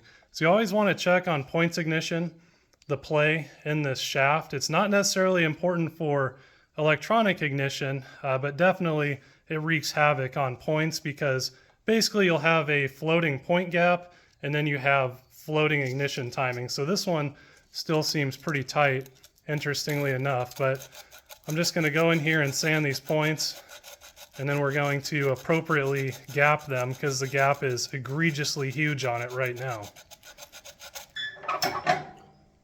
Ever so conveniently here, we can rotate the engine. Maybe. Can we? There we go. So we're just going to get it to the top of this lobe here. And that is where we're going to set our gap. And this is an interesting setup here where I can see myself on the camera and I look like a complete dork. But this is a weird profile where it has a lot of dwell to it. Maybe that's normal 4-cylinder things, but the gap is like 40 thousandths. It's insane. I was pretty close on my guess. This is a 35 thousandths feeler gauge, and it goes in there almost perfectly. So that definitely would have never worked out. We're going to set this thing to 17 thousandths. 17. Whoop. There we go. And we should be a lot better. Maybe. Come on. Non-dominant hand things. Hello. And side note here, this is a really nifty design where you loosen this screw here, and this must be on a little cam. And you can see how that's adjusting the point gap. So that's a lot easier than some designs, I'd have to say. So all we're going to do here is take our arbitrary 17 thousandths. We're going to wheel that in. And you want to be just on the onset, you know. If you're snug, you have less than 17 thousandths. And if you're worried about doing it, you can use, again, maybe a 20 thousandths and get yourself real close. So I like it. We're going to lock that in there. And that is a lot better point gap. Now, anytime you readjust your point gap, that is going to affect your ignition timing. So anytime you touch this, you have to retime an engine. But since we haven't done that yet, no love lost. I've doubled up on batteries here as I have a feeling we'll be spinning this thing quite a bit. So what I've done now is I have a single lead hooked to the coil. And so our breaker points without the cap and rotor, they're still doing our thing where they're triggering the coil. But in this case, we go up here to our test spark plug to see if we have spark. And then that is grounded, so we're not trying to ground this thing and hold on to it and get electrocuted. So now, when we roll the engine over, if everything is good with the coil, points, condenser, this spark plug should fire each time one of the 4 cylinders should fire. So here we go. Kind of a cool mechanical engagement lever on the starter, by the way. Oh, well, helps to have the ignition on, if that works. So no spark yet. Okay, so we have spark. We haven't flown through all the oil out of the cylinders. That's good. Looks like all of this is good. So, and I don't know for what rhyme or reason this is loose. So I'm just going to go ahead and tighten it up. It just doesn't seem like there's any reason why I would want that. Maybe you guys that work on these ACs all the time know what someone might have been doing here, but I'm not exactly sure myself. All right, so timing the engine, it's going to be important to know where spark plug wire number 1 is, and you know, arbitrarily right in this general region. I assume cylinder 1 is the farthest forward engine. I've never seen anything not be like that. So now we'll take this off, put the rotor on, and go to town. If we can put the rotor on. There we go. Now to get this thing timed correctly, we need it on top dead center of cylinder 1. So conveniently, you know, we can crank it over by hand, and we have the valve cover off so we can see everything. The reason that's important is because the crank rotates twice to every 1 time the cam rotates. So the TDC mark will actually come up twice, and you can easily be 180 degrees off on the distributor. But since we can see the valve train, when both of these valves are not depressed, you know, they're open, we're on the compression stroke, or they're closed rather, we're on the compression stroke, that's when we want all this to line up. So we're just gonna go around here, and it actually looks like it is relatively close. You can see the valve train moving there. The valves have completely closed. The piston is coming up at this point. Okay, so that's somewhat aligned there, but now we need to check our crank, because instead of a harmonic balancer like you'd have on a car, on this tractor, it actually has a little indicator.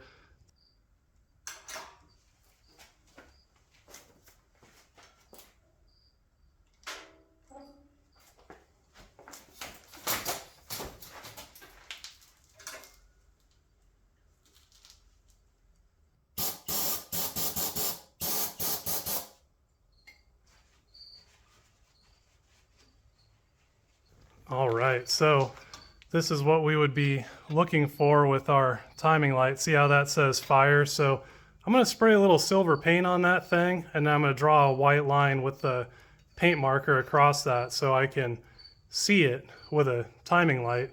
Also, check out that fuel that's in there. Yeah, I don't think it was parked anytime recently, but we found it here, so out of curiosity, I wonder where the rotor ended up pointing. And oh, nowhere close to the area where it should be. So, you know, we'll make an adjustment there, but probably could have went a little bit easier on the paint, but there you go. Now you can kind of see what I'm talking about in there.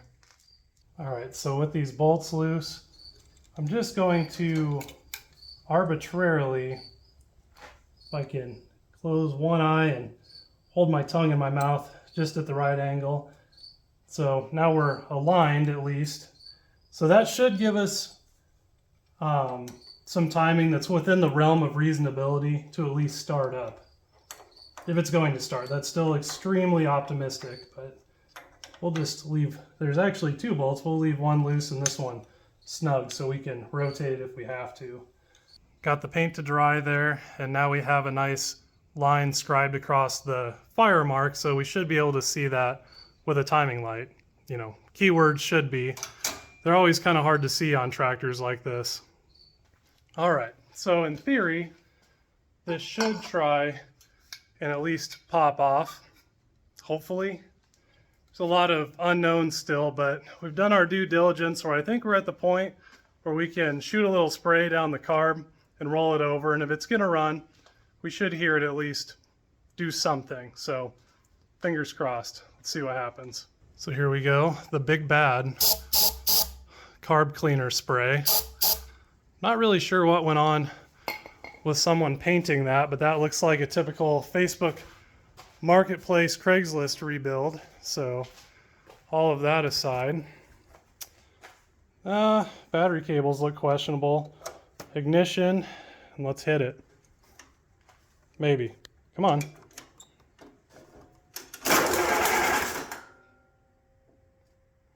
Something fell out the bottom.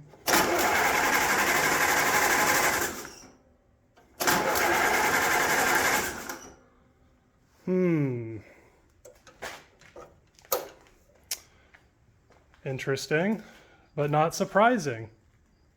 The choke lever has long since left this world, so let's just try it with the choke on here. I know we have spark. I guess I never checked if it's going to a plug, so I'm making a pretty big assumption there, which you know how that goes. Here we go again. Ooh, oh. You know, I've done this before, and it never goes well. So choke is on, so here we go. That's pretty promising.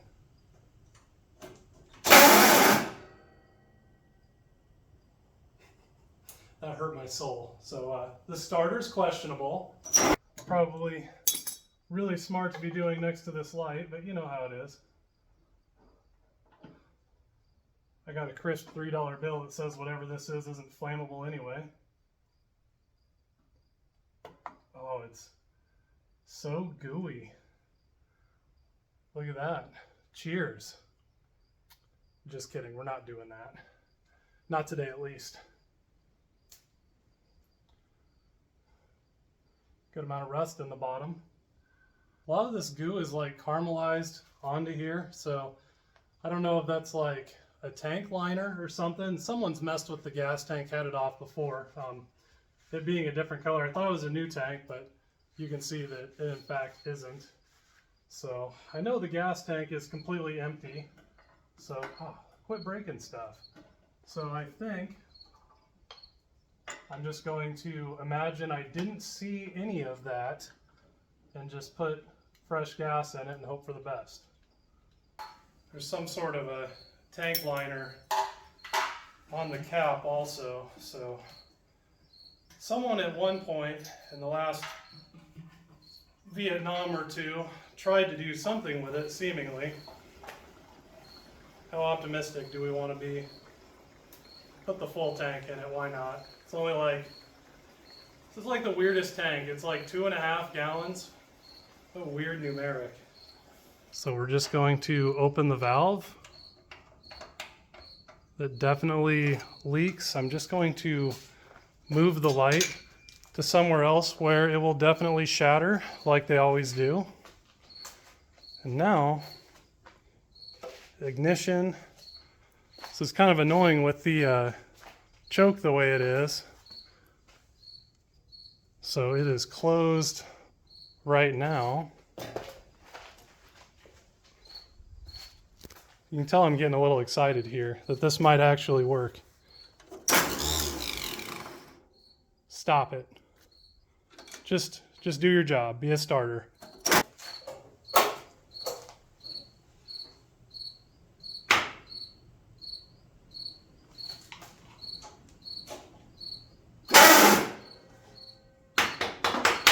Bad.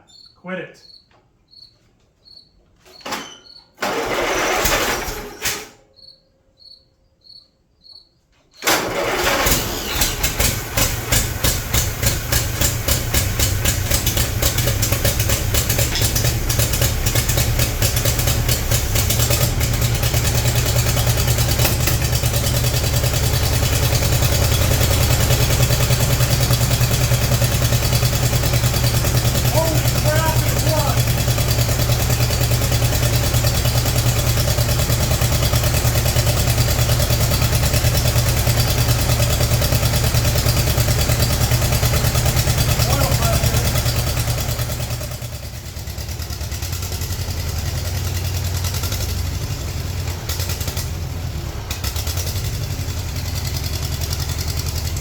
Timing isn't perfect, obviously, but that's enough where we can get a timing light on it. Oh, yeah.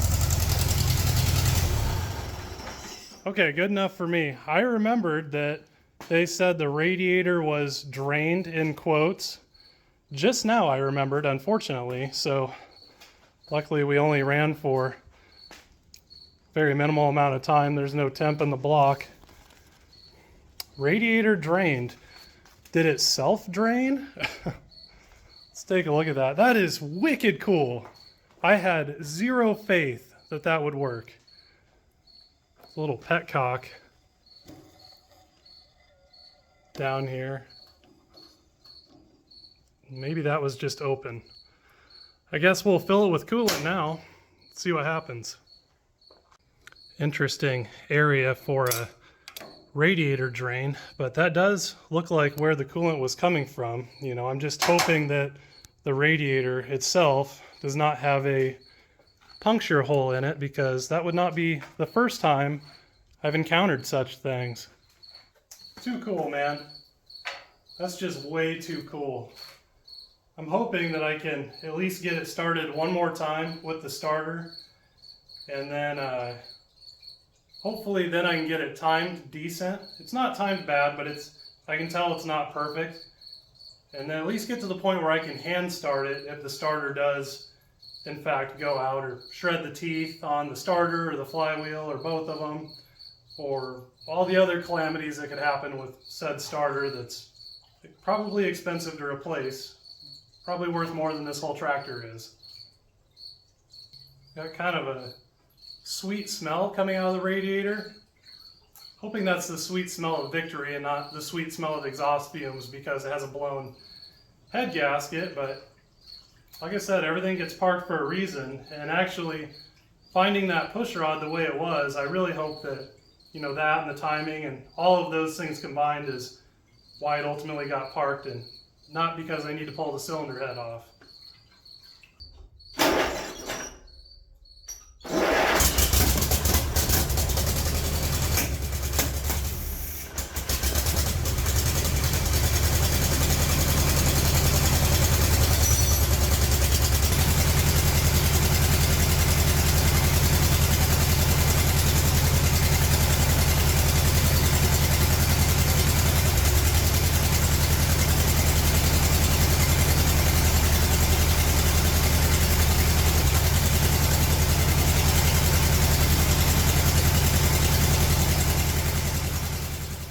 I think you can even see it in my eyes a little bit. I was starting to get a little asphyxiated in here, so I opened the garage door and put the valve cover back on because we were making quite the mess. Although it's like instant patina. Check out that gas tank. Nice shine to it. The whole reason I ran it like that for a while was obviously we had a valve train issue and we wanted to make sure that nothing went wrong, and we could see it pretty quick if it did. I've always wanted to try this at least once in my life, so let's just see what happens. And I have no idea what I'm doing, so I know you're not supposed to get your thumb in there, and that's what you want to avoid, I think.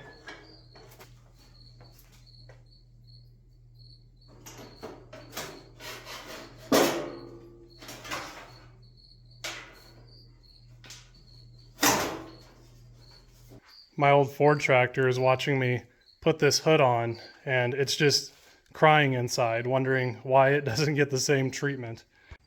And no, I did not forget about the oil bath air filter breather here, so yeah, look at that. That's one of the more nasty ones I've ever seen. So a little bit of gasoline and scrubbage, refill with oil, and she'll be good. That's some gnarly gunk in there.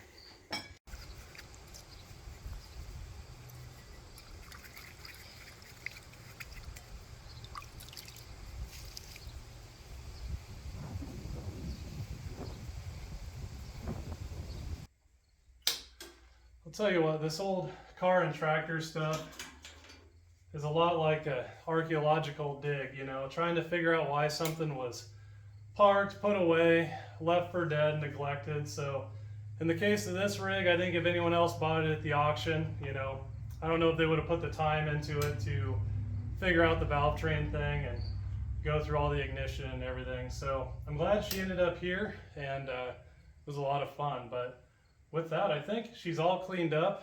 I got some fluids to check to make sure the transaxle here is good. If not, I'll just add some. And then I think I want to take it for a drive. It's been a long wait here. Delayed gratification, I think, is the term. Fluid in the transaxle here.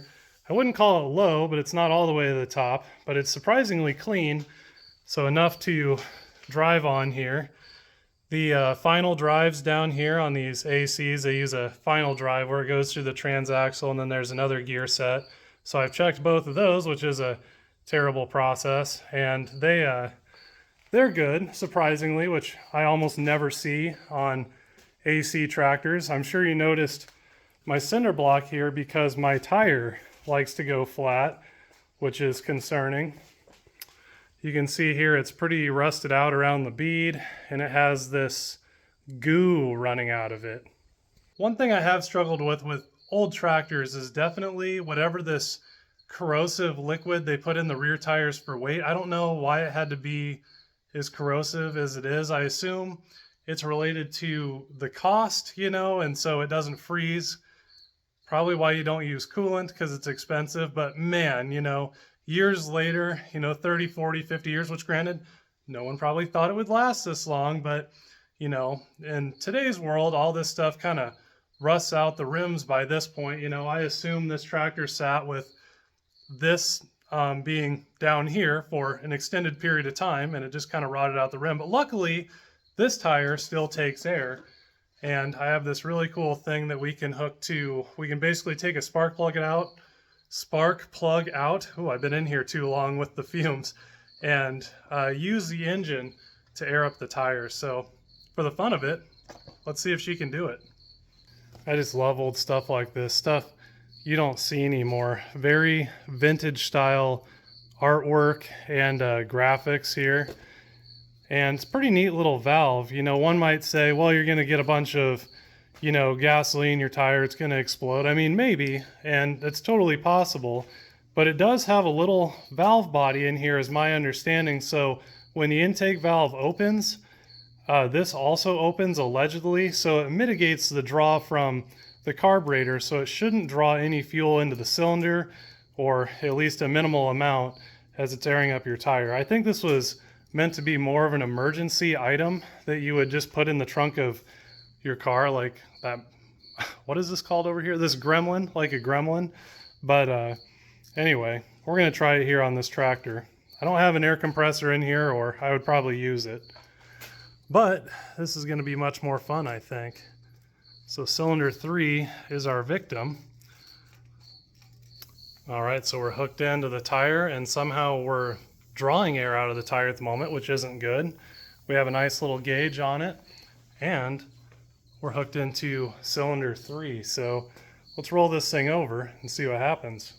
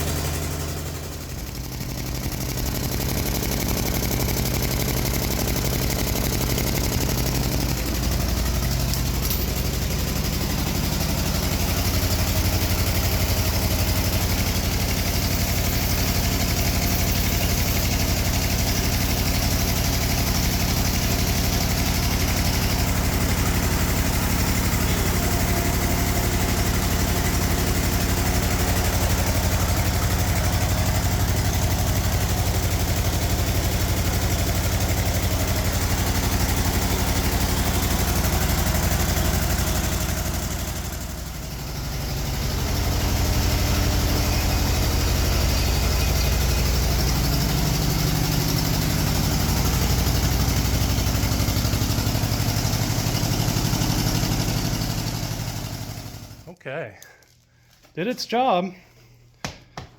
Some 1950s, 60s, 70s tech for a 1950s tractor. Running a engine inside a little, ooh, that's really hot still, inside of a little, come on words, inside of a little sealed garage is a really bad idea, obviously. So, not that I've always ever been a wordsmith anyway, but boy, this is, you can tell it's really something after a while. The only negative to this design is if you wanted to touch that with your hands to get it off, you're not going to be doing that. It's 1,000,000 degrees. One thing I forgot is back when I bought this thing, I put something in the smuggler's hatch, but also there's now, oh, look at that, mice nests and everything else in there. Do I even want this anymore? I thought it'd be kind of nostalgic if I can even get it out. There we go. That's pretty grody. Is that a mouse tail in there? Oh God. All right, well, I definitely want to wash my hands probably. I put this in there a while ago as a reward if I got this thing running, which I thought I would have done a long time ago, but now everyone always asks about my ring and what it's for. There you go, mystery revealed. You know, I don't know, runs real good now. I'm thinking we might go and before the sun goes down here, rake the hay that I just cut, and probably gonna try and hook this thing to the baler. So we'll see just what this engine can do, I think.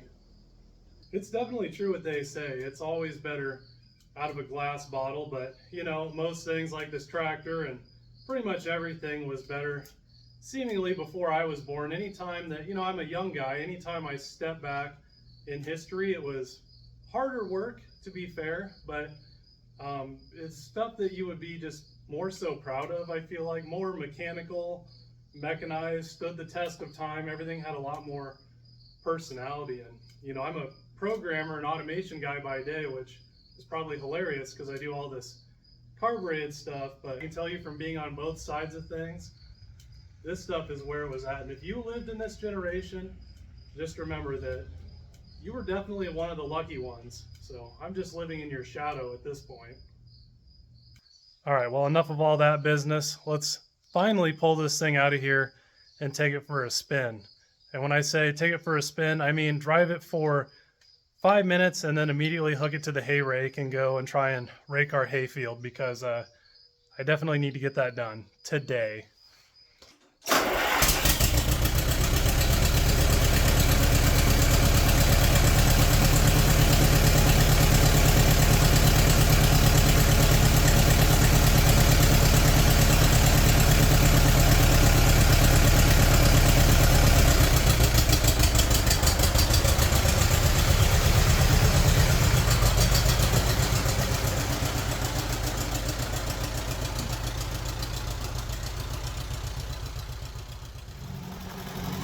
All right, no time like the present here.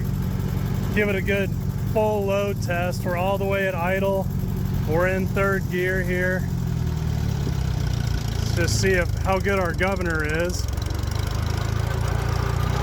Not bad. All right, see if we can do this with one hand without crashing.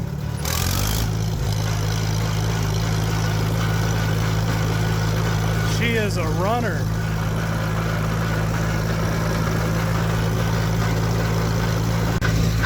Too cool. Sounds good, runs good. So I think that's good enough for a test.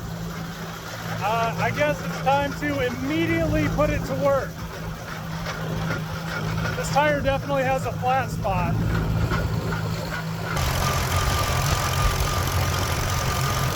Naturally, I'm going to immediately hook it up to the hay rake here.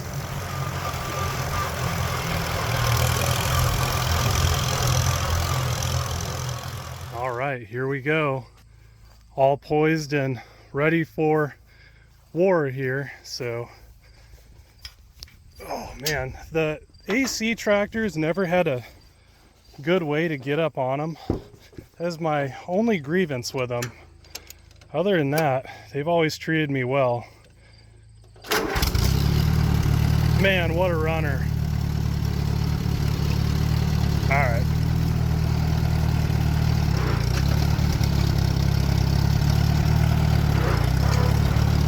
See if I can manage to not take my fence out. Ah, there we go. The throttle response is just awesome on this thing. Runs nice and cool. I can dig it.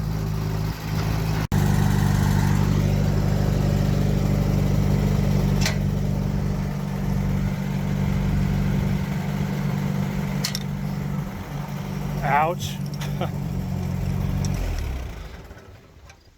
Oh, shoot.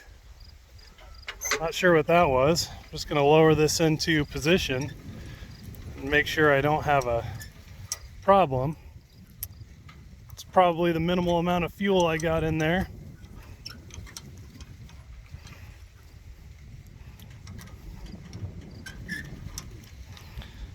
Somewhere about there. The idea is, I actually don't know what the idea is, but ideally I don't catch all my fingers on the ground, but I'm close enough to, you know, kind of windrow the hay. You know, city kid, I don't really know what I'm doing.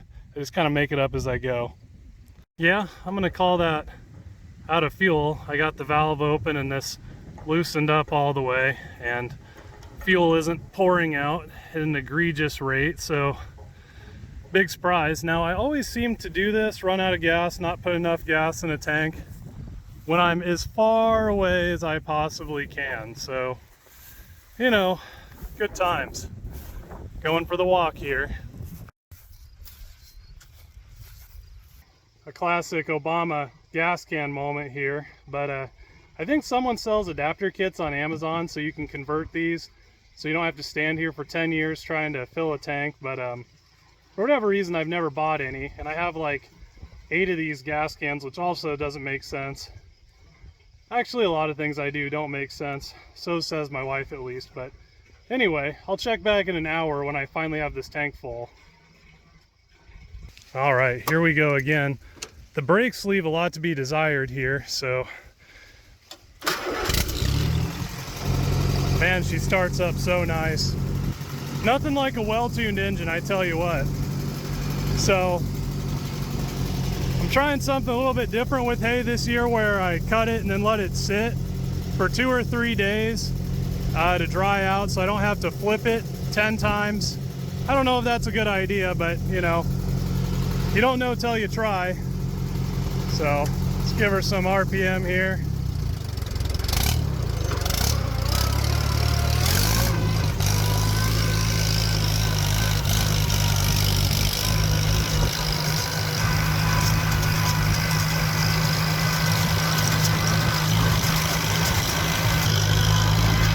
Well, she's doing her job.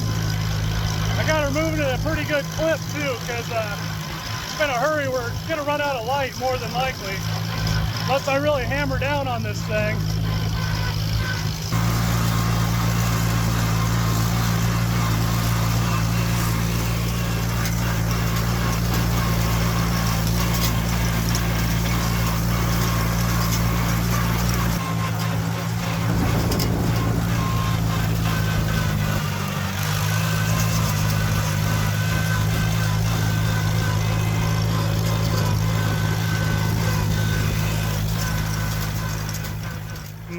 Rut-row.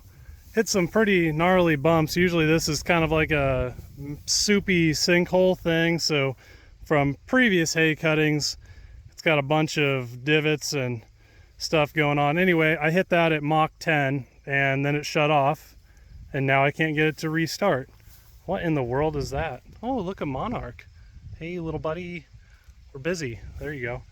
Anyway, so interesting. Once again, I'm as far away as possible, so have to go for the long walk to get some tools, but ignition on, and nothing. And I know we have fuel this time. Conveniently, I had forgot that I left a screwdriver in the smuggler's compartment here, and it just seemed like it didn't have ignition, so I was kind of poking around to see if anything popped free. And I'd never looked behind here before. You can leave. Go on. Get off there. Anyway, that's probably the problem. So let me hook this back up and I bet you it runs again.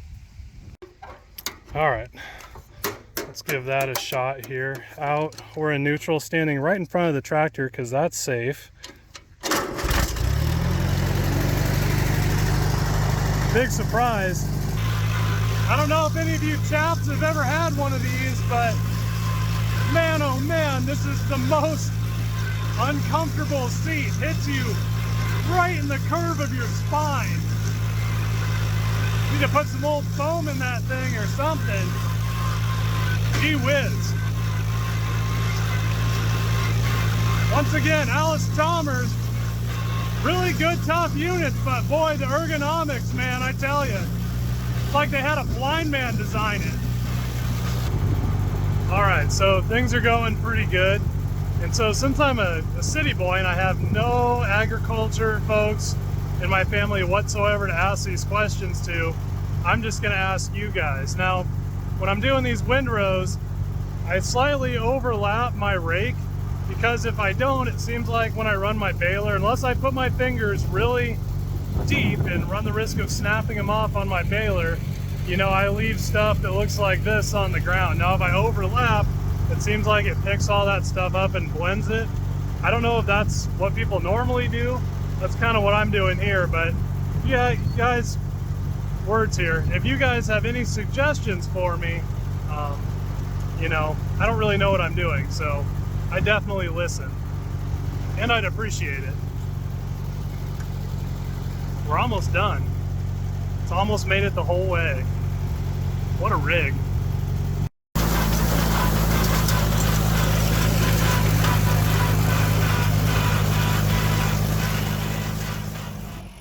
All right, well, she survived that far.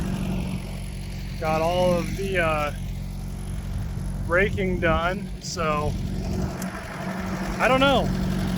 I kind of want to hook it to the baler and see what it can do. I think I might turn up the tune on it a little bit before I try it, but I don't know. I just want to push it to the limit. You know how it is. You got to go across the line to know where the line is, so we're going to see if we can find it with this thing. Pretty impressive so far. I see I turned too sharp once or twice or 10 times and ran my very sketchy jack mount into my drawbar here, so that's good. Also, we have some hay to load out that we just sold, so now we have to go move all that. Always a ton of things going on. Hands are getting pretty dirty these days. And here's our Farmall that we normally run the baler with, which it's just a little Farmall C. Everyone thinks it's a Farmall M here. So kind of an interesting procedure to start this up.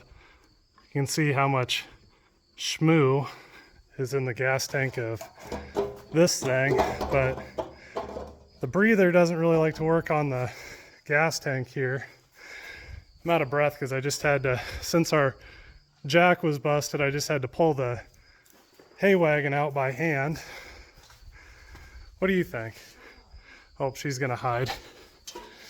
So now, haven't started this for quite some time. If I can remember how.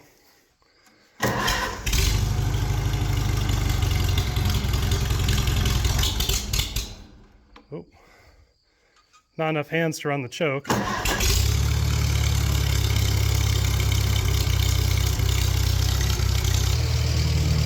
This was my accidental auction purchase that took almost nothing to get it running. So thought we were bidding on a different tractor, and it turned out we were bidding on this one. So, you know, I only paid like $600 for the thing, and man, it's a heck of a good rig. The lights work, everything works, and the thing is an absolute tank.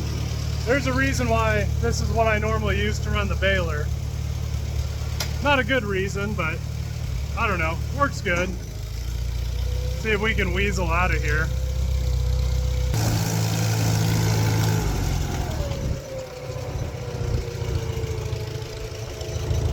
Oh, just squeeze through there. Take a good look, buddy. That's what you're gonna try and have to run soon. Ah, yes, good as new. Probably could have spent the time to do that before I moved that by hand, but you know, if this doesn't put the hurting on this leaky, rusted out rim, I don't know what does. Got the 24T all hooked up to our Allis unit here.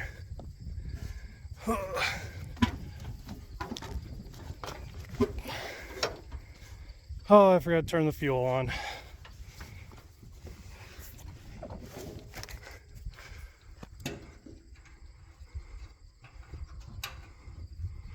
Okay, back up we go.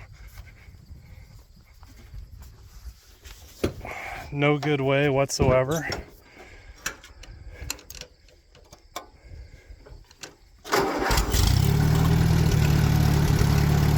So this is our PTO lever down here. So I'm gonna give it some RPM. There we go. And then when I let off the clutch, we'll see what happens here. We're gonna ease off of it.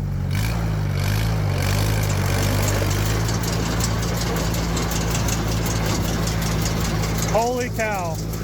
Well, it can at least spin the baler. Well, this is one of the more absurd things I've seen here. Thing's so light, it's just yanking it back and forth.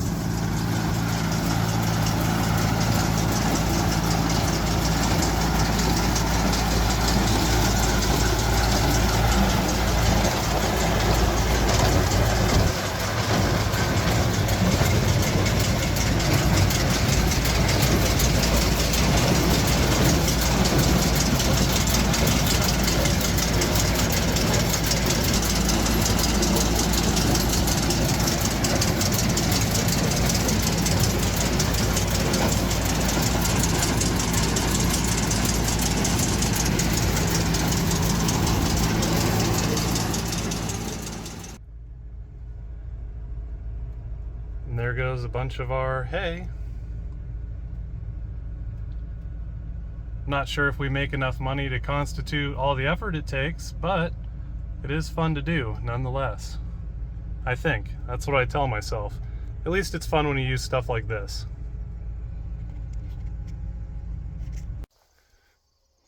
And this is why I never throw anything away. And I know I have this old moldy piece of foam back here. Betcha I can make a seat cushion out of this stuff, or get a disease, you know, one or the other. It's probably option 2, a disease, but I don't know. Gotta have some fun in life, right?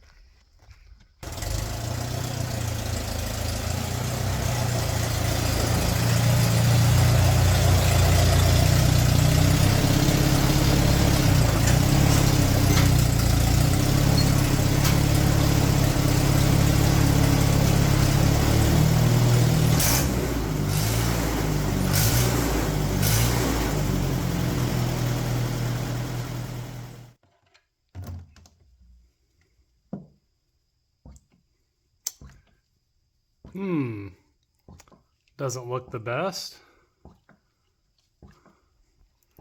Probably a lot of the goo that, is that gonna overflow? Come on now. Probably a lot of the goo that was in this engine. That's why I ran it for a little bit and got it plenty hot so that we could get all that out of there. As it definitely didn't look dirty on the dipstick. So I imagine that's a bunch of garbage that was down at the bottom of the pan. So luckily it maintained good oil pressure, and somehow, without a charging system whatsoever, our battery is hanging with it. So I'll have to charge that up tonight. Our wheel that looks absolutely terrible maintained air. It has obviously a slow leak. That's where all this goo from the inside has made its way to the outside. But it's hanging in there. So this is like tractor survival games now. It's gonna have to try and run the baler tomorrow, so I'll have fresh oil in it. I'm gonna grease everything up, and I think we're going to adjust the timing a little bit so we can get as much power out of this thing as we can, because boy, I tell you, trying to run that baler, this thing's gonna need it.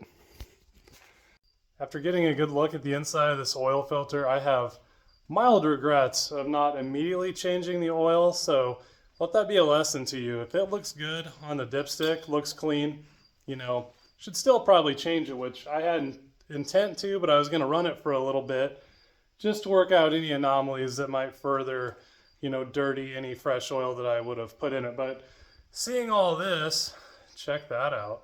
And what came out of the pan, I wish I would have just done it at the beginning, but she's a resilient son of a gun. Had good oil pressure the whole time. And this is even a passive oil filtration system. So, you know, pretty impressive. Something about old tractors, dude, they're just tanks. And honestly, more than likely, since it's not consuming any coolant, I know it was left outside for quite some time. The exhaust was probably open to the elements, coupled with how tight this engine was when we tried to turn it over by hand in the beginning. You know, I wouldn't be surprised that a lot of that is just water mixed with the oil. You can see that's kind of got a gray look to it. So, you know, and then it's got some rust in the oil filter. And really that can only happen if there's moisture in the oil. So, you know, not really a big surprise here. Also, now that isn't to say I'm going to be easy on it, but I'm going to put it back into service and give it the best opportunity to succeed. And if she does die, boy, she's going to go out with her boots on in my possession. That's for sure. While I'm letting the engine, zapping bugs tonight. While I'm letting the engine rid itself of all of its schmoo, I'm going to make myself a backrest so this thing isn't a complete spine tingler the entire time you're driving it. I don't know who designed this, if someone was supposed to be like 5'2" or something. I don't know. I'm 6'5", and this is very just not good. This is a bad spot for my back.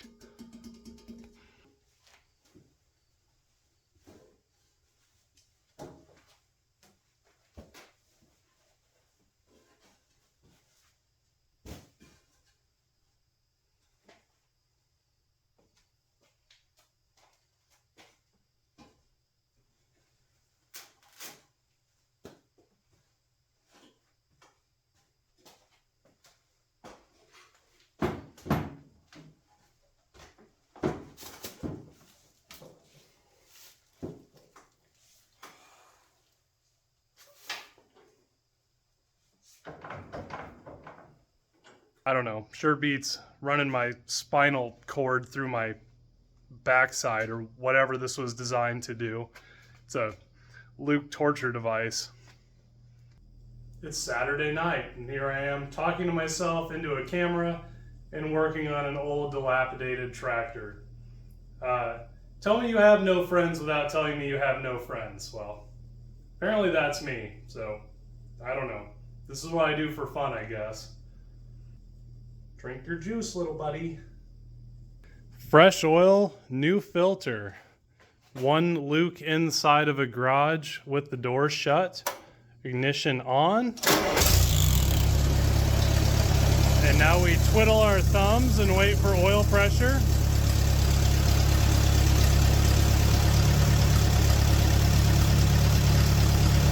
There it goes.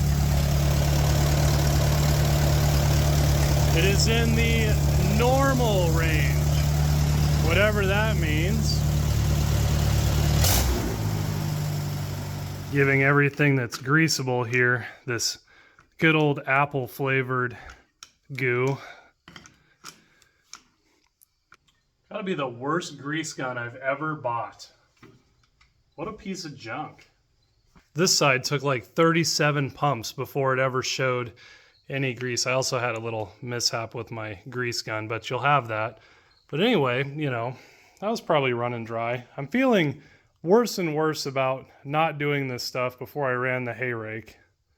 So previously I timed the engine at full throttle, and what I was looking for on my timing light when my timing light was zeroed out was this fire indicator. It says FIR with no E, interestingly enough, but basically that's 25 degrees of advance, and that's what you want as your total timing. So that's where it was set up now, which is where it was designed to be from the factory, albeit, in my opinion, a little safe.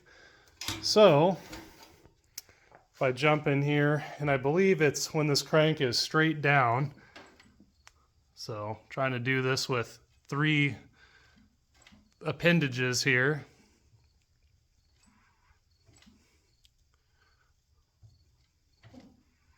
There we go. So the crank is pretty much straight down. And we have a TDC mark, which I have marked in white. It actually says center. I don't know if you can see that in the video, but now we can actually use our dial back timing light. If you have a dial back timing light, to basically we can set this to 30 degrees of total timing, 28 degrees, wherever we want. So I'm going to give it a few more degrees of timing because I feel like that's going to give it the extra little it's going to need to do what I'm going to put it through tomorrow. And I have a crisp $3 bill that says that after I do this, if I were to try and crank start it, definitely going to snap my wrist at that point. So I don't know. I'm kicking a bunch of stuff over.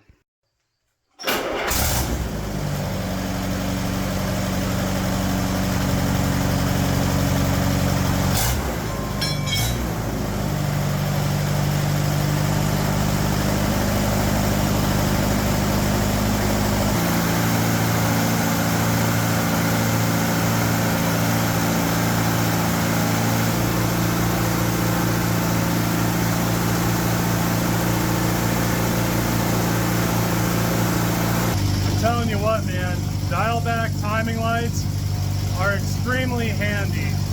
And so instead of just being relegated to what the book says on this rig, you know, we can kind of fudge things around. Maybe I should shut this off so you can hear me talk, huh?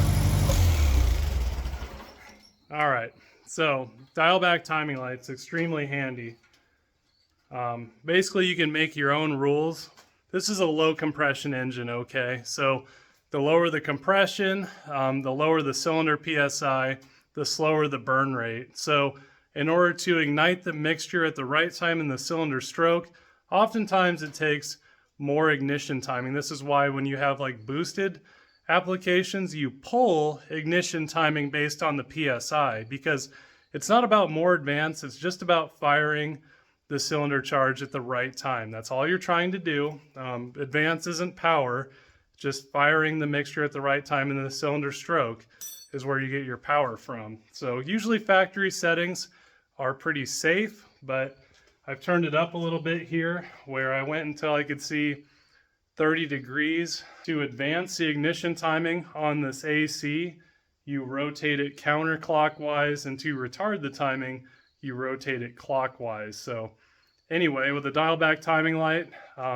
versus a standard timing light, I was able to set this thing to 30 degrees, and I have a good feeling that it's going to make pretty good power that way. Granted, you wouldn't want to crank start the thing now because it'll probably break your wrist, but when you're out there under heavy load, I bet you she's just really got the that we're going to need to do this thing tomorrow. So we'll find out in a few hours, I think, because it's like 1 o'clock in the morning. On account of not having any charging system here, I got the battery on the charger, and I think she's all poised and ready for war tomorrow. So I'm pulling for you, little buddy. I know you can do it. With that, my friends, I'm going to bed, and I will see you tomorrow for whatever calamity is likely about to ensue with trying to use this for something it was never designed to do. Social ambient, in darkness he approaches, afraid of what's to come.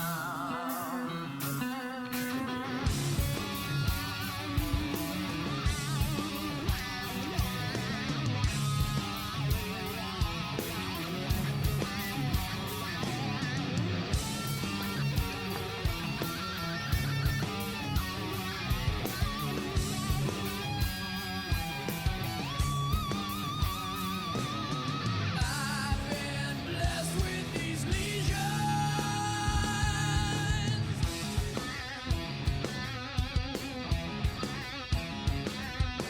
On the floor and I'm bleeding. Oh, what you care is nothing. Play their twisted game. It just gets overwhelming. Today's the final. So day 2 here, we have the baler behind me, which this is a John Deere 24T, and these old mechanized square balers were just the pinnacle of mechanized engineering and agriculture in the day, in my opinion. There's a lot of moving parts. It's all mechanically timed. It's just wicked cool. And these were all designed on paper, you know, not like today where we have CAD. You know, I'm an engineer by day, and I just couldn't hold a candle to the folks that design stuff like this. Just wicked cool. But anyway, I've got everything greased on it. If you know anything about balers, you know there's like 1 million grease points, and if you know how many there are, I'll send you a free hat if you can guess it. But anyway, there's a lot. So in theory, you want to take the end of the one that's already in here and tie it to the center of your new one here. And so since I wasn't a Boy Scout, I'm going to make the most ugly knot you've ever seen. It'll definitely get hung up and stuff. Hopefully not, but you just never know. So it's a lot easier when you don't have to restring the baler. I'm trying to trim some of this excess so it doesn't get hung up on anything. It'd be nice if I stopped punching all the metal things with my bare hands, but it's just nice if you don't have to restring the baler mid-run. So, you know, when this one runs out, it goes to this one. And then usually with my field, it's small enough where then I can just buy another set and switch back over. So I've only had to restring it twice, which isn't terrible to do, but you dump like 3 or 4 bales in the process, which is, you know, in my opinion, undesirable.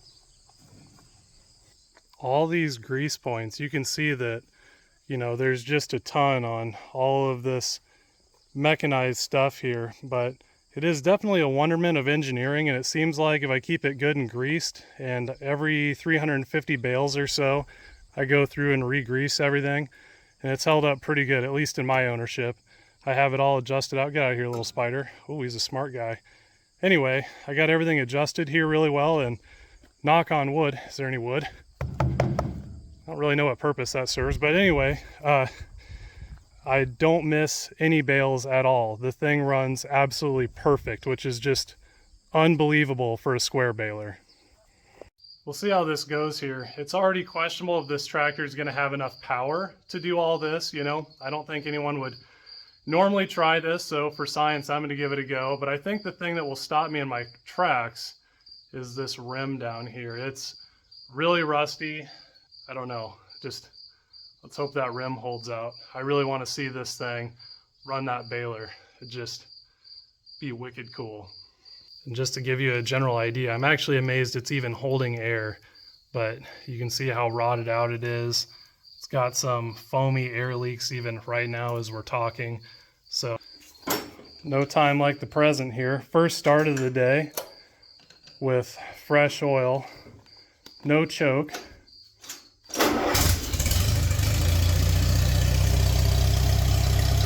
What a good running rig. Just amazing.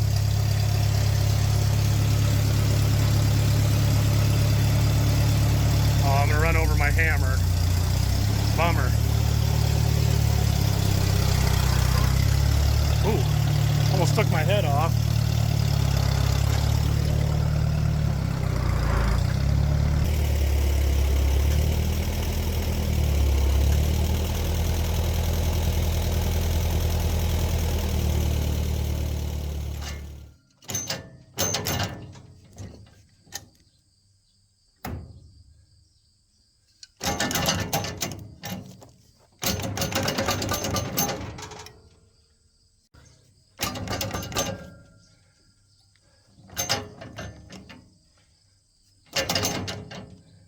I apparently got lucky last time I hooked this up.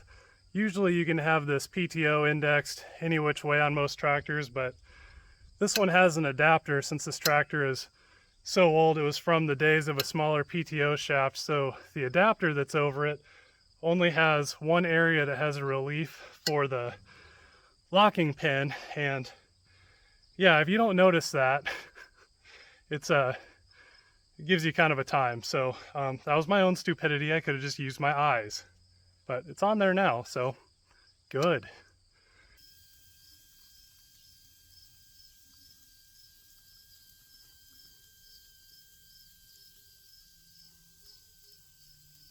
Hopefully this little backrest on here makes a big difference. I'm not going to rip my shirt off here on YouTube, but my wife told me I have a huge bruise in the center lower part of my back, and it's definitely from bouncing around on the back of that metal seat framing. So might get a disease, but at least I'm not going to be breaking my back anymore.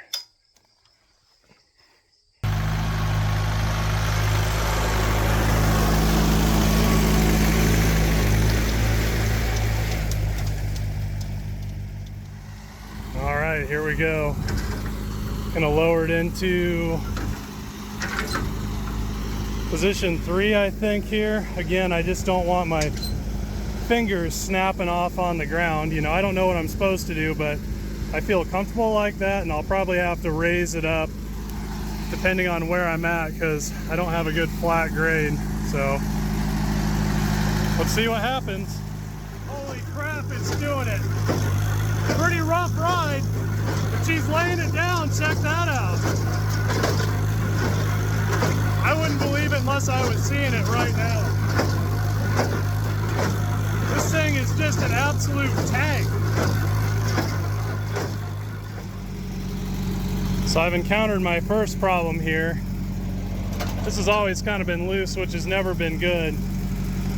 But this angle is very sub-ideal, where if I get a little bit angular on some hills, you know, this starts, I can tell my U-joints are binding, and if I blow those out, I'm done for the day. So I definitely don't want to do that, because it's supposed to rain this evening. So like always, we're chasing the weather. The tractor is doing amazingly well, but I'm gonna have to make some adjustments here if I want this to survive. Once again, this is why I save a bunch of garbage, this time in the form of an old bolt bin with scraps of metal and, you know, random bolts I've taken off of things. But basically I finally, you know, fixed the other side of this with a nut spacer and some other things, and so it's a lot more stable now. Still not strikingly stable, but it's attached on both ends. I adjusted the hole up one. I thought I was going to have to mess with this, but that looks okay. And this is much more linear, where it's not going to rip our U-joints out, which are already extremely loose as is. So it's just probably why they didn't just break right away. The slop in them probably saved them. So with that, let's get back in the field and see what happens. One more test run here, and then I think I'll hook the hay rack behind this thing, and it'll really be pulling the load at that point. We're all lined up here. So wish the brakes were a little bit better on this thing. That would be helpful. Ignition on. First gear. Oil pressure's up. Give it the RPM. Engage the PTO, and away we go, hopefully. Might ride a wheelie.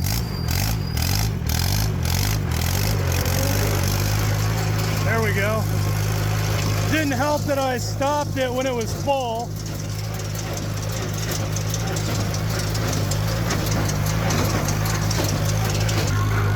That seemed to have fixed my grinding noise. I had no faith in it whatsoever, but here we are. What a tank. It's an absolute unit. All right, I think we're done with our initial run here, so now we're really gonna put it to work. I have my little helper here where once we're settled, you know, I'll trade places with her. I lost my tripod out here somewhere. I probably ran it over and bailed it into a bale, so that'll be a surprise for later.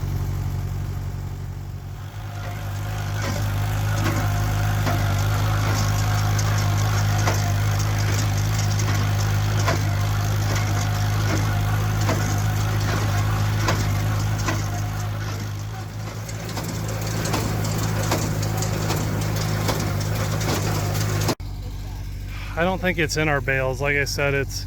You don't think so? No. How do you... I think, well, like I said, so I think this is a part of my tripod here. And so I set it on the back, and I think it got sucked up into this and shredded and thrown all over the place. So that's super exciting. I don't think it's in the bales, huh? I don't think it's in the bales. Right in this bale. Huh? Right here. In this bale. Sharp pieces of that, so we gotta... We can't have that. Man, that's about as bad as it can get, isn't it? It's probably all in one bale as it ate it all at once. Oh, I can be certain of that. Oh.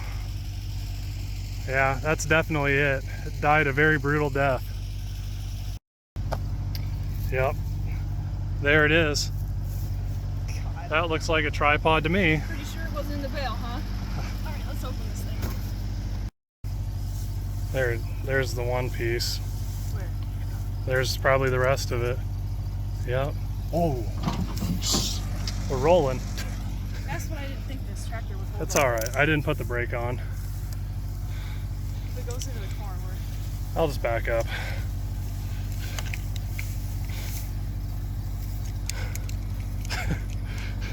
You ain't got no legs, Lieutenant Dan? Oh boy. Yeah, I got one good shear on it. Gee dang it.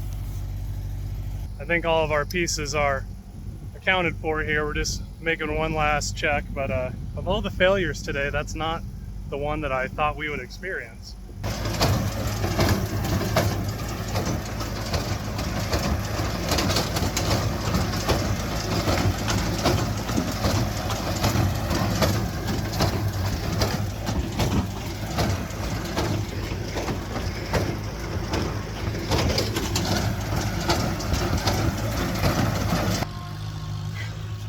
Okay, not my best stack job. My old friend Pythagoras would not be very pleased with me. Well, I guess she's gonna try and back up this rig to our hay building here. She's a lot more confident than I am. Whew. We got the old farm all out and hooked it up here so that we can unhook our hay wagon and pull through. Previously, it's just too tricky to back up with the baler. We were stopping here and having to walk all the way over here. Just a lot of extra effort. So the farm all ended up coming out anyway, and it's pulling the hay off of the field on the hay rack, and then we can just throw it right across on top, or on the ground and then on top.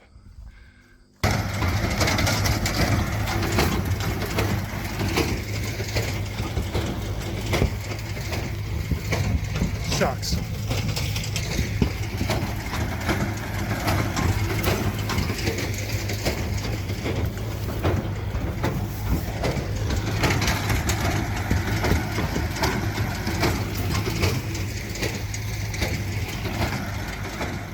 Getting there. We're probably 250 or so bales in, and I promise I do stuff, but the guy holding the camera always looks like he isn't. But we got a pretty good hay pyramid going here, so probably be touching the roof easily, and you know, quite a few stacks out from the wall. So anyway, a lot of fun, I think. What else would we do? A lot of people, oh, it's cold, it's cold, it's cold. A lot of people are afraid to drink water from the sink, but we're over here drinking our well water, which, is that why you have 6 fingers on one hand? I'll spray it again. Okay. All right, I'm gonna run away.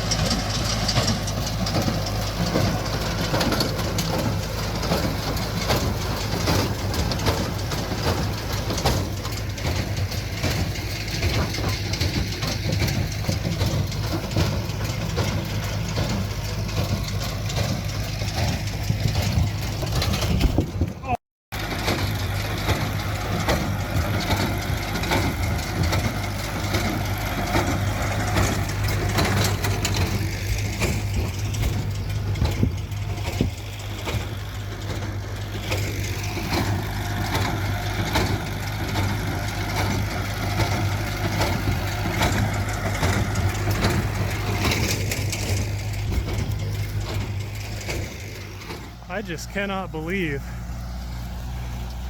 that this thing can do all that. Who would have ever thought?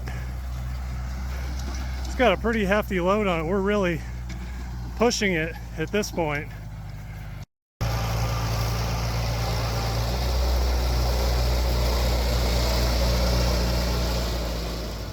Here we are on our little transport rig, the farm all here. So just makes it a lot easier without having the baler attached. It'd be nice to have 2 hay racks, but I only have 1. But this way I can just pull it straight into the building. Makes everything a whole lot easier. Easier being a relative term, obviously.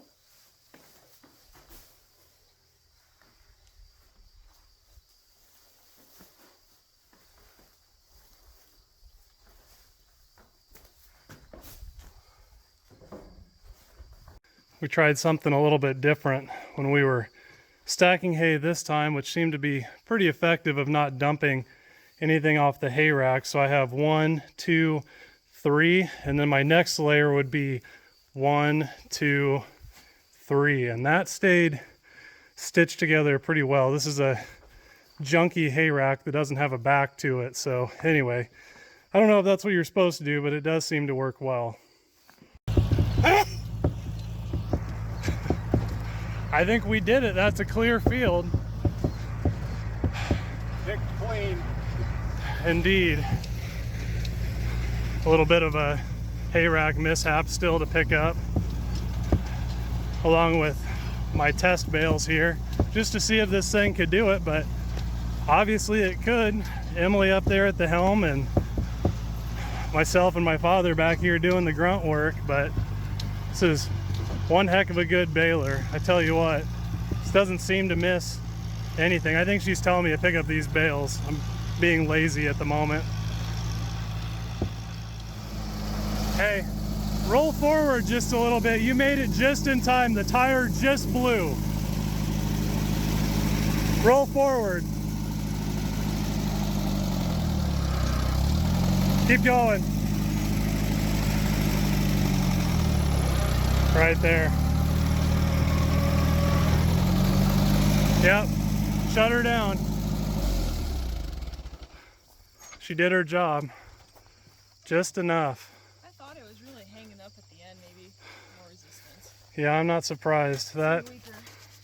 Kept thinking maybe I was low on power or something, but that rim's had enough.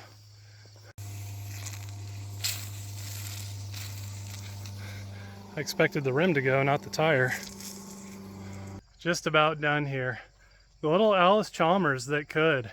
I figured with dialing in or making the tune more aggressive so, you know, we could pull along more weight and take more load. You know, I thought we'd have a light that burns twice as bright for half as long moment, but man, she just hung in there. What an absolute tank. So I don't know, I think it's probably earned itself a new outer rim piece and a new tire, and you know, I think she's good to work. So I'm gonna get on to helping my dad and my wife unload this last little rack of hay, and I think we did it. So one heck of a comeback. Thanks for coming along with me today, guys, and hope you appreciated the journey. I know I sure did on this one. It was definitely a lot of fun.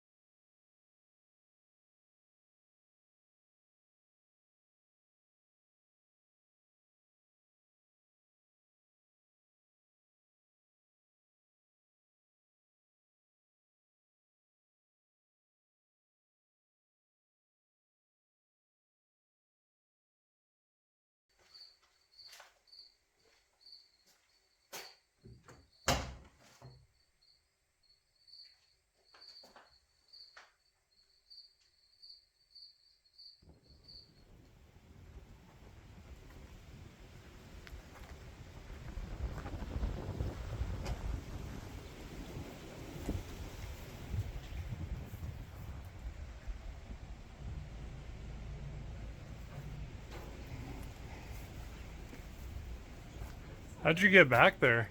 the tire hopping. I'll go the dangerous side. I didn't want to get cut. Yeah. Oh, I like to party. Ow!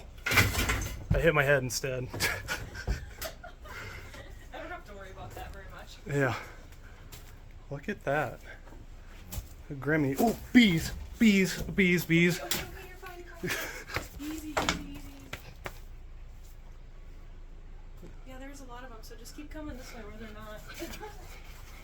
Minor freak out moment. Just had a bunch of bees land on my head. Wasps, so we'll have to be careful on our way out. Yeah, let's not go that way in particular.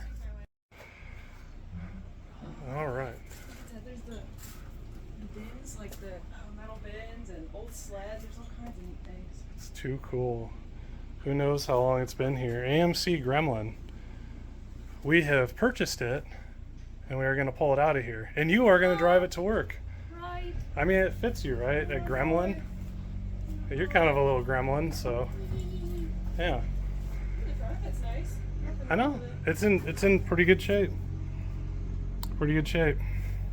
What's weird is like the inside, is like a time capsule. Like someone had just drove it and just parked it a million years ago. So probably no keys to it anymore.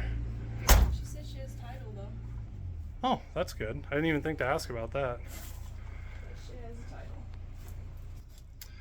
So anyway, with that, we're going to try and get everything moved out of here so we can pull this thing out. 'Cause yeah, it's buried and definitely sunk into the mud, and everything that could be difficult about getting a car out is definitely present in this scenario.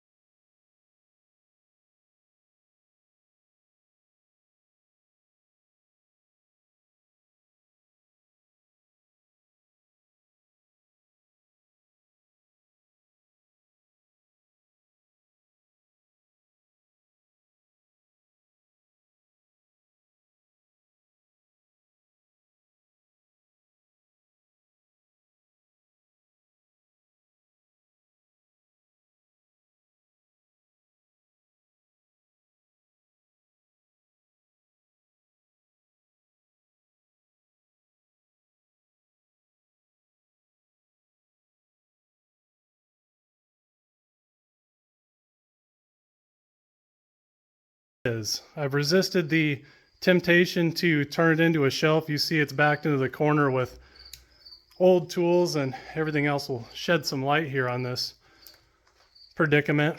Pretty neat old solid straight car as far as Gremlins go. It does have the 258 inline six, which is just a really solid AMC engine. You know, but pretty neat car. I can't remember Gremlin X. When we clean it up, we'll find out. The interior on the car, you can see I wrote a note to myself here. And I forgot, it's almost Halloween again. I forgot I stowed my little buddy in here. How you doing? Oh, I thought you forgot about me, Luke. Oh, well, I did. And the car as well. So, see if I can't get this old broken garage door open. I have an unreasonable fear of spiders, which there's like 1,000 of them in here. Once upon a time when I was oh boy, that's a big one right there. When I was a kid, I was eating a bowl of cereal, and all of a sudden, you know, I took the spoon out of the cereal, there was a big old spider on it. So anyway, that just kind of ruined me with the whole spiders thing.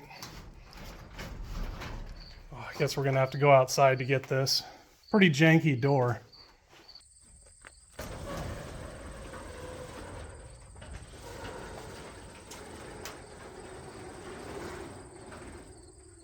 Now, I think someone put a different grill on this car at some point. It's a 72, and that doesn't look like a 72 grill, but has one of, again, the most underappreciated inline sixes ever made. You know, this is a stout unit, and basically, if you've ever seen a 4.0 Jeep that went all the way up to 2003, all years back, it's based on this engine. So no surprise, those run for 300,000 miles, 400,000 miles. And this is all where it originated from. And I forgot that this car was a Transformer. Megatron! So absurd. So just to give you the 15-second backstory on this car, you know, most cars like this, they get parked for some mechanical issue, you know, they get parked and then they just fall into further disrepair and they're forgotten about. And it's usually kind of an archaeological dig to figure out what's wrong. But in the case of this, you know, late 80s, early 90s, it was just an old car.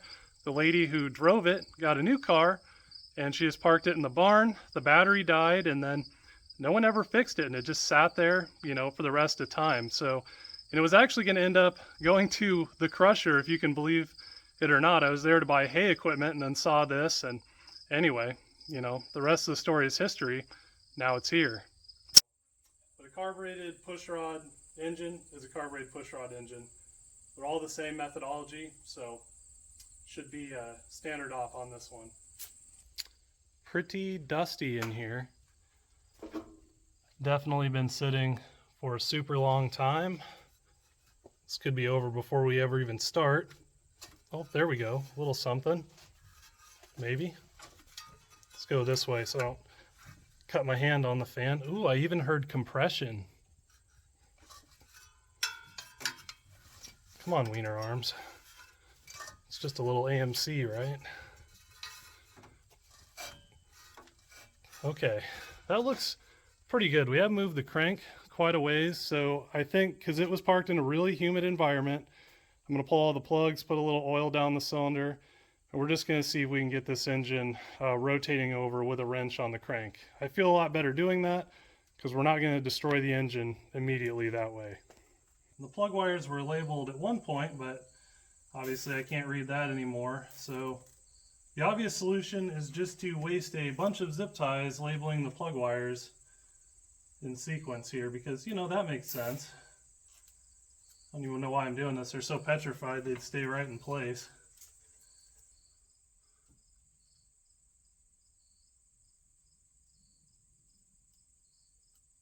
When doing the plug wires here, I noticed this hilarious decal from American Motors. You know, have you ever met people that just brag about stuff that they're supposed to do? So during final assembly of this vehicle, the tire and wheel assemblies were precision balanced and the front end aligned, yada yada. It's like saying I take care of my kids. Well, you're supposed to. I can tell on this deal I'm going to be getting 1,000 spider bites.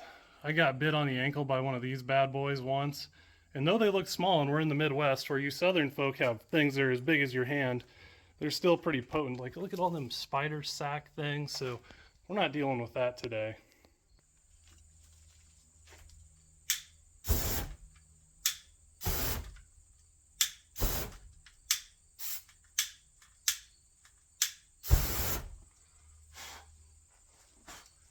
All right, much better. For everyone you see, there's 1,000 you're not seeing, but you know, it makes me feel better at least.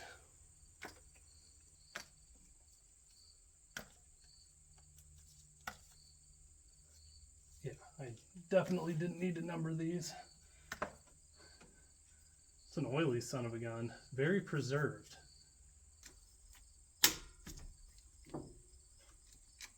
Not a good sign. Oh, there we go.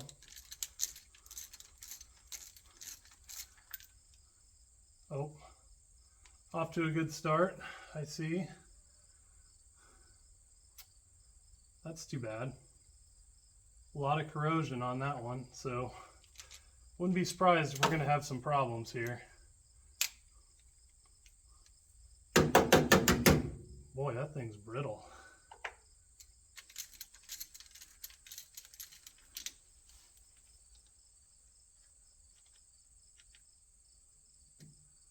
Well, they all look pretty corroded, as one would expect.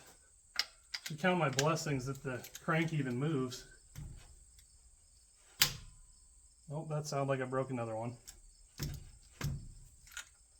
Oh yeah, definitely. Oh man.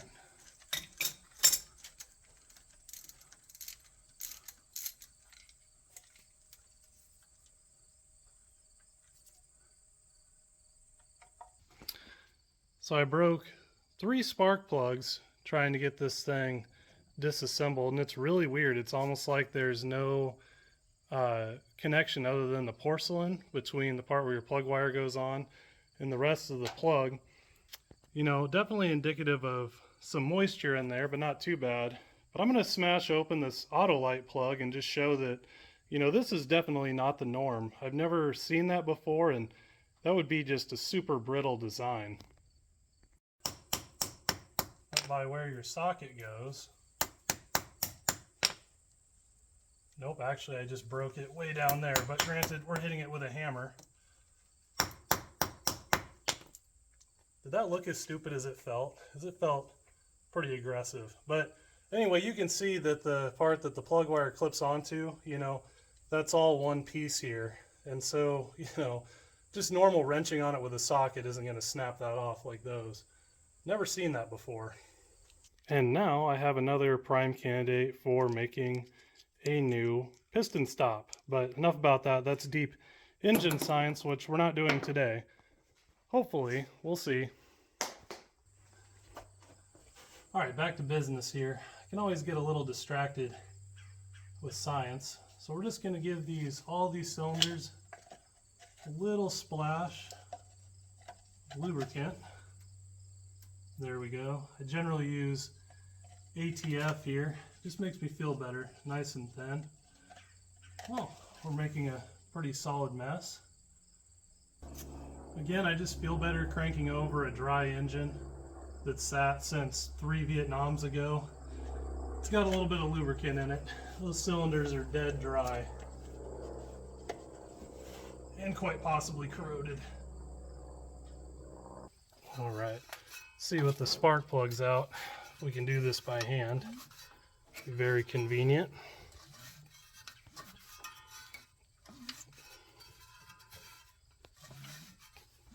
I'm amazed, even the alternator moves. That never happens. Stuff that's been sitting. Oh, tight spot, through it. Oh, now she's pretty loose. All right, I think we're in business.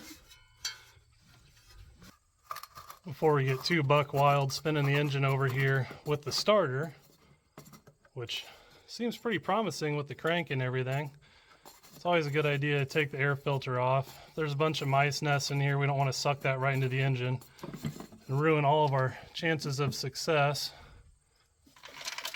Oh yeah. Yep, see, that's exactly what I'm talking about. Ton of junk in that thing. Yeah, exactly. All right. A little bit of patience with this stuff goes a long way. We got a bunch of junk in the carb. Carb looks clean. Moment of truth to see if the linkage is seized. And it isn't.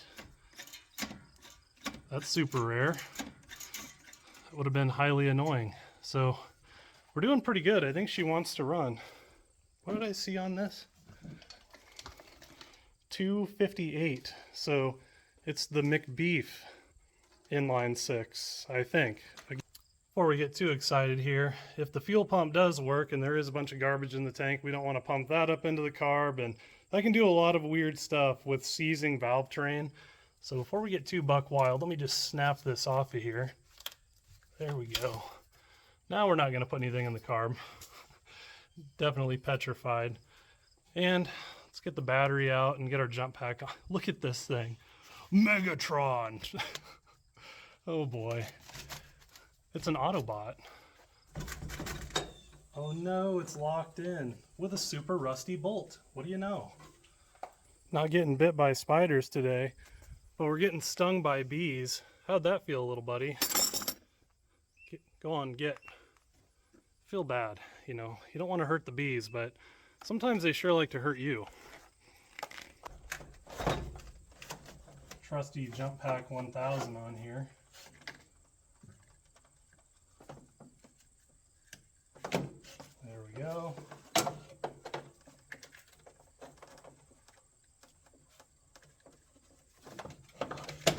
That's fine. That definitely won't fall in the fan. So AMCs are like a weird amalgamation of AMC, Ford, and Chrysler parts. So in this case, it has a Ford style starter solenoid, so we should be able to arc across the terminals and roll the engine over. I don't want to do it from the key because if our ignition is still good with our spark plugs out, you know, technically you can fry ignition components because the spark has nowhere to go. But I kind of want to see if the key works. Let's just bump it and see what happens. Don't know if I want to sit on that seat, but I guess we're doing it. Oh, hey, the key was on and some lights worked. park, I think. I didn't see that. Put that back on. Okay, let's give her a bump. Oh, there we go. All right, so the key works. That's good. We're not going to do that anymore for the sake of the ignition. And the lovely benefit of having a jump pack is we can just do this in a Ford style starter solenoid. We can just hook to the starter side and roll it over like such. And get hit with all the transmission fluid flying out.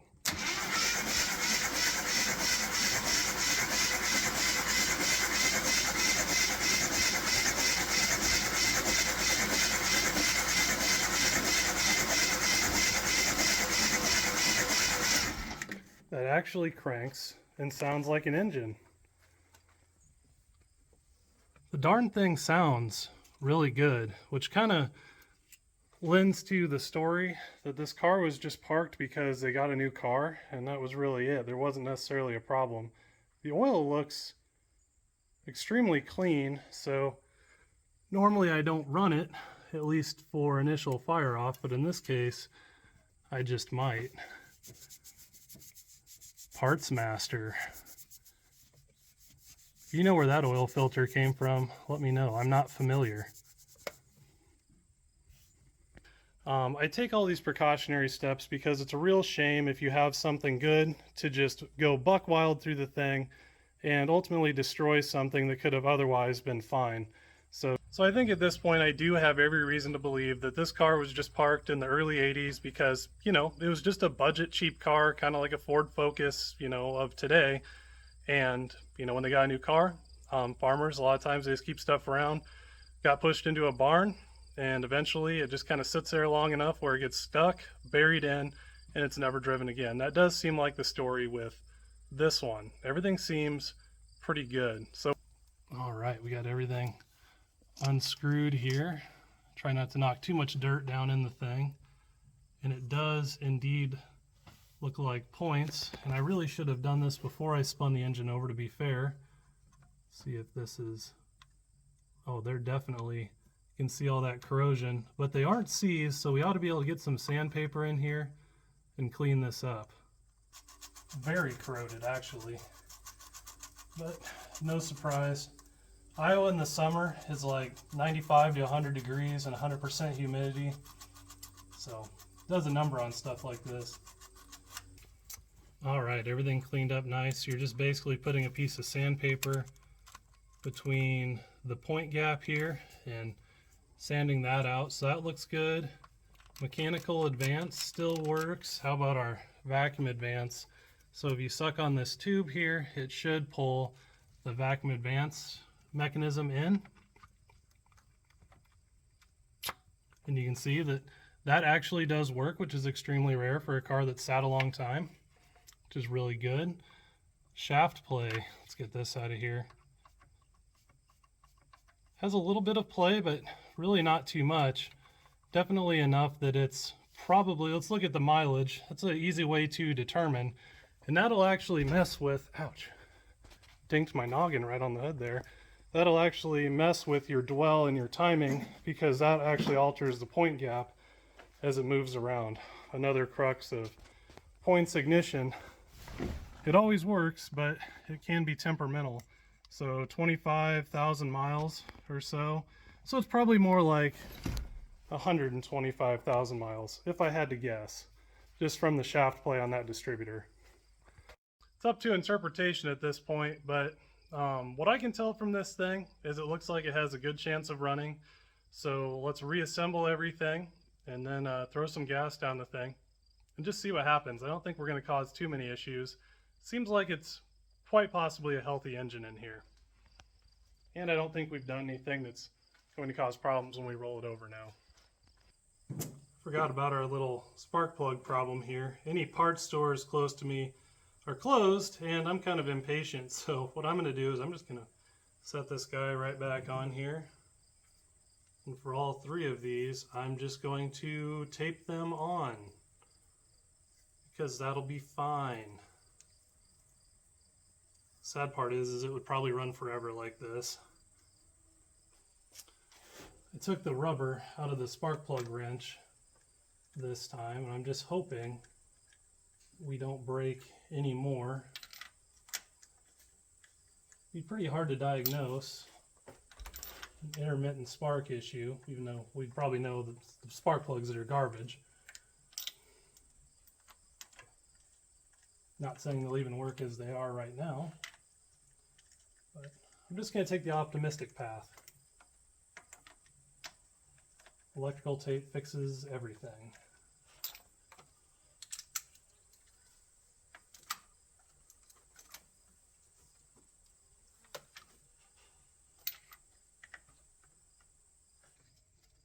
All right, plug wires barely fit back on our taped plugs, but they do, kind of.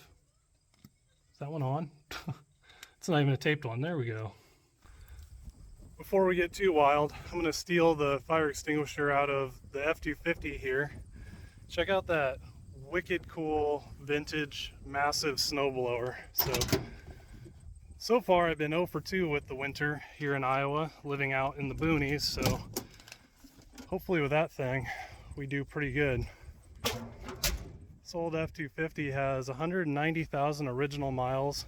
Does a great job. It just drove a 5-hour round trip to get that bad boy. 394 speed. Thing's a tank.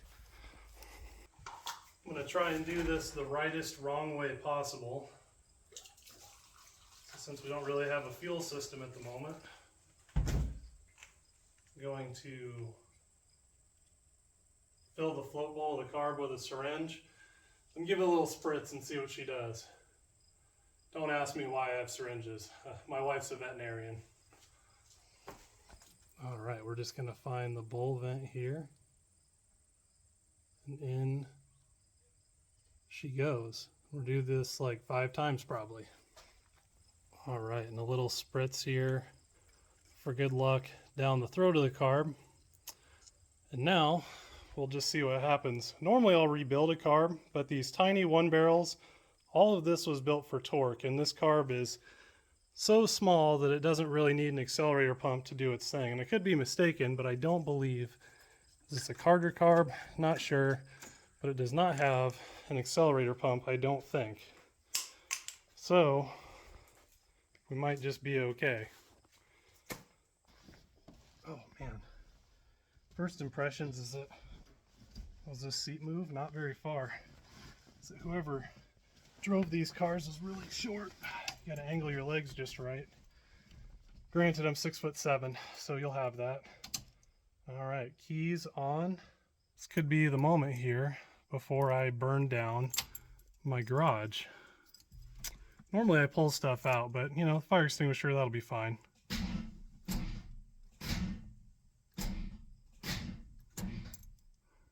Oh, and we have smoke coming from the engine bay already.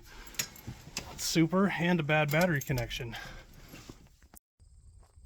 All right, we're going back to the F-250 because it has a McBeef battery for turning over this massive 390 FE. And if cranking amps are the problem, in a moment they sure won't be. There she is, 190,000 original miles. Never been out of there. Just keeps on going. You can tell I have my battery cables really tight, but it does the job. Oh, that's a heavy son of a gun. Sorry, buddy.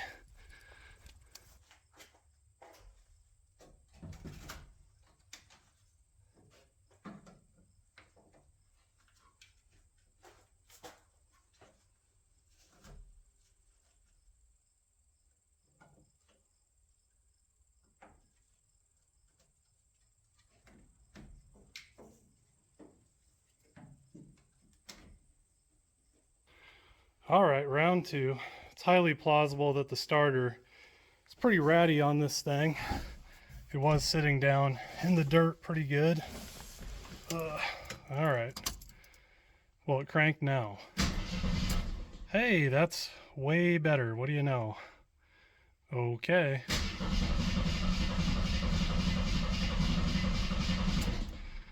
All right, let's put some gas down that thing.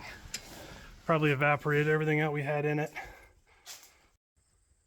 She sure sounds really healthy cranking over, although normally I verify that it actually does indeed have spark, which I haven't at the moment. So I'm making a big assumption that all the mice haven't chewed up the wiring that are associated with the ignition.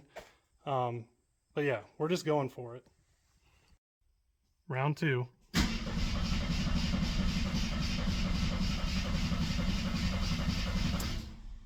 Sure cranks good.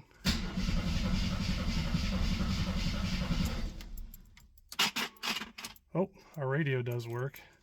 I don't think we have any ignition. This is one of those reasons I always verify that kind of stuff, because if I don't, it never works anyway. All right, so we're going to test all this out here. We have the key on now, so if the electrical is good, which it probably isn't, the coil should be powered. And all that you're doing with points or electronic ignition, the only thing that's going on here is basically the distributor you can think of as a camshaft position sensor, and it's going to spin around, and when the points are closed, it's charging up the coil.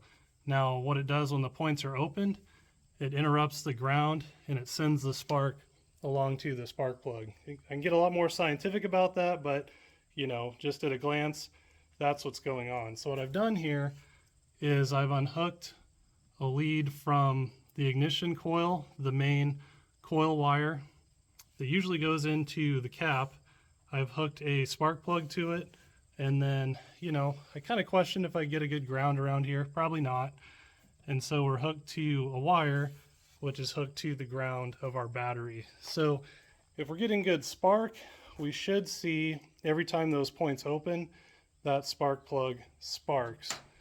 So if I can do this with 2 hands here, very precariously. Again, the Ford starter solenoid, really handy in this case. So we're just going to touch our contact.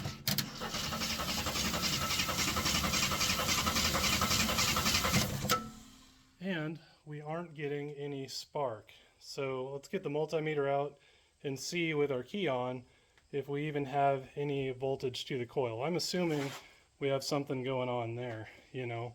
So you kind of work linearly. This is kind of a crash course, but if you're not getting anything out of the coil, you know, the rest of the distributor, it really doesn't matter. So with the multimeter out here with key on, we're touching the positive side of the coil. The point gap is closed and we're on the ground of the battery. We're only seeing 5 volts.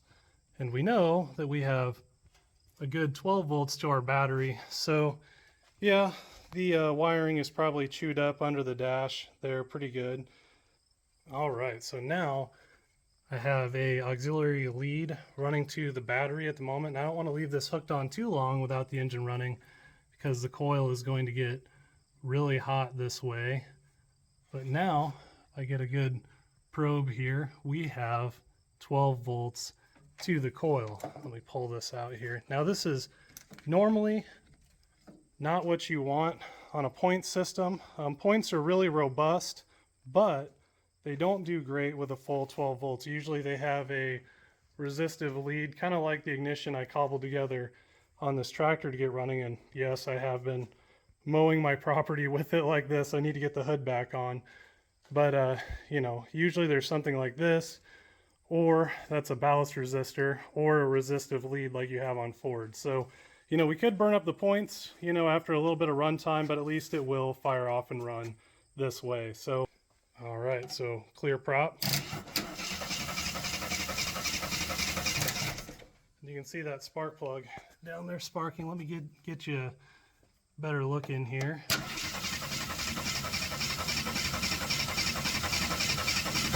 The camera doesn't pick it up super great, but now we can see the spark plug sparking. You can get a look at the points as we spin this around just for fun.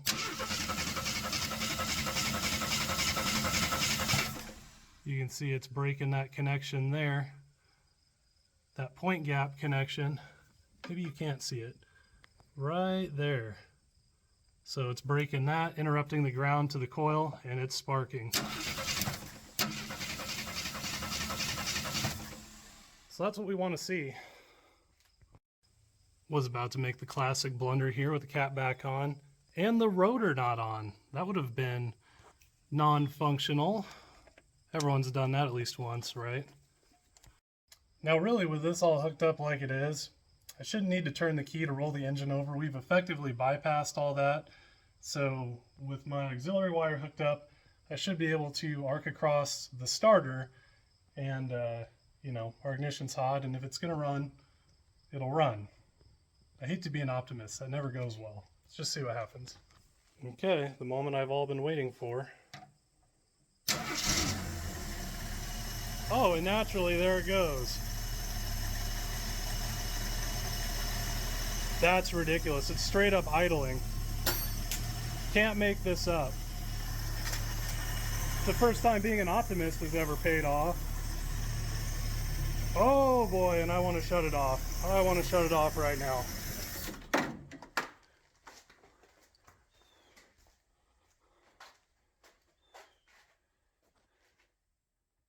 Huh.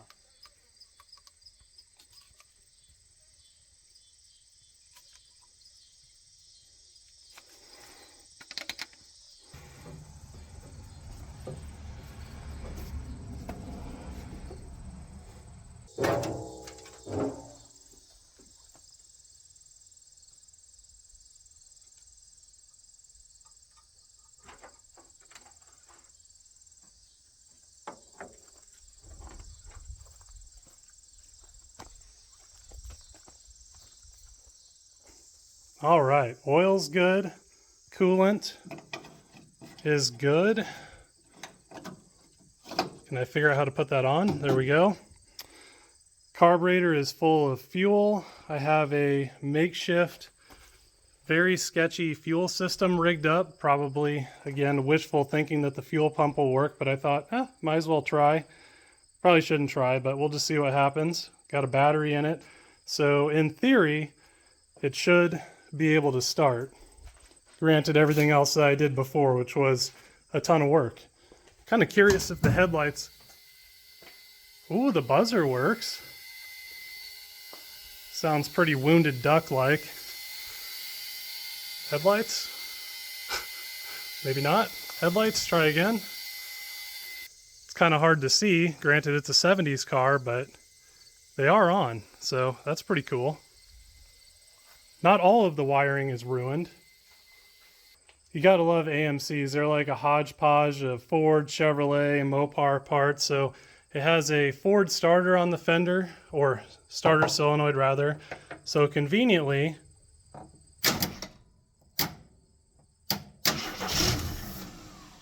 holy crap. I was gonna say conveniently you can just arc across and fire or roll the engine over. How did that even start? The key isn't on, and the ignition wasn't even hooked up.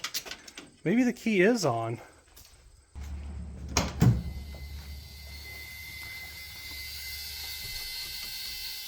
I mean, that is exceptionally weird.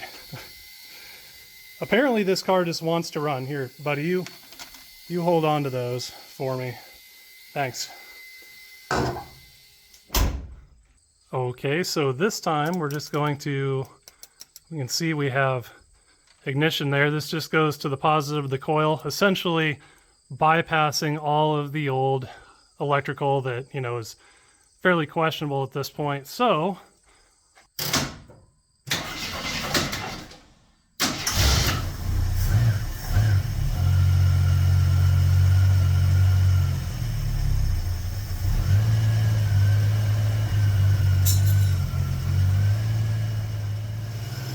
sounds pretty good. Nice and quiet, no engine noises. Just amazing with that carb. I didn't rebuild it whatsoever. Still cold here, and I didn't pull the choke.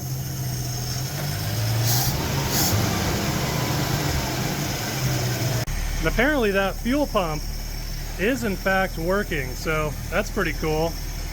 Made a few little adjustments to the carburetor here to kind of band-aid it. Pulled our rag out, and you can see there's no blow-by on this engine. This was a really solid running car when it was parked, which, you know, that stuff's just always so weird when that happens. There is a ton of trans fluid that's burning off in the exhaust. But before we get asphyxiated here, I just want to put the key in and give me that. Just make sure. I'm kind of afraid to put the key in based on the electrical system here. So temp gauge moved, so that's good.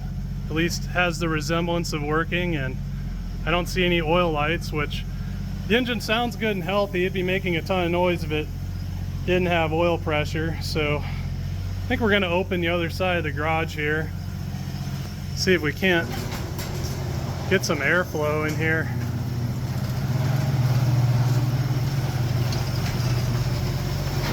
We're doing better than I would have thought at this point.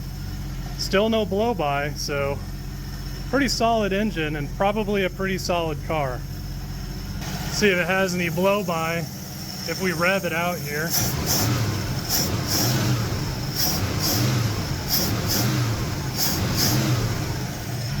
That's just incredible. This thing just really wants to run. I'm absolutely impressed. It'll definitely make a good car for somebody. Not me, but somebody. Smoky is definitely an understatement. So to pull it out of here, I obviously need to air the tire up, move some things out of the way like the tractor and baler, which I should have done beforehand, but I didn't think we'd honestly get this far today, so that's pretty cool. You know, and I do want to say that, let's get a good look at this thing again here.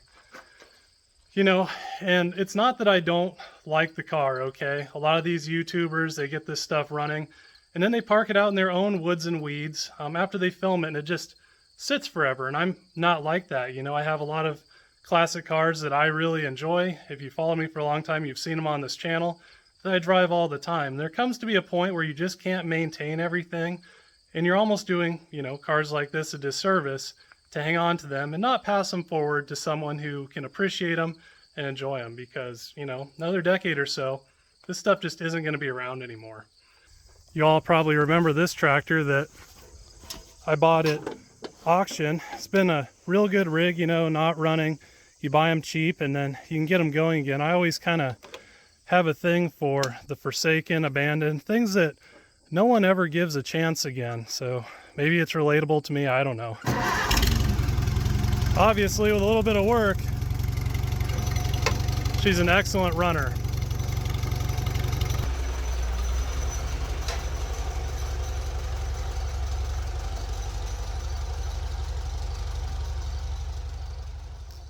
Now this is one of my favorite classic car party tricks, things that I think were pretty common back in the day, but you don't see anymore. Basically, you can remove a spark plug from the engine here and then insert this guy, and then you can use this apparatus to air up your own tire with the engine itself. So let me hook all this up, but I've always found this to be wicked cool. Probably debatable if this tire will even air up, but it used to be able to, kind of. So we're hooked up there, come around, we are hooked up to the plug, ignition on, get in there you, come on. There we go. So now,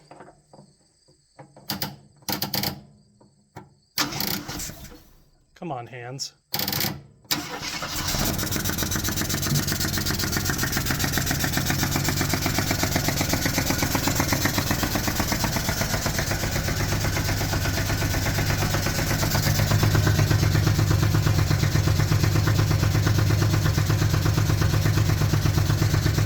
There she goes, you can see her moving.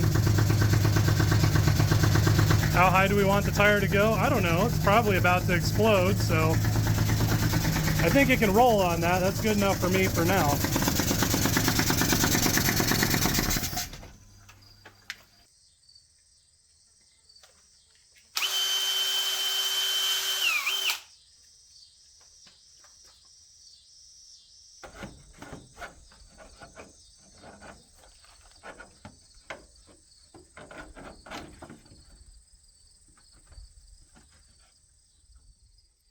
Not the best and definitely not the safest gas tank I've ever made, but just for putzing around it should be okay. I found a old filter laying around that fits a Ford, so big surprise that it fits an AMC. Went in there nice, so we can get an air filter back on it. So when we get to moving, we're not throwing a bunch of junk right inside the engine, which is fairly important in my opinion. We can hook our line back up to the valve cover too. So, you know, same. We're not just throwing garbage inside of obviously a pretty solid unit here. After much frustration under the hood and under the dash and a mild amount of cursing that you all don't need to see, I think I got the ignition working here from the key. So that's pretty exciting. Let me catch my breath here. But I don't know if this buzzer is always supposed to do it or I broke the buzzer in the process, because see if I can get it to, well, now it might have just self-healed. So it was like, anyway, I won't go into it. The buzzer was just always on a second. There it is. So too weird. Anyway, so I've broken the buzzer, but the important thing is that now with the key,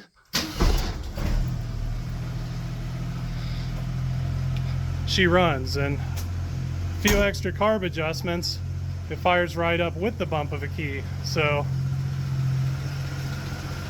not too bad.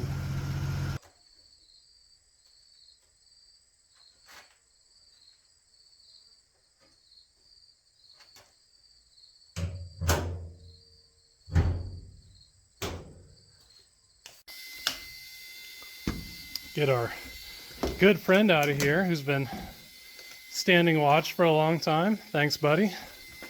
Boy, that buzzer is annoying.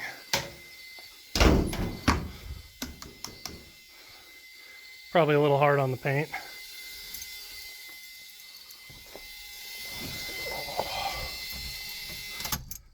From the key.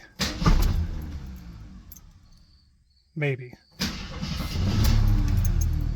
There we go. That is just amazing. And that is very awful.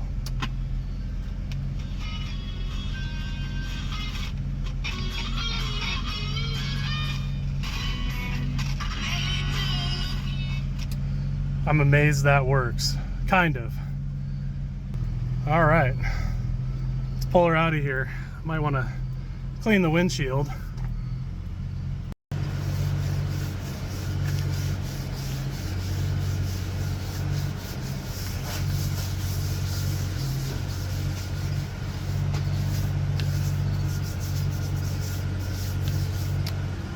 There's probably better ways to do that. Yeah, I was kind of afraid of this happening. You know, I figured if I worked on it enough, I would start to really like the thing, and I do. Check out the headliner. Everything's good. The interior is really good. Steering wheel is very sticky. Anyway, shucks. Sell the thing, Luke. Don't keep it. Sell it. So I don't have any brakes in the thing, obviously, so we're just going to try and get it past reverse there. So that was kind of a nail biter, so we don't hit anything. I could just pull this thing out of here, but you know how fun it is to drive it. So I'm going to drop it and drive, and then hopefully she goes into gear and out we go.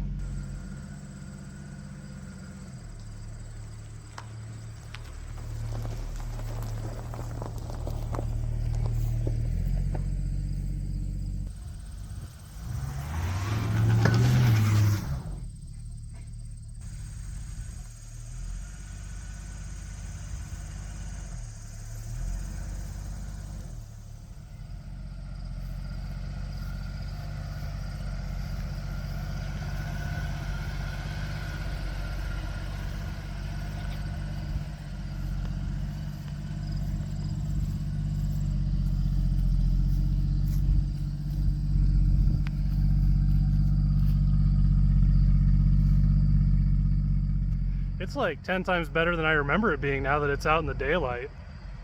What a cool car, honestly. I see why people like them. Fair enough. You guys are right. I'm wrong.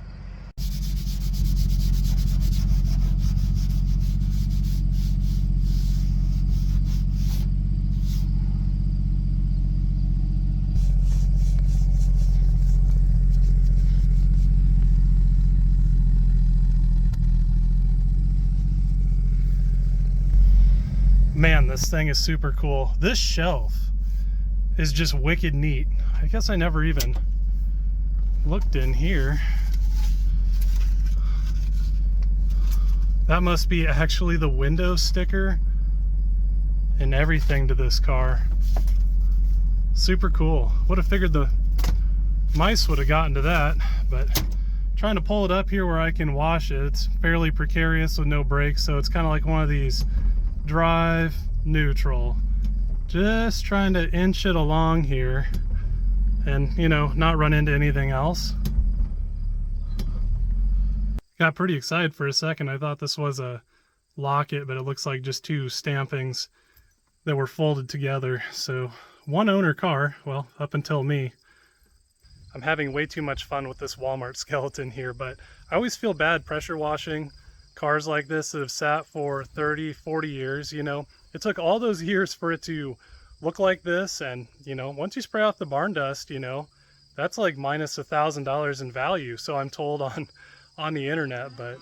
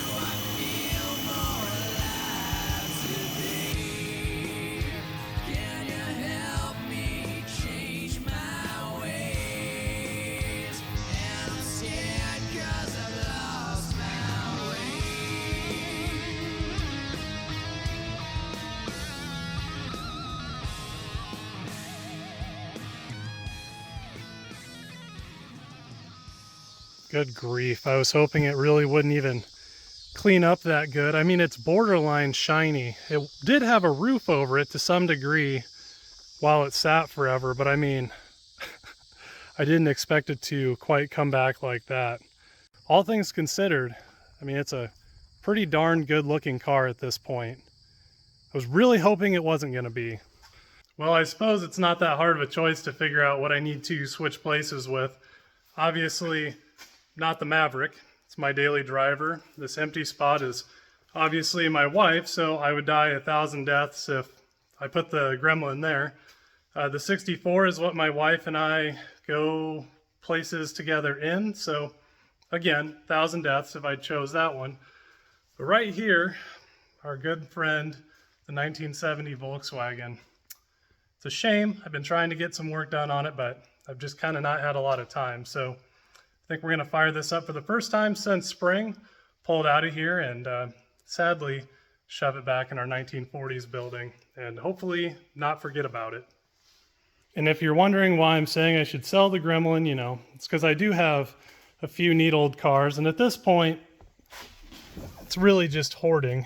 So got a pile of parts for this Volkswagen here. I got a lot of work left to do on it.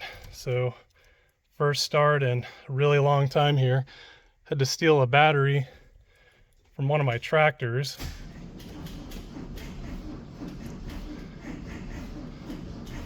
And that turns over at the speed of smell, so that's good.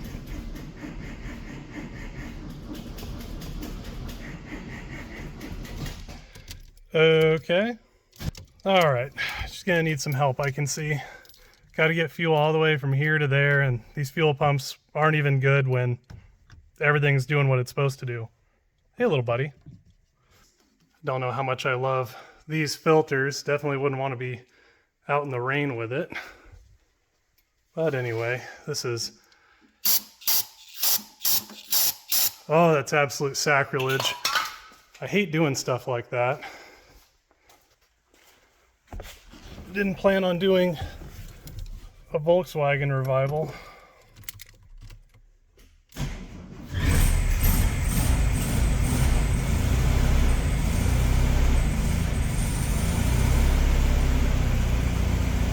Okay, we did it.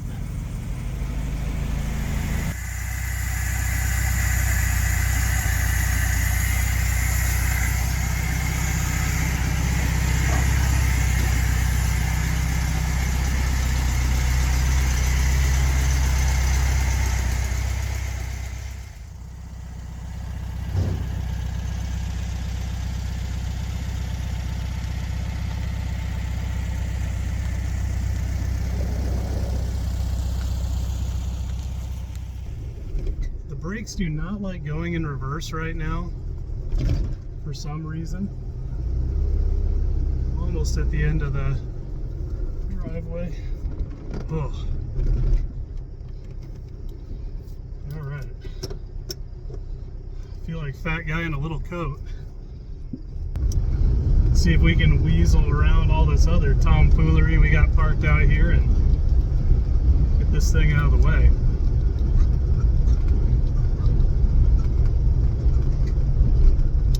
I really like these little Volkswagens, and I mean, I don't, but I do. But if someone gave me a choice between the Volkswagen and the Gremlin, I would probably still take the VW, you know. These are pretty historical little vehicles. Pieces of junk, though. Pedal box is for an infant. Now, to very carefully... Oh, where are the keys? Here they are.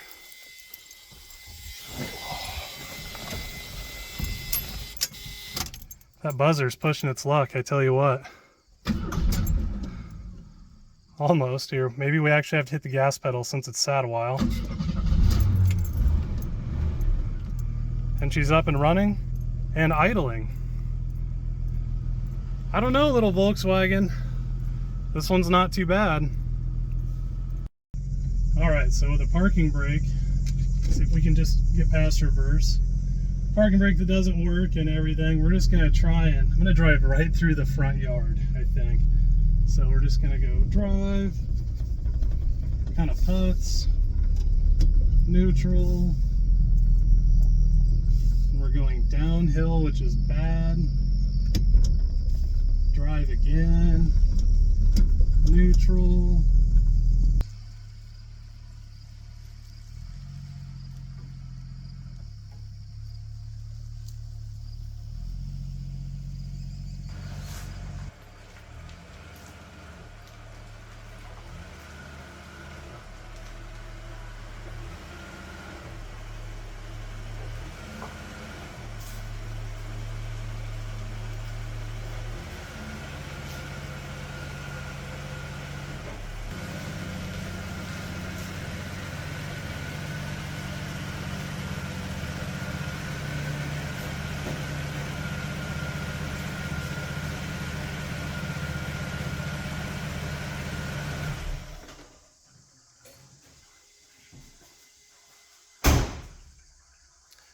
Well, all right, my friends, there she is, home sweet home.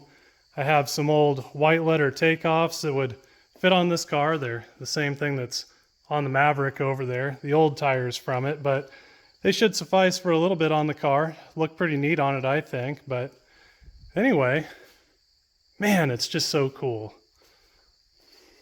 All right, my friends, I'm going to do a little bit more, clean it up a little bit, obviously vacuum out, you know, the 30 years of mouse poop out of the thing. I'd love to do more right now, but I have someone coming to pick up a load of hay, so 100, 150 bales, so that'll take me a little bit. But anyway, thanks for coming along with me, and I guess I'm going to get to cleaning this thing after that, and if you want to stick around, be my guest. But there she is, little gremlin. If you want to see me do anything more with this car, if you want to just buy this car from me so I don't do anything silly with it, or keep it, because obviously I have enough, and I like to, you know, see other people enjoying this, not just me. So anyway, thanks for coming along, guys, and I'm a believer. Gremlins.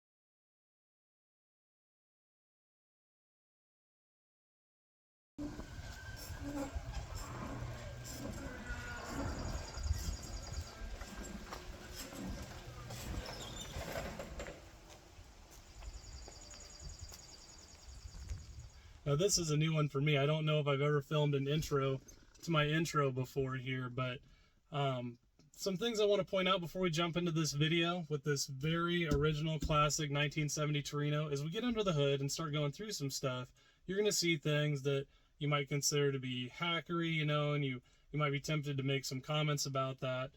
And one thing you need to know before we move through this is that the fella that dropped this car off with me to get it set up, you know, he inherited this from his good friend who had passed away, and he's not necessarily a carbureted guy. We all know that there's a lot that goes into getting these set up well, knowledge, know-how, and I've just done this for a long time, and so that's kind of why the car ended up here. You know, I offered to set it up, so here we are. You know, this is a young guy, and really the way to keep people like that in the hobby is to, you know, not give them necessarily a hard time. Just go ahead and help them out, help them along, you know, not really chastise them, I guess. That's how we keep this hobby moving forward. And I know all of you guys here that follow me on this channel are largely respectable people, and I think you're going to understand. So with that, let's jump right in and let's get this old Torino set up.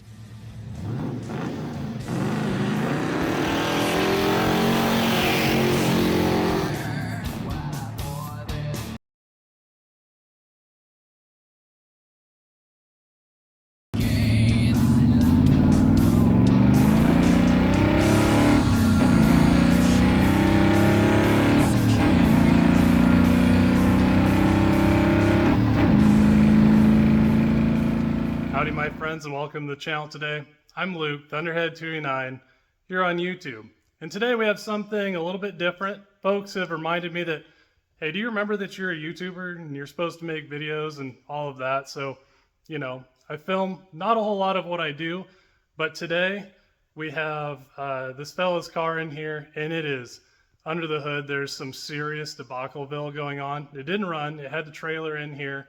And so it's a really nice car to not be on the road, okay? And it's finally warm here in Iowa. So we're going to see if we can help him out, get it on the road. He's a fuel injection and diesel guy. So you can imagine that some tomfoolery went on when he tried to put in his own distributor and some other things. So we're going to see if we can get all that cleaned up, and I'm sure we're going to have a chuckle or two. You know, sorry about that at your expense. I know you're watching this video. I'm not going to say his name, but anyway, let's jump in. All right, so under the hood, it is a 351 Cleveland, which I think it's been like 10 years since I worked on a Cleveland. Not that it's a whole lot different than the Windsor Series Ford or anything else. You know, a pushrod engine is a pushrod engine is a pushrod engine. Chevrolet, Ford, pretty much everything operates off the same premise. But it was an AC car, which has been kind of removed. It's a 2-barrel. It has a Protronics in there that there's something going on. And actually, ironically, it has a carb cheater, and we'll get to that in a moment. But there's some really interesting wiring over there that probably has to do with a lot of the issues. Hopefully nothing got burned up, but you know, we have a lot of parts in case it did. Again, it's a really, really nice car. So I'm almost afraid to be laying hands on it here. Just a normal automatic car. I think this is a 1970 Torino, perhaps. Pretty cool tail end on the thing. So where to begin with all of this? This plug wire arrangement going on here kind of stresses me out. And I never got the full story of how he tried to install the distributor. I know he didn't understand the rotor lining up with things when it's dropped in. So, you know, who knows where cylinder one's supposed to be. We're probably going to pull this out because there's actually an orientation that you can drop a distributor in where with the firing order in mind, the plug wires all lay really nice, which is not the case here. We got some of this going on. We have a carb cheater in place and it's not wired to the battery, so that's already suspicious. This looks like the power wire. And ironically, the ground wire looks like it's on the other side of the starter solenoid.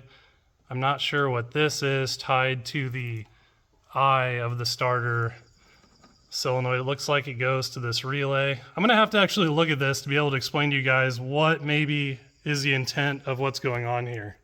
Some of this stuff is just hard if you don't have a background in it. I'm a programmer by day. I do a lot of heavy electrical in a manufacturing plant, you know. Some of this stuff just happens to be second nature to me. All right, so I've had a good look around here, and this is, I want you to keep in mind, I was told that this would kind of pop off, sputter, you know, it'd never idle or anything, but it would actually light off. So remember that as we go through this. So starting off, it's a Protronics Igniter 3 Pro Billet distributor, Igniter 3 module and coil. Really nice units, really like putting them on Fords. A lot of Ford people don't like them, but that's because they get wired wrong. Where all Fords have a resistive lead instead of a ballast resistor, so it's a lot less obvious. And basically that drops the voltage. Now the Protronics requires a full 12 volts to the module and coil, or else it'll eventually burn itself out. Now we don't have that going on here. We're coming around everything. You know, we got some interesting stuff going on, spliced together. This looks like the on signal wire for the carb cheater. Some other stuff going on here, the power for the module to the coil. And then this is where it starts to get really interesting, okay? This goes over to a relay, which sends power from the battery to all that, which is normal. But where it gets weird is the main power here to the carb cheater is on the positive side of the starter solenoid, but then the negative wire is on the other side of the starter solenoid. And how that works, the starter solenoid, when you turn the key, it pulls this big, basically it's a magnetic solenoid, you know, it bridges this connection. And so this would basically be an open circuit. It looks really bad, but it would be an open circuit. So when you're cranking, carb cheater, you know, wouldn't be on. You know, not a big deal. You wouldn't want to wire it that way, but you know, nothing too crazy yet. Now where it gets weird is this is the signal wire for the relay. And basically the only way I could see this running, what would have happened is power would have went through the carb cheater, out the ground. This is no longer connected, and then it would have connected on the eye here of the starter solenoid, turned the relay on, and powered the ignition. So pretty amazing. Almost a modern marvel that this could possibly work. I could totally see it working, and it's probably the most unorthodox thing I've ever seen. Yeah, I just don't even know if I can lean on this car. This is just not my typical MO of things to work on here. Oh, thank goodness. This is just like, I gotta show you this radiator hose, okay? This is like the factory Ford radiator hose, still with the staple in it from when it was manufactured. These spark plugs probably haven't been out of here since, 1979 or ever. And it's very black. Now, I really don't want to damage the super original engine and super original car here. And so just like, check this out. Here's the thing that I was referencing. It's still got the staple, the auto light, this is some original stuff going on here from back in the day. But I don't think I can get a 15/16 socket down in there. So I'm gonna do the old school way here of just bumping it and getting to the compression stroke, because I have no idea where our distributor is. And so I just need to come up to true TDC and see if we're even close. I have a feeling I'll be pulling it out. This car is just so low to the ground. Oh, okay. So we're gonna jump the starter solenoid here just to roll it over. See if it'll even move. Some abnormal sound. I'm gonna go with the battery's probably dead. Let's just go steal the battery and see what happens. This thing's just floating in here anyway. So I think we're going to borrow the Maverick's battery here. I drive the Maverick every day to work and back, 50 miles round trip. So, I know it's got a good unit in it. I've actually had to buy tires for it, which is wild. I've put 60,000 miles on this car since I've owned it. And for whatever reason, this ugly pile of junk car just seems to be my favorite car to drive. It does get pretty good gas mileage, and when you stand on it, it does get out of its own way. It's got a mild build 302 and then a 4-speed close ratio top loader. But all that aside, I think that's what we're here for. And here we go. Oops. That's fine. What wouldn't have been fine is if I would have hit those saddles. I think that would have been the end of my life if I would have smashed those. Mama would not have been very pleased with me, I don't think. If you ever work on other people's cars, you encounter all the things that you do to your own stuff that you take for granted. Like these have been clamped on with the force of 1,000 suns, and my own stuff, what I'll do is just tight enough where it has continuity, but I can still wiggle it pretty hard and get it off. So hopefully I don't break these in the process, because gall dang, someone got their gorilla arms out when they did that.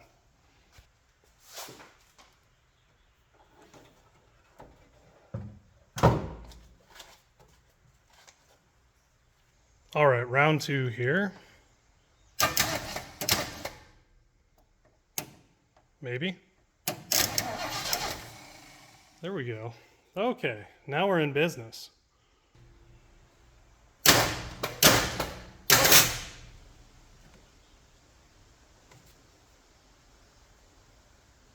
That worked out too good. So all I was doing there was rotating the engine while I had my finger in the cylinder 1 spark plug hole. The reason that's important is because the TDC mark will come up on the balancer twice, where you can be 180 degrees off. The cam rotates half as fast as the crank. It's a 2-to-1 ratio going on there with the timing chain. And anyway, 4-stroke cycle being what it is. And so you just want to be sure you're on the compression stroke of TDC, because that's where our ignition should be kind of directed towards cylinder 1 in this case. So as you saw, we had pressure below my finger off, and now we get down in here, and might I say, this thing had gobs of compression seemingly, and there we are. So someone has pre-marked that, and that's going to be very convenient, also because this car is low to the ground and I don't want to lay on the dirt. So conveniently for our visual cues here, the distributor rotor is pointing directly back at the carb. I'm going to drop our cap back on here, and I believe this is spark plug wire number 1 sitting over there. We trace it over here, and it is. And so if you look at this square, we're pointed way off in this case. So the ignition timing is probably wildly out. So I could take this distributor, twist it all around in here to try and get it correct, but you know, and a lot of people say, you know, oh, the distributor's a tooth off. I read that in the forum stuff all the time. You know, I think people misunderstand what that means, but in this case, that's fairly accurate because we just don't have enough motion in the twist of the distributor to basically pull this into where we want it. So we need to pull it out, basically preload the distributor the proper way and drop it in. And then I'd be pretty confident to try and light it off. And this is obviously rapidly devolving here, where obviously I'm making great use of my cart, but insert joke about Ford. They obviously knew you'd be working on it all the time, so they gave you ample room to just put your tools all over the place. Now, conveniently, someone has removed the AC compressor, which generally on Fords you have to fight with if they're equipped with one. So we're already ahead there, but you just want to be careful before you pull a distributor. You know, all this mouse poop and everything, as soon as you pull that out, that's going to fall right in the hole and, you know, fairly undesirable.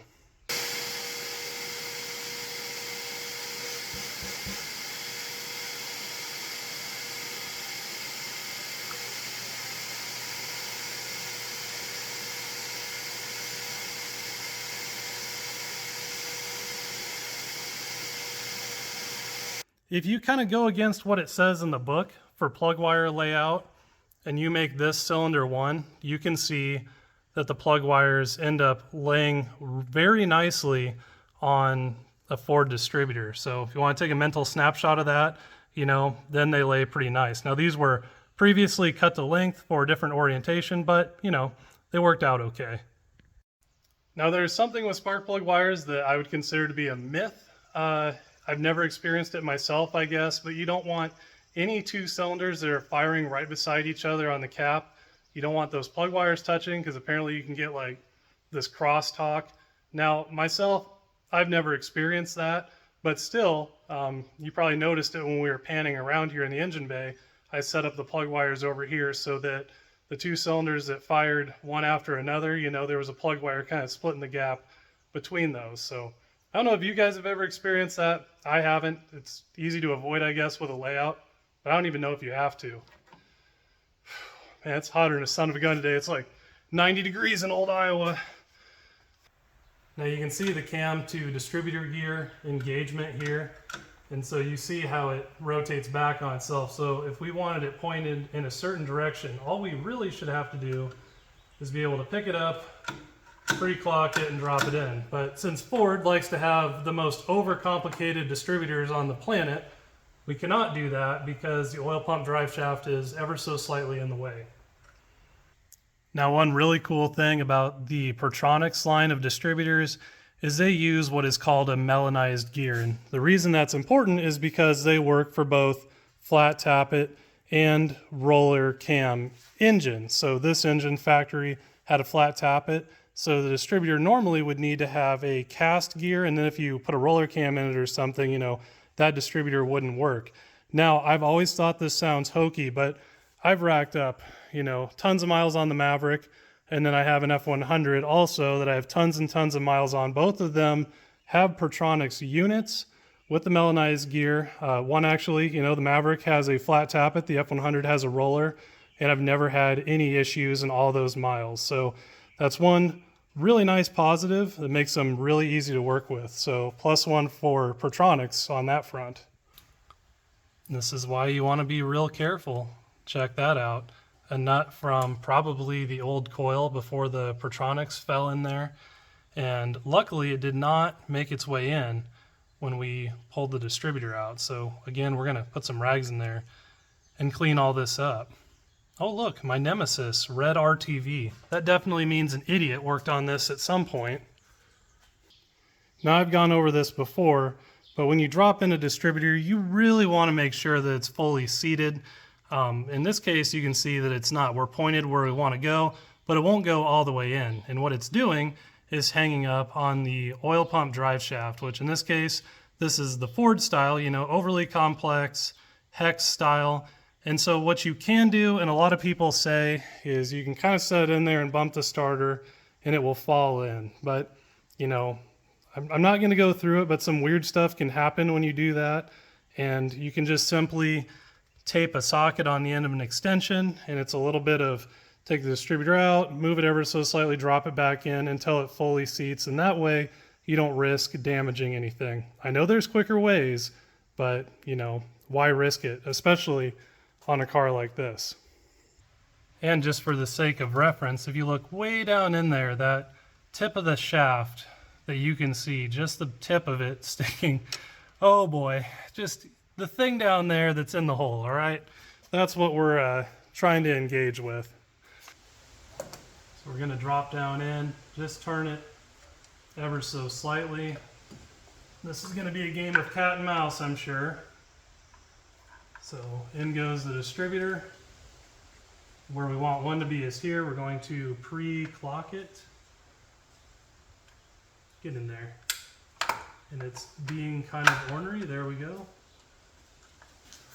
Let's go get the coffee. All right, so that's your butt. All right.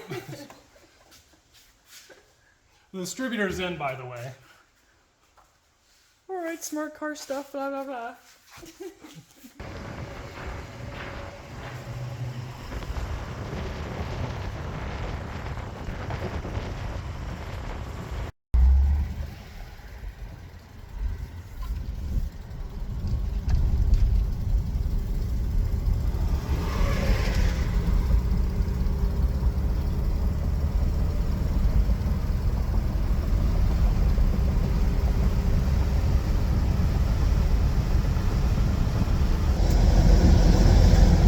The gremlin beside me doesn't want to be filmed, so we'll respect her wishes and not.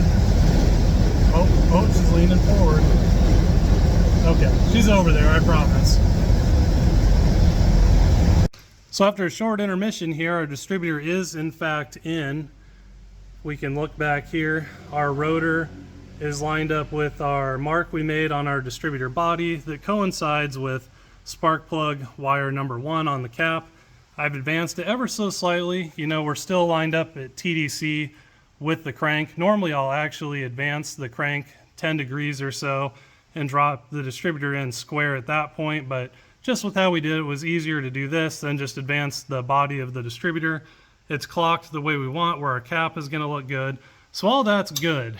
Now I need to kind of figure out what in the world I'm going to do with this wiring if I want this thing to actually light off. At this point, I should probably verify that the relay is actually wired correctly. I've been making a lot of assumptions, so I'm probing the positive post on the Pertronix coil there. You know, we're hooked to the negative of the battery, so I'm just gonna simulate the key. I assume this is the signal that pulls in the relay here and connects the battery to everything else. I do hear it there, and we are getting 12 volts. So technically, I think I could set this on the battery and fire it. At least the spark plug's going in here easier than it came out. But aside from my 64 Galaxy, it's like every single old car I've had, just the wiring is absolutely butchered. So it's always like a scavenger hunt to try and figure out what was going on at some point, or what someone's idea was. Usually good intentions, and it probably makes sense to them, but I have no idea what they were thinking generally. And that isn't necessarily me saying they did anything wrong, you know? It's just, I don't know what right was supposed to look like, and generally things get changed around, and I don't know, you know, I just don't know. So, gotta do it my own way, doing it live. So far off to a good start. Can I get this on here? Thank you. It's even my dominant hand. It's kind of shameful. Just trying to cross my I's and dot my T's here. I got the vacuum line, or I just, whatever. You know the phrase, you know the thing. Anyway, I got this vacuum port off a manifold vacuum. This has one of those weird vacuum thermal tree things. And, you know, after all these years, questionable. And, you know, that was some primordial soup stuff of whatever. Anyway, we're just going to ignore that for now. We're hooked up to the ported port of the 2100 auto light, or I guess this looks like maybe a 2150. Either way, same difference. So we can see what's going on there. We have our timing light in place, and I think, nope, one more thing we want to do is this choke is completely closed, and we just don't want to fight that when we got all of this going on. So let me just loosen these 3 screws here, and then we can rotate this bad boy and it'll open that right up for us. Choke's loose, and we're just going to open it all the way up so we're not fighting that. And I don't know, we'll just put 1 screw in because we do want to set the choke up for sure, but that's just one variable that we don't want to be dealing with. We got to give it a little bit of foot feed till it has just a little bit of temp, but it's so hot today that I'm really not worried about it. Oh, that wouldn't have worked. So is that going to stay there? Oh, that'll work. Science. Just as long as I don't shut the hood. All right. A lot of tomfoolery going on. We're not going to put that in yet. A lot of tomfoolery going on under there. Normally, you want to be careful if you have points ignition about leaving it hot. If the point gap is closed, you know, that coil is a ticking time bomb about to explode. But this being a Protronics Igniter 3, you know, it can sit there hot.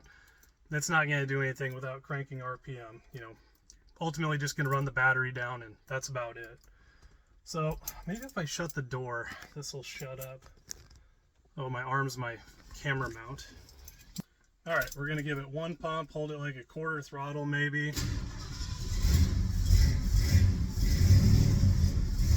Try and catch it because there's no choke here. This car sounds pretty good. Everyone loves the 351 Clevelands. I've never actually sat behind the wheel of one personally. I've rode in them with a wild man who drove like he was completely insane. So I do know they can lay down some pretty decent power in stock configuration.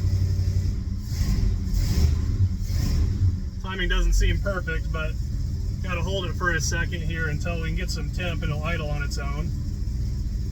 Unless that's now. Ooh, we're doing pretty good. All right. We're gonna be quick about it.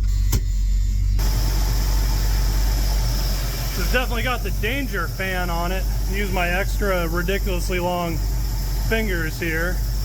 See if I can do this all with one hand.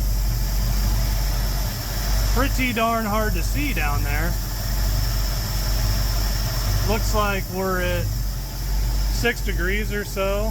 So that's, in my opinion, pretty late. That might be what the book says, but everyone knows how I feel about the book. So we left the distributor loose so we can advance it. You heard RPM go up and everything smooth out. The carburetor's pretty questionable.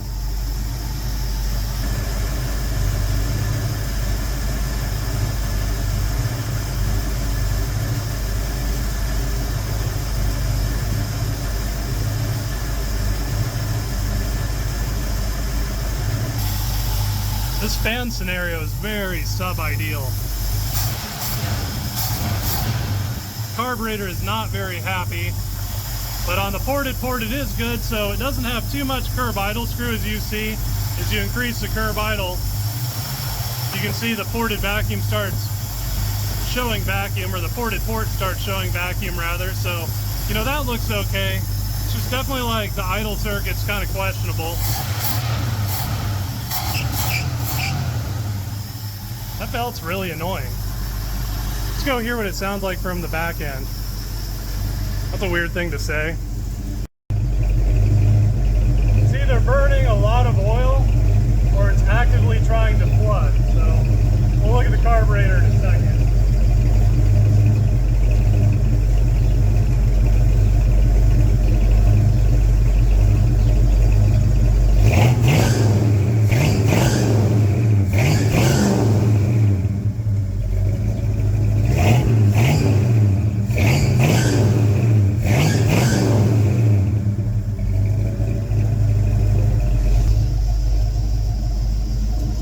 So yeah, very clearly pretty squirrely.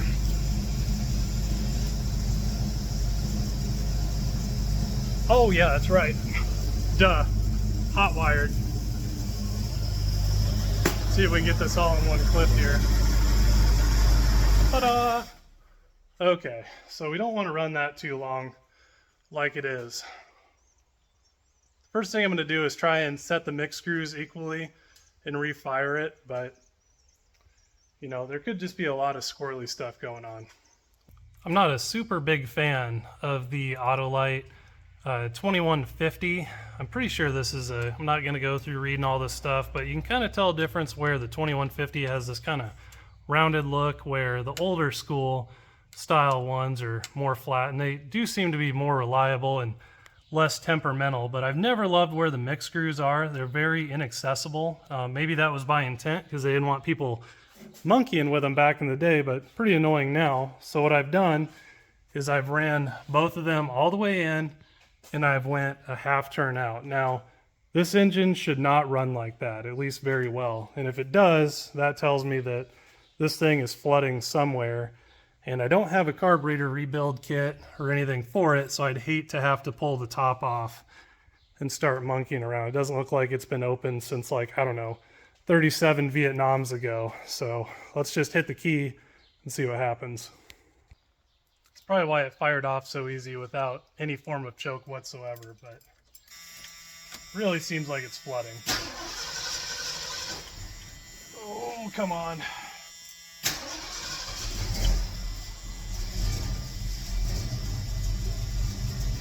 And it's idling, which it totally should not be doing. It runs almost entirely the same. And it went from, like, I don't know, 2.5 turns out or something pretty significant to a half turn. Shouldn't be the same.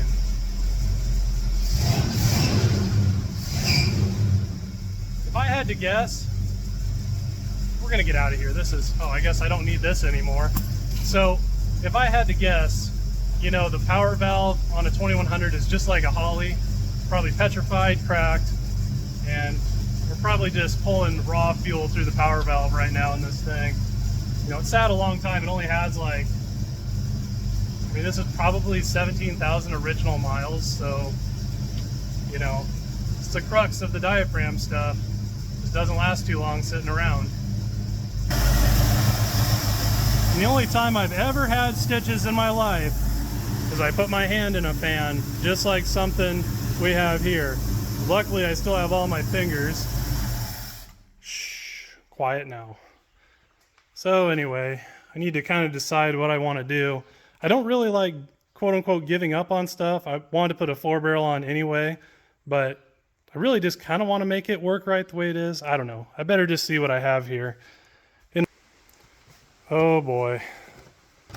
Unfortunately, I do have a 2-barrel kit for the 2100, 2150, whatever that is in there. So we might be getting into it. Now, fortunately, it's not extremely invasive. It's on the underside here, which I'm sure I'll pull off in a second and you'll see.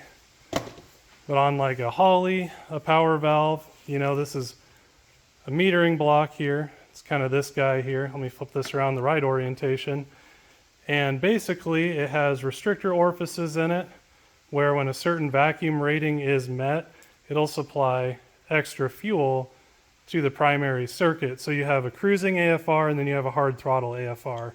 So the power valve itself isn't responsible for the volume of fuel. It just controls at what vacuum the fuel is added. Now this is kind of a neat dual stage power valve, which you don't see those anymore. And so I've actually drilled and tapped these at one point. This might have been my test unit from like 10 years ago.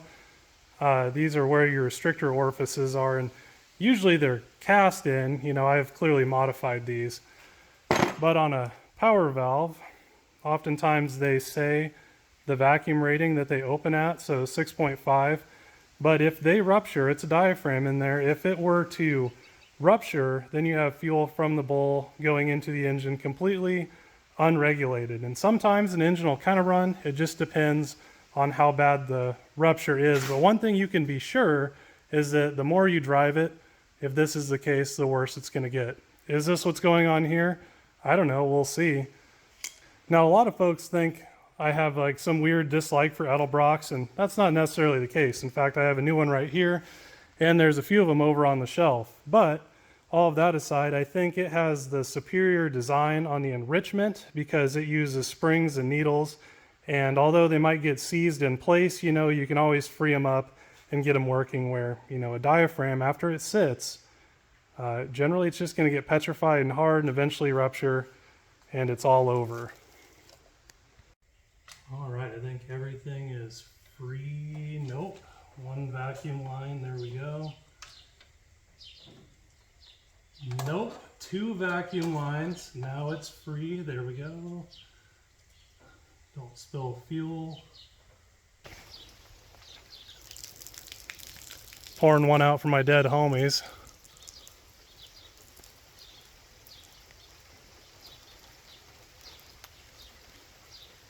Who I guess I don't really have any homies, so pouring one out for myself, question mark? All right. Only half of that ran down my arm. That's what you want. All right, so you flip the carb over on these auto lights and the power valve should be right below here. And it's kind of suspicious because it's got some fuel residue going on here. But if I remember right, there shouldn't be any fuel on this side. This should be the vacuum side of the diaphragm. Stands to reason geometrically. So usually I have pretty highly modified stuff at this point. So something like a 2-barrel just never lasted too long in my ownership.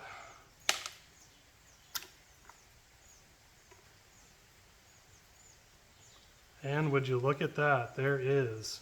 So there's our problem. It's definitely a blown power valve. You can actually see, so let me get over here so I can make sure I'm showing you. So there's all of our fuel. Bad. Come on, focus. There we go. So there's our vacuum channel.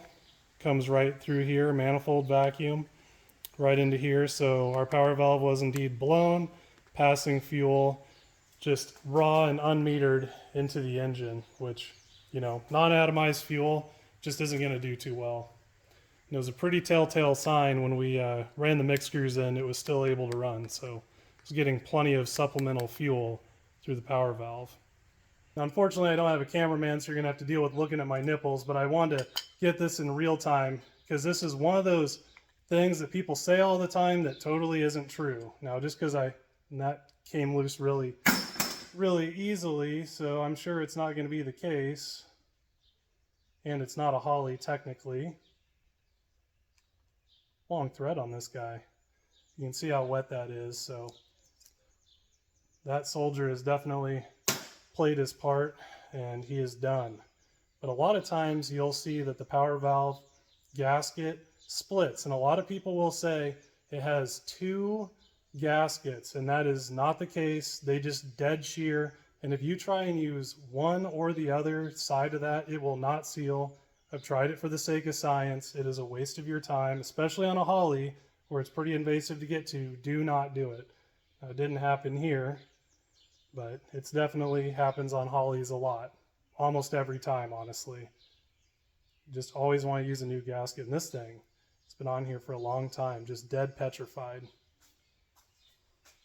Definitely my least favorite job is scraping gaskets. Would probably help if I didn't have a suicide razor here. I guess you probably can't say that online. You know, it's sharp on both ends, so, which I've found out on numerous occasions, unintentionally.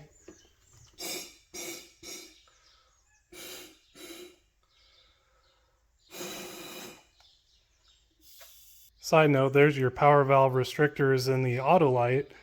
They look like they actually have a pressed in piece of brass, which would have been an expensive manufacturing thing to do, as opposed to just a rough casting that's drilled. So that's kind of impressive. So I guess we're gonna take just the power valve out and put it in. This is one of those things where I don't really like to dive too deep into something that doesn't need it. If it isn't broke, don't fix it, because there's a good chance something else will go wrong in the process. Screws will strip or anything, you know. So if this makes it run good, we're not going to go any deeper, and we're going to be happy about it.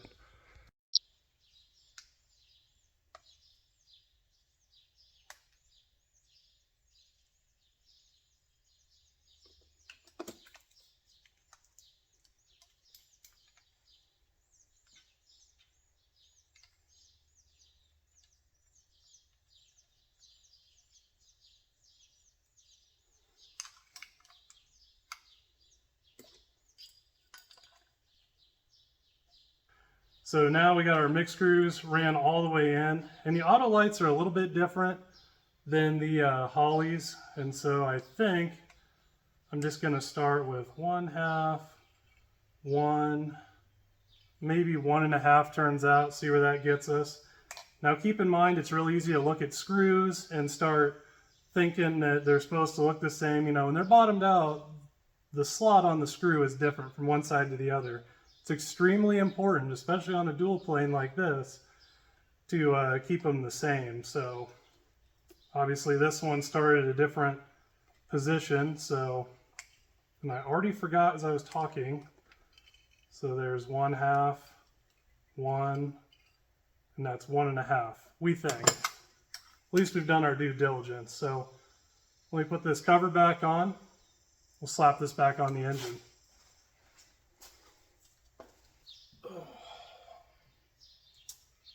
All right, little buddy, on you go.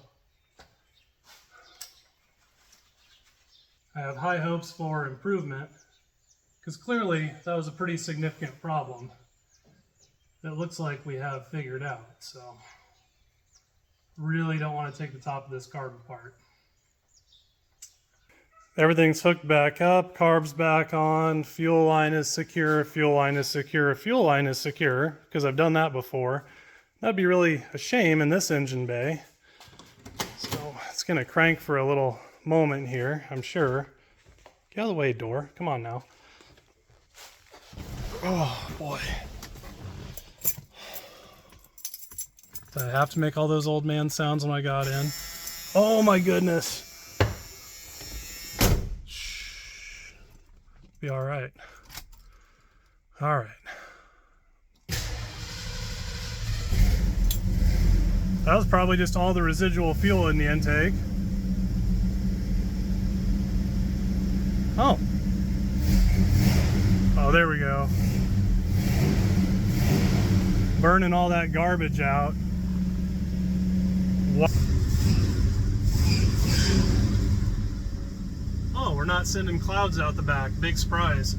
It's idling 1,000 times cleaner too, as one would expect, you know. Naturally, if you don't have just some random unregulated fuel leak, just raw fuel into the intake manifold, it's gonna run better, so it's not too bad.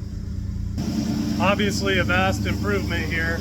I'd like to act like I'm smart, but you know, I've driven this stuff, only carbureted stuff, for like the last 10, 15 years or so, so it stands to reason if you're gonna do that, probably need to be pretty good about setting stuff up. And you know, I just know a lot of this stuff because I've seen a lot of stuff, and that's why I do this whole YouTube thing, so that I can just pass all the knowledge that I learned through pain and suffering forward, so you know, maybe you guys don't have to. Okay, so, oh no, the key, for God's sake. Me. Shut up. Okay, sure you all wanted to hear that. I even annoyed myself. Oh, and I left the lights on. Bink. Now what I'm looking for is just on the onset of when that needle starts to move. So right now it's technically 0.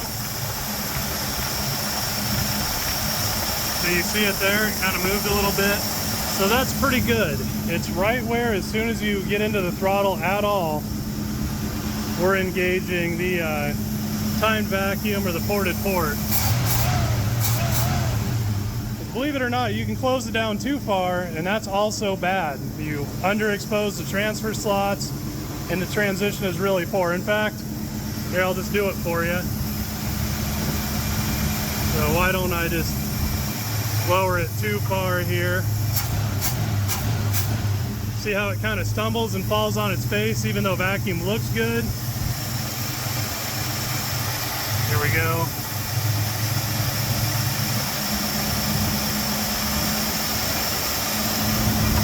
Just on the onset. And then it revs a lot cleaner. So, you know, you got to be really particular, but if you do what you're supposed to, you can get some pretty good results. I moved our vacuum gauge to a manifold vacuum port, and remember, this vacuum gauge is below 0. So it says 18 right now.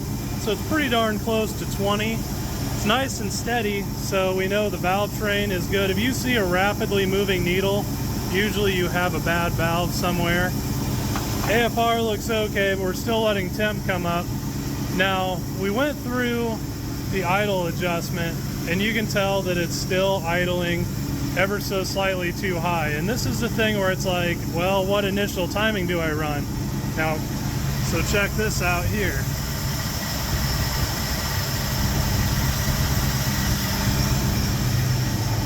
So as you saw, we pulled a little bit of timing out of it, and the idle RPM went down to a much more reasonable RPM. So it looks like we're at about 14 degrees or so. And what I'm doing here is I'm just looking for the TDC mark on the balancer to be lining up with our timing pointer, and whatever my little wheelie knob is on is the ignition timing we're at. So we're at 14 degrees initial. Everything seems happy. I think we're a little on the rich side. So now I think this is all okay. Let's adjust our mix screws. You can see it's kind of hunting ever so slightly. And most people would be good with that, but I'm just a little too particular.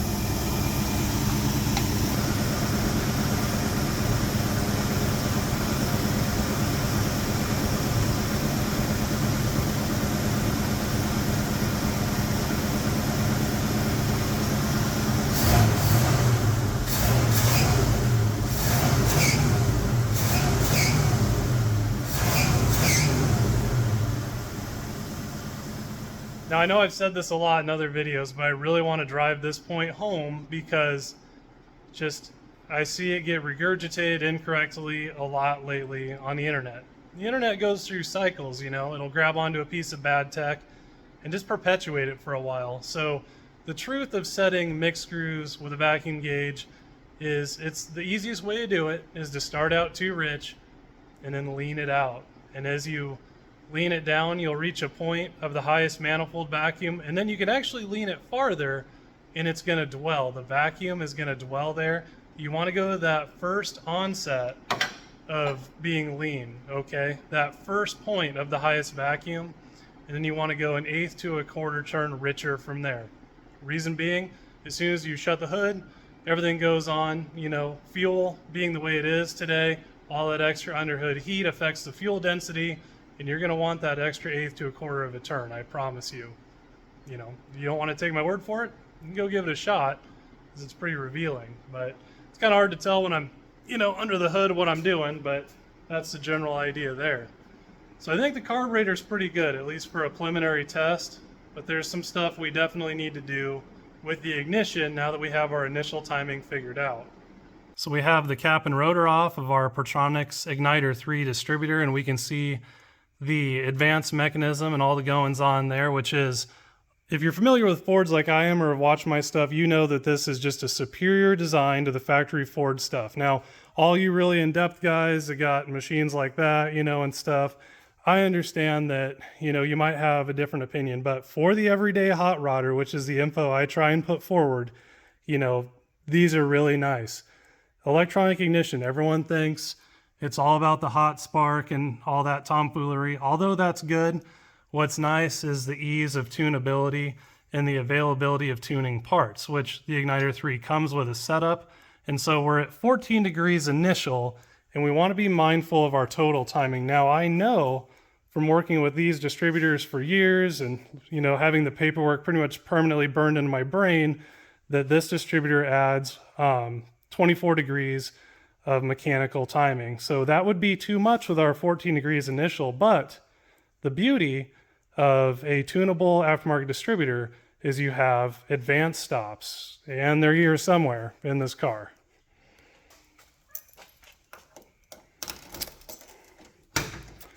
And that's important because it's not about having too much. Boy, this was some serious Halloween stuff. Ooh, candy, look at that. Getting sidetracked. It's not about having more timing, it's just about having the right timing. And so that looks like what we're after. Oh hey, the air filter, that's probably important.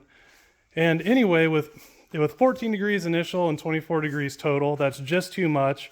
and that's into the danger zone for mechanical timing. So, but I went ahead and put the 20-degree limiters in. I don't know why Pertronix couldn't have just stamped 20 on them instead of 10, which means 20. So basically that's pulling out 4 degrees of mechanical timing. These look pretty Mickey Mouse, hocus pocus, but ironically they do work really well, and they are darn accurate for what they are, which is impressive for a bent piece of garbage, but they did a pretty good job on them. All that aside, I think we're good. We can put the cap and everything back on. We're getting close to be able to do a preliminary drive, but we'll check timing. I've now hooked up vacuum advance to the ported port, which, you know, I'll save you the lengthy explanation as I've gone through that many times. If you look up manifold versus ported, you'll see my ugly mug talking about it in several different scenarios. So all of that aside, let me get this reassembled. And we've moved from the 90-degree part of the day, where now it's dark outside, and we've moved to the 100% humidity point, especially in this garage. So yeah, welcome to Iowa if you've never been here. Definitely, if you have the option, just keep on driving, all right?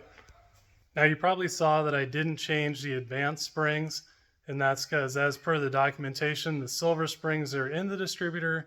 Total timing is all in by, can't hardly keep my glasses on today. Total timing is all in by 3,500 RPM, and that's okay. You know, that's safe, still fairly effective, but safe. And this not being my car, me being pretty picky and observant, and, you know, can't really speak for other people, you know, you can still have fun and it'll still perform well, but you're less likely to damage anything that way. So I just left the silver springs alone.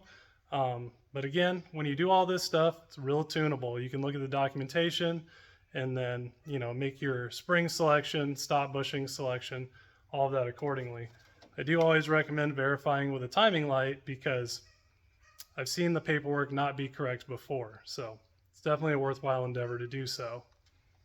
Now it's getting pretty late here, but we are moving along. I don't think I want to drive it out in the dark. You know, we got a few things left to do. I still need to wire the ignition correctly, and you know, we did just hook up the vacuum advance, so you know, I kind of wanted to see. I haven't had an opportunity to do this yet, just to see how well it starts up on its own. If I can do the long arm special here. That's what we like to see. Makes good sense to check the vacuum advance now, so if I rev it and it falls on its face, the vacuum advance is adding too much timing.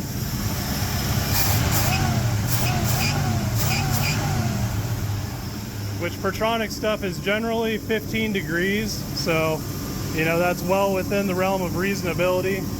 I don't know, we're looking pretty good at this point. Nice and smooth.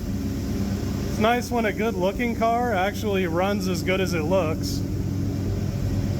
It's okay to have a garbage car if it runs bad, not that the Maverick does.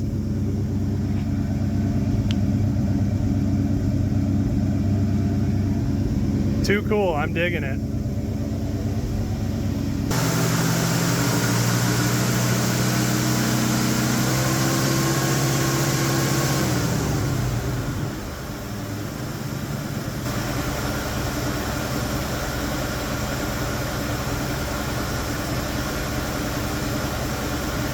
And in classic form, I lied to you guys, where after I used the timing light and I saw when the advance curve was starting to move from its initial mechanical setting, obviously we had the vacuum advance unplugged at this point, I didn't like it, okay? So I'm going to put one of the light springs in and one of the medium springs, and it should pop off that initial mechanical timing point a little bit sooner. Total timing will come in a little bit quicker, but we were way safe before and we'll still be safe. But these are some of the reasons why you always should check with a timing light, because things don't always match the paperwork, and this is one of those examples. And that definitely, if you're a nut job peak performance guy like me or whatever, some try hard, I guess, maybe you could call me, you know, you're going to feel that in your off-idle transition. So things like this are very important. So I'm going to get this done, and I'm going to go to bed, and I'll catch you guys tomorrow.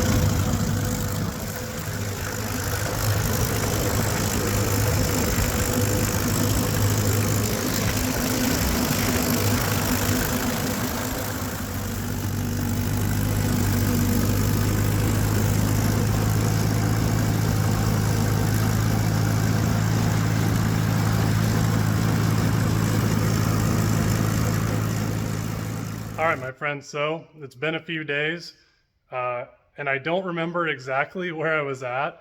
I think I had the engine all dialed, and yeah, I don't know. This is what happens when you jump in and out of things. So let me just figure out where we are and get our bearings. I think we were doing some electrical stuff, and then we're ready to drive this thing. So I'm kind of seeing from my splicer here and this wire, I remember I had to basically hot wire it to run it before because of all this electrical that we've kind of ironed out. I've given the Torino back its respective battery. I've since charged it up.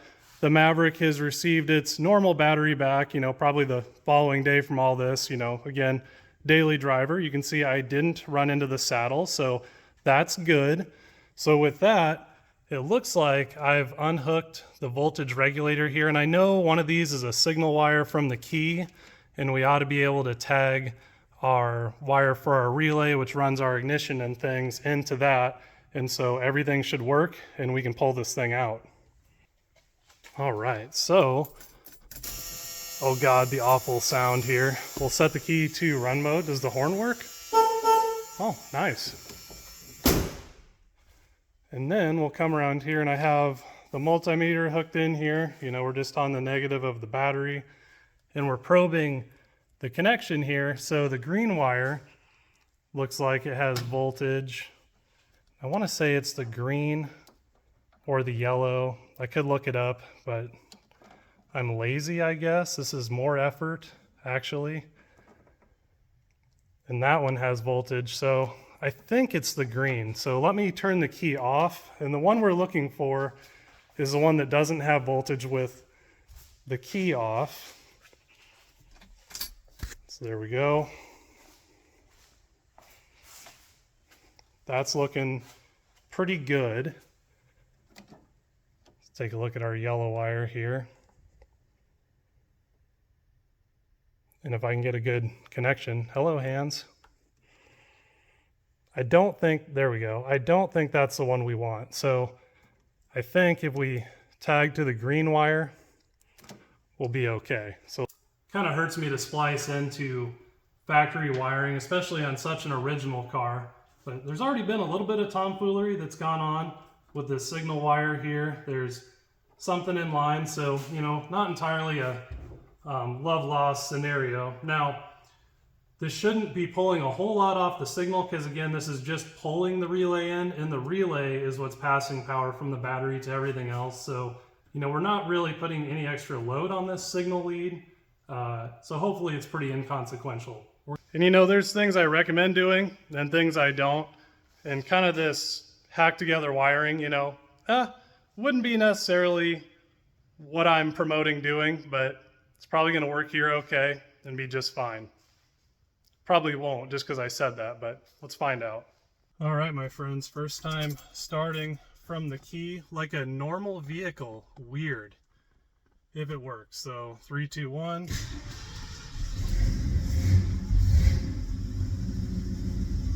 I like it. Got the choke disabled still, so just gonna take a little bit of foot feed. What a good sounding car. Amazing how well something can run when the power valve isn't just dumping a relentless amount of fuel into the engine. Overall, not too bad, although I do have some mild regrets in not opening the garage door with that power valve previously being blown. All that soot and carbon accumulated in the exhaust, and when I revved it up, it painted me a nice picture on my garage door, so that was a genius move. Just goes to show how bad it was, you know. It's just blowing all that garbage out at this point. Figured it's worth checking here to make sure that everything's still charging, you know. We want to see something above like 12.5 volts. Ooh, and that's a stout alternator. So we're sitting here charging at 14, so I don't think we caused ourselves any issues tying in where we did, so that's good. I still wouldn't say I recommend wiring it like that, but I don't know, in a pinch, it does work. Again, I'm not saying to do it, but if you had to, it seems like you can. Seems to be doing an okay job idling nice and smooth here. kind of a dangerous spot for those wires to be.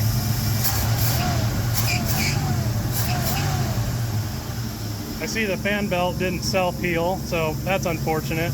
It's pretty tight, so I don't want to tighten it up any further because, you know, if you really get tight on the belts, it's going to blow your water pump, it's going to blow out the bearings in your alternator and all your accessories. You don't want to do it. This belt is probably ancient and wore out, and so it's just slipping. So something to keep in mind when you have these old cars. You know, you can cause a lot of destruction just by thinking you can grab onto that alternator and really tighten it up. So something to think about. All right, good enough for me. Shuts right down, doesn't run on. That's good. So I think it's time to get this air filter out of here so we can drive down the road. Oh yeah, I forgot. Got the Halloween 1000 going on back here. Don't eat the candy, just get the filter. There we go. I think I see why the air filter wasn't on it now. It's not clearing the Pertronics distributor. Ow, man, and my head did not clear that hood latch. So I think we're gonna have to do something a little bit different.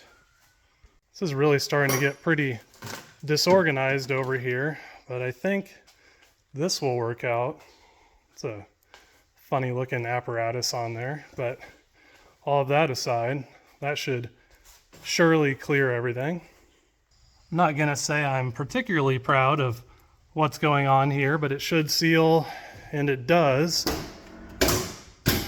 Clear the hood just fine without any issues. So lesser of two evils. At least we're not getting dirt in our engine. So the ever relevant key bump test here.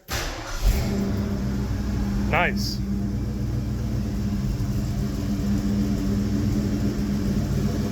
Except for that exhaust leak down here. Pretty cool.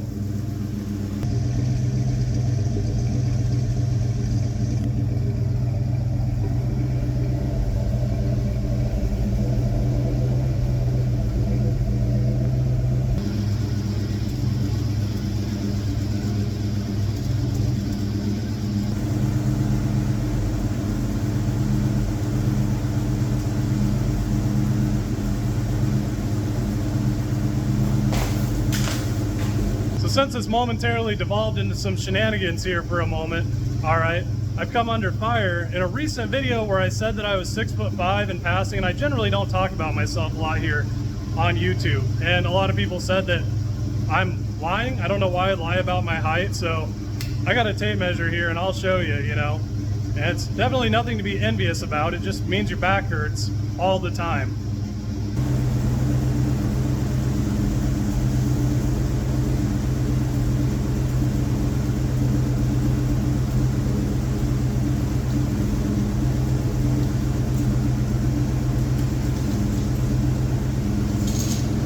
I'm doing great, but right where my finger is here,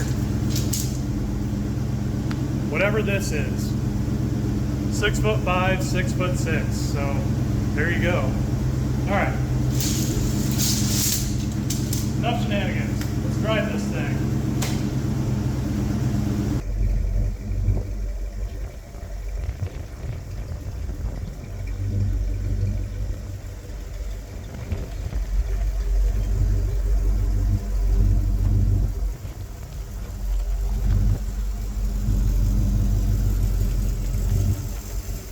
Way too nice of a car for me to have.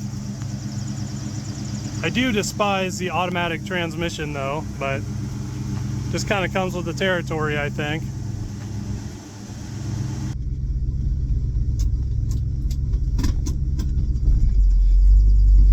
Shifter's a little squirrely. Neutral is reverse. Reverse is neutral. I don't know. Someone short must have been driving this car. Actually, I know they were pretty short. No offense, I know you're watching this. Hopefully I haven't ragged on you too bad. Alright, neutral kinda. Is that drive? That's drive, okay.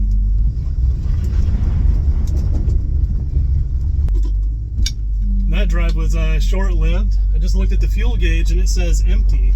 Does it work? I don't know, but I don't really have plans to get stranded today either. So back home we go. Cruising at like 5 miles an hour on the gravel road. Just way too nice of a car for this area. This is what I would consider to be an undesirable angle, to say the least, way down here at the bottom. Sounds good though.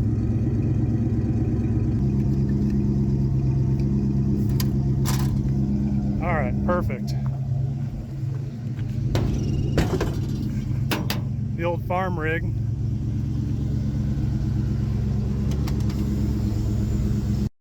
All right, here we go again.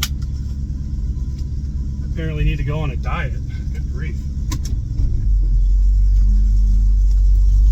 Or just not wear my seatbelt and die like a man. There's always that option. That's 2.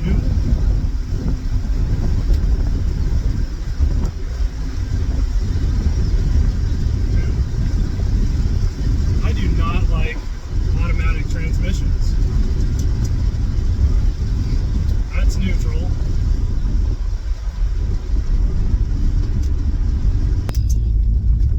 I'm gonna turn this thing around. I am not entirely convinced it's grabbing every gear that it's supposed to, so this would be a good time to actually break out the carb sheeter and have a tack, but I'm trying to do this old school. So I know that's 1, okay.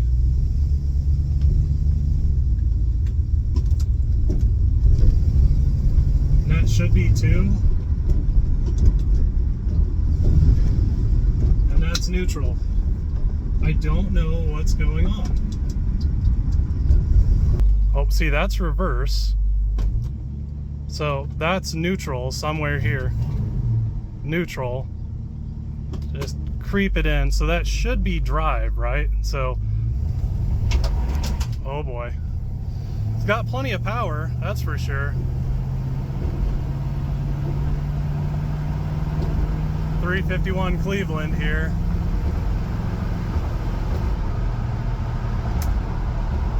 It's not bad. That was probably 3/4 throttle. This isn't my car, so I'm not real keen on beating on stuff. For a little 2-barrel car with tall rear gears for highway cruising, this thing still has plenty of power. And I'm really resisting the urge to tow into it, but at the end of the day, this isn't my car, and I think, would I really want someone just beating the living snot out of my vehicle that they were supposed to tune for me? You know, at least I would rather him be in the driver's seat at this point, and then we see what's what. If he wants to mat it to the floor, that's his business. But, you know, 3/4 throttle, it definitely gets out of its own way. There's no mistake there. Yeah, it's definitely downshifting into first now. So, you know, it was me. I was the idiot. Couldn't tell from the indicator, you know. I was definitely putting it in 2. So, you know, we had like a 2-speed power glide thing going on there. But I think with that, my friends, I'm gonna take this up to the gas station, and I think I have enough time to catch this farm auction. And if you go to any farm auctions, farmers just sell really neat stuff, super cheap. Is it super functional? No, you know, it's from the 50s and stuff, but man, it's cool. So I always just like seeing what goes across the block, and who knows, maybe something stupid will come home with me. Hopefully not, you know. Definitely probably won't make my wife very happy if I buy something. And that was just 1, 2, 3 again, so turns out I'm the idiot. What do you know? Me and automatics, man, we're just not friends. Man, dude, this thing runs awful good. I really wanted to put that 4-barrel on it, but it would almost just be a crime. It's just all original equipment. It's a very nice, well put together car. Drives good.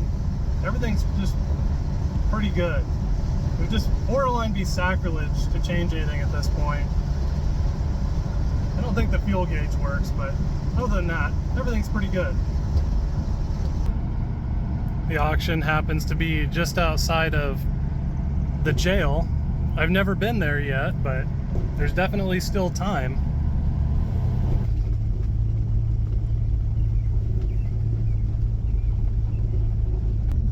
Catching the front end of it here, so let's see if we can't go and buy something that we more than likely don't need, but it'll be cool because it'll be agricultural and probably from the 40s, 30s, or 50s, in that order.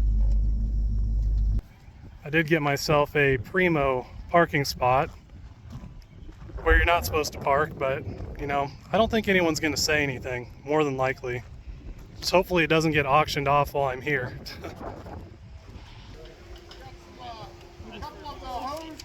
Hangers and a box of pots and chemicals for your flowers in your yard. Alright, the hose hangers and the chemicals, garden chemicals right there, getting all my money right there.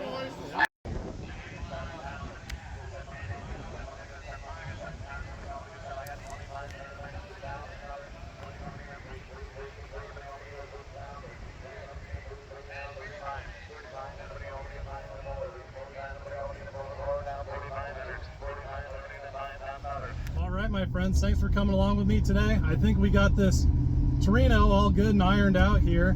Weird story about the auction. I bought two things intentionally and one tractor accidentally. It's a long story and I'll get into it in a different video, but yeah, what a weird experience. So now I have to figure out how to get all of these home because, you know, naturally you buy them cheap because they don't run, because you're an idiot. So that's me, the idiot.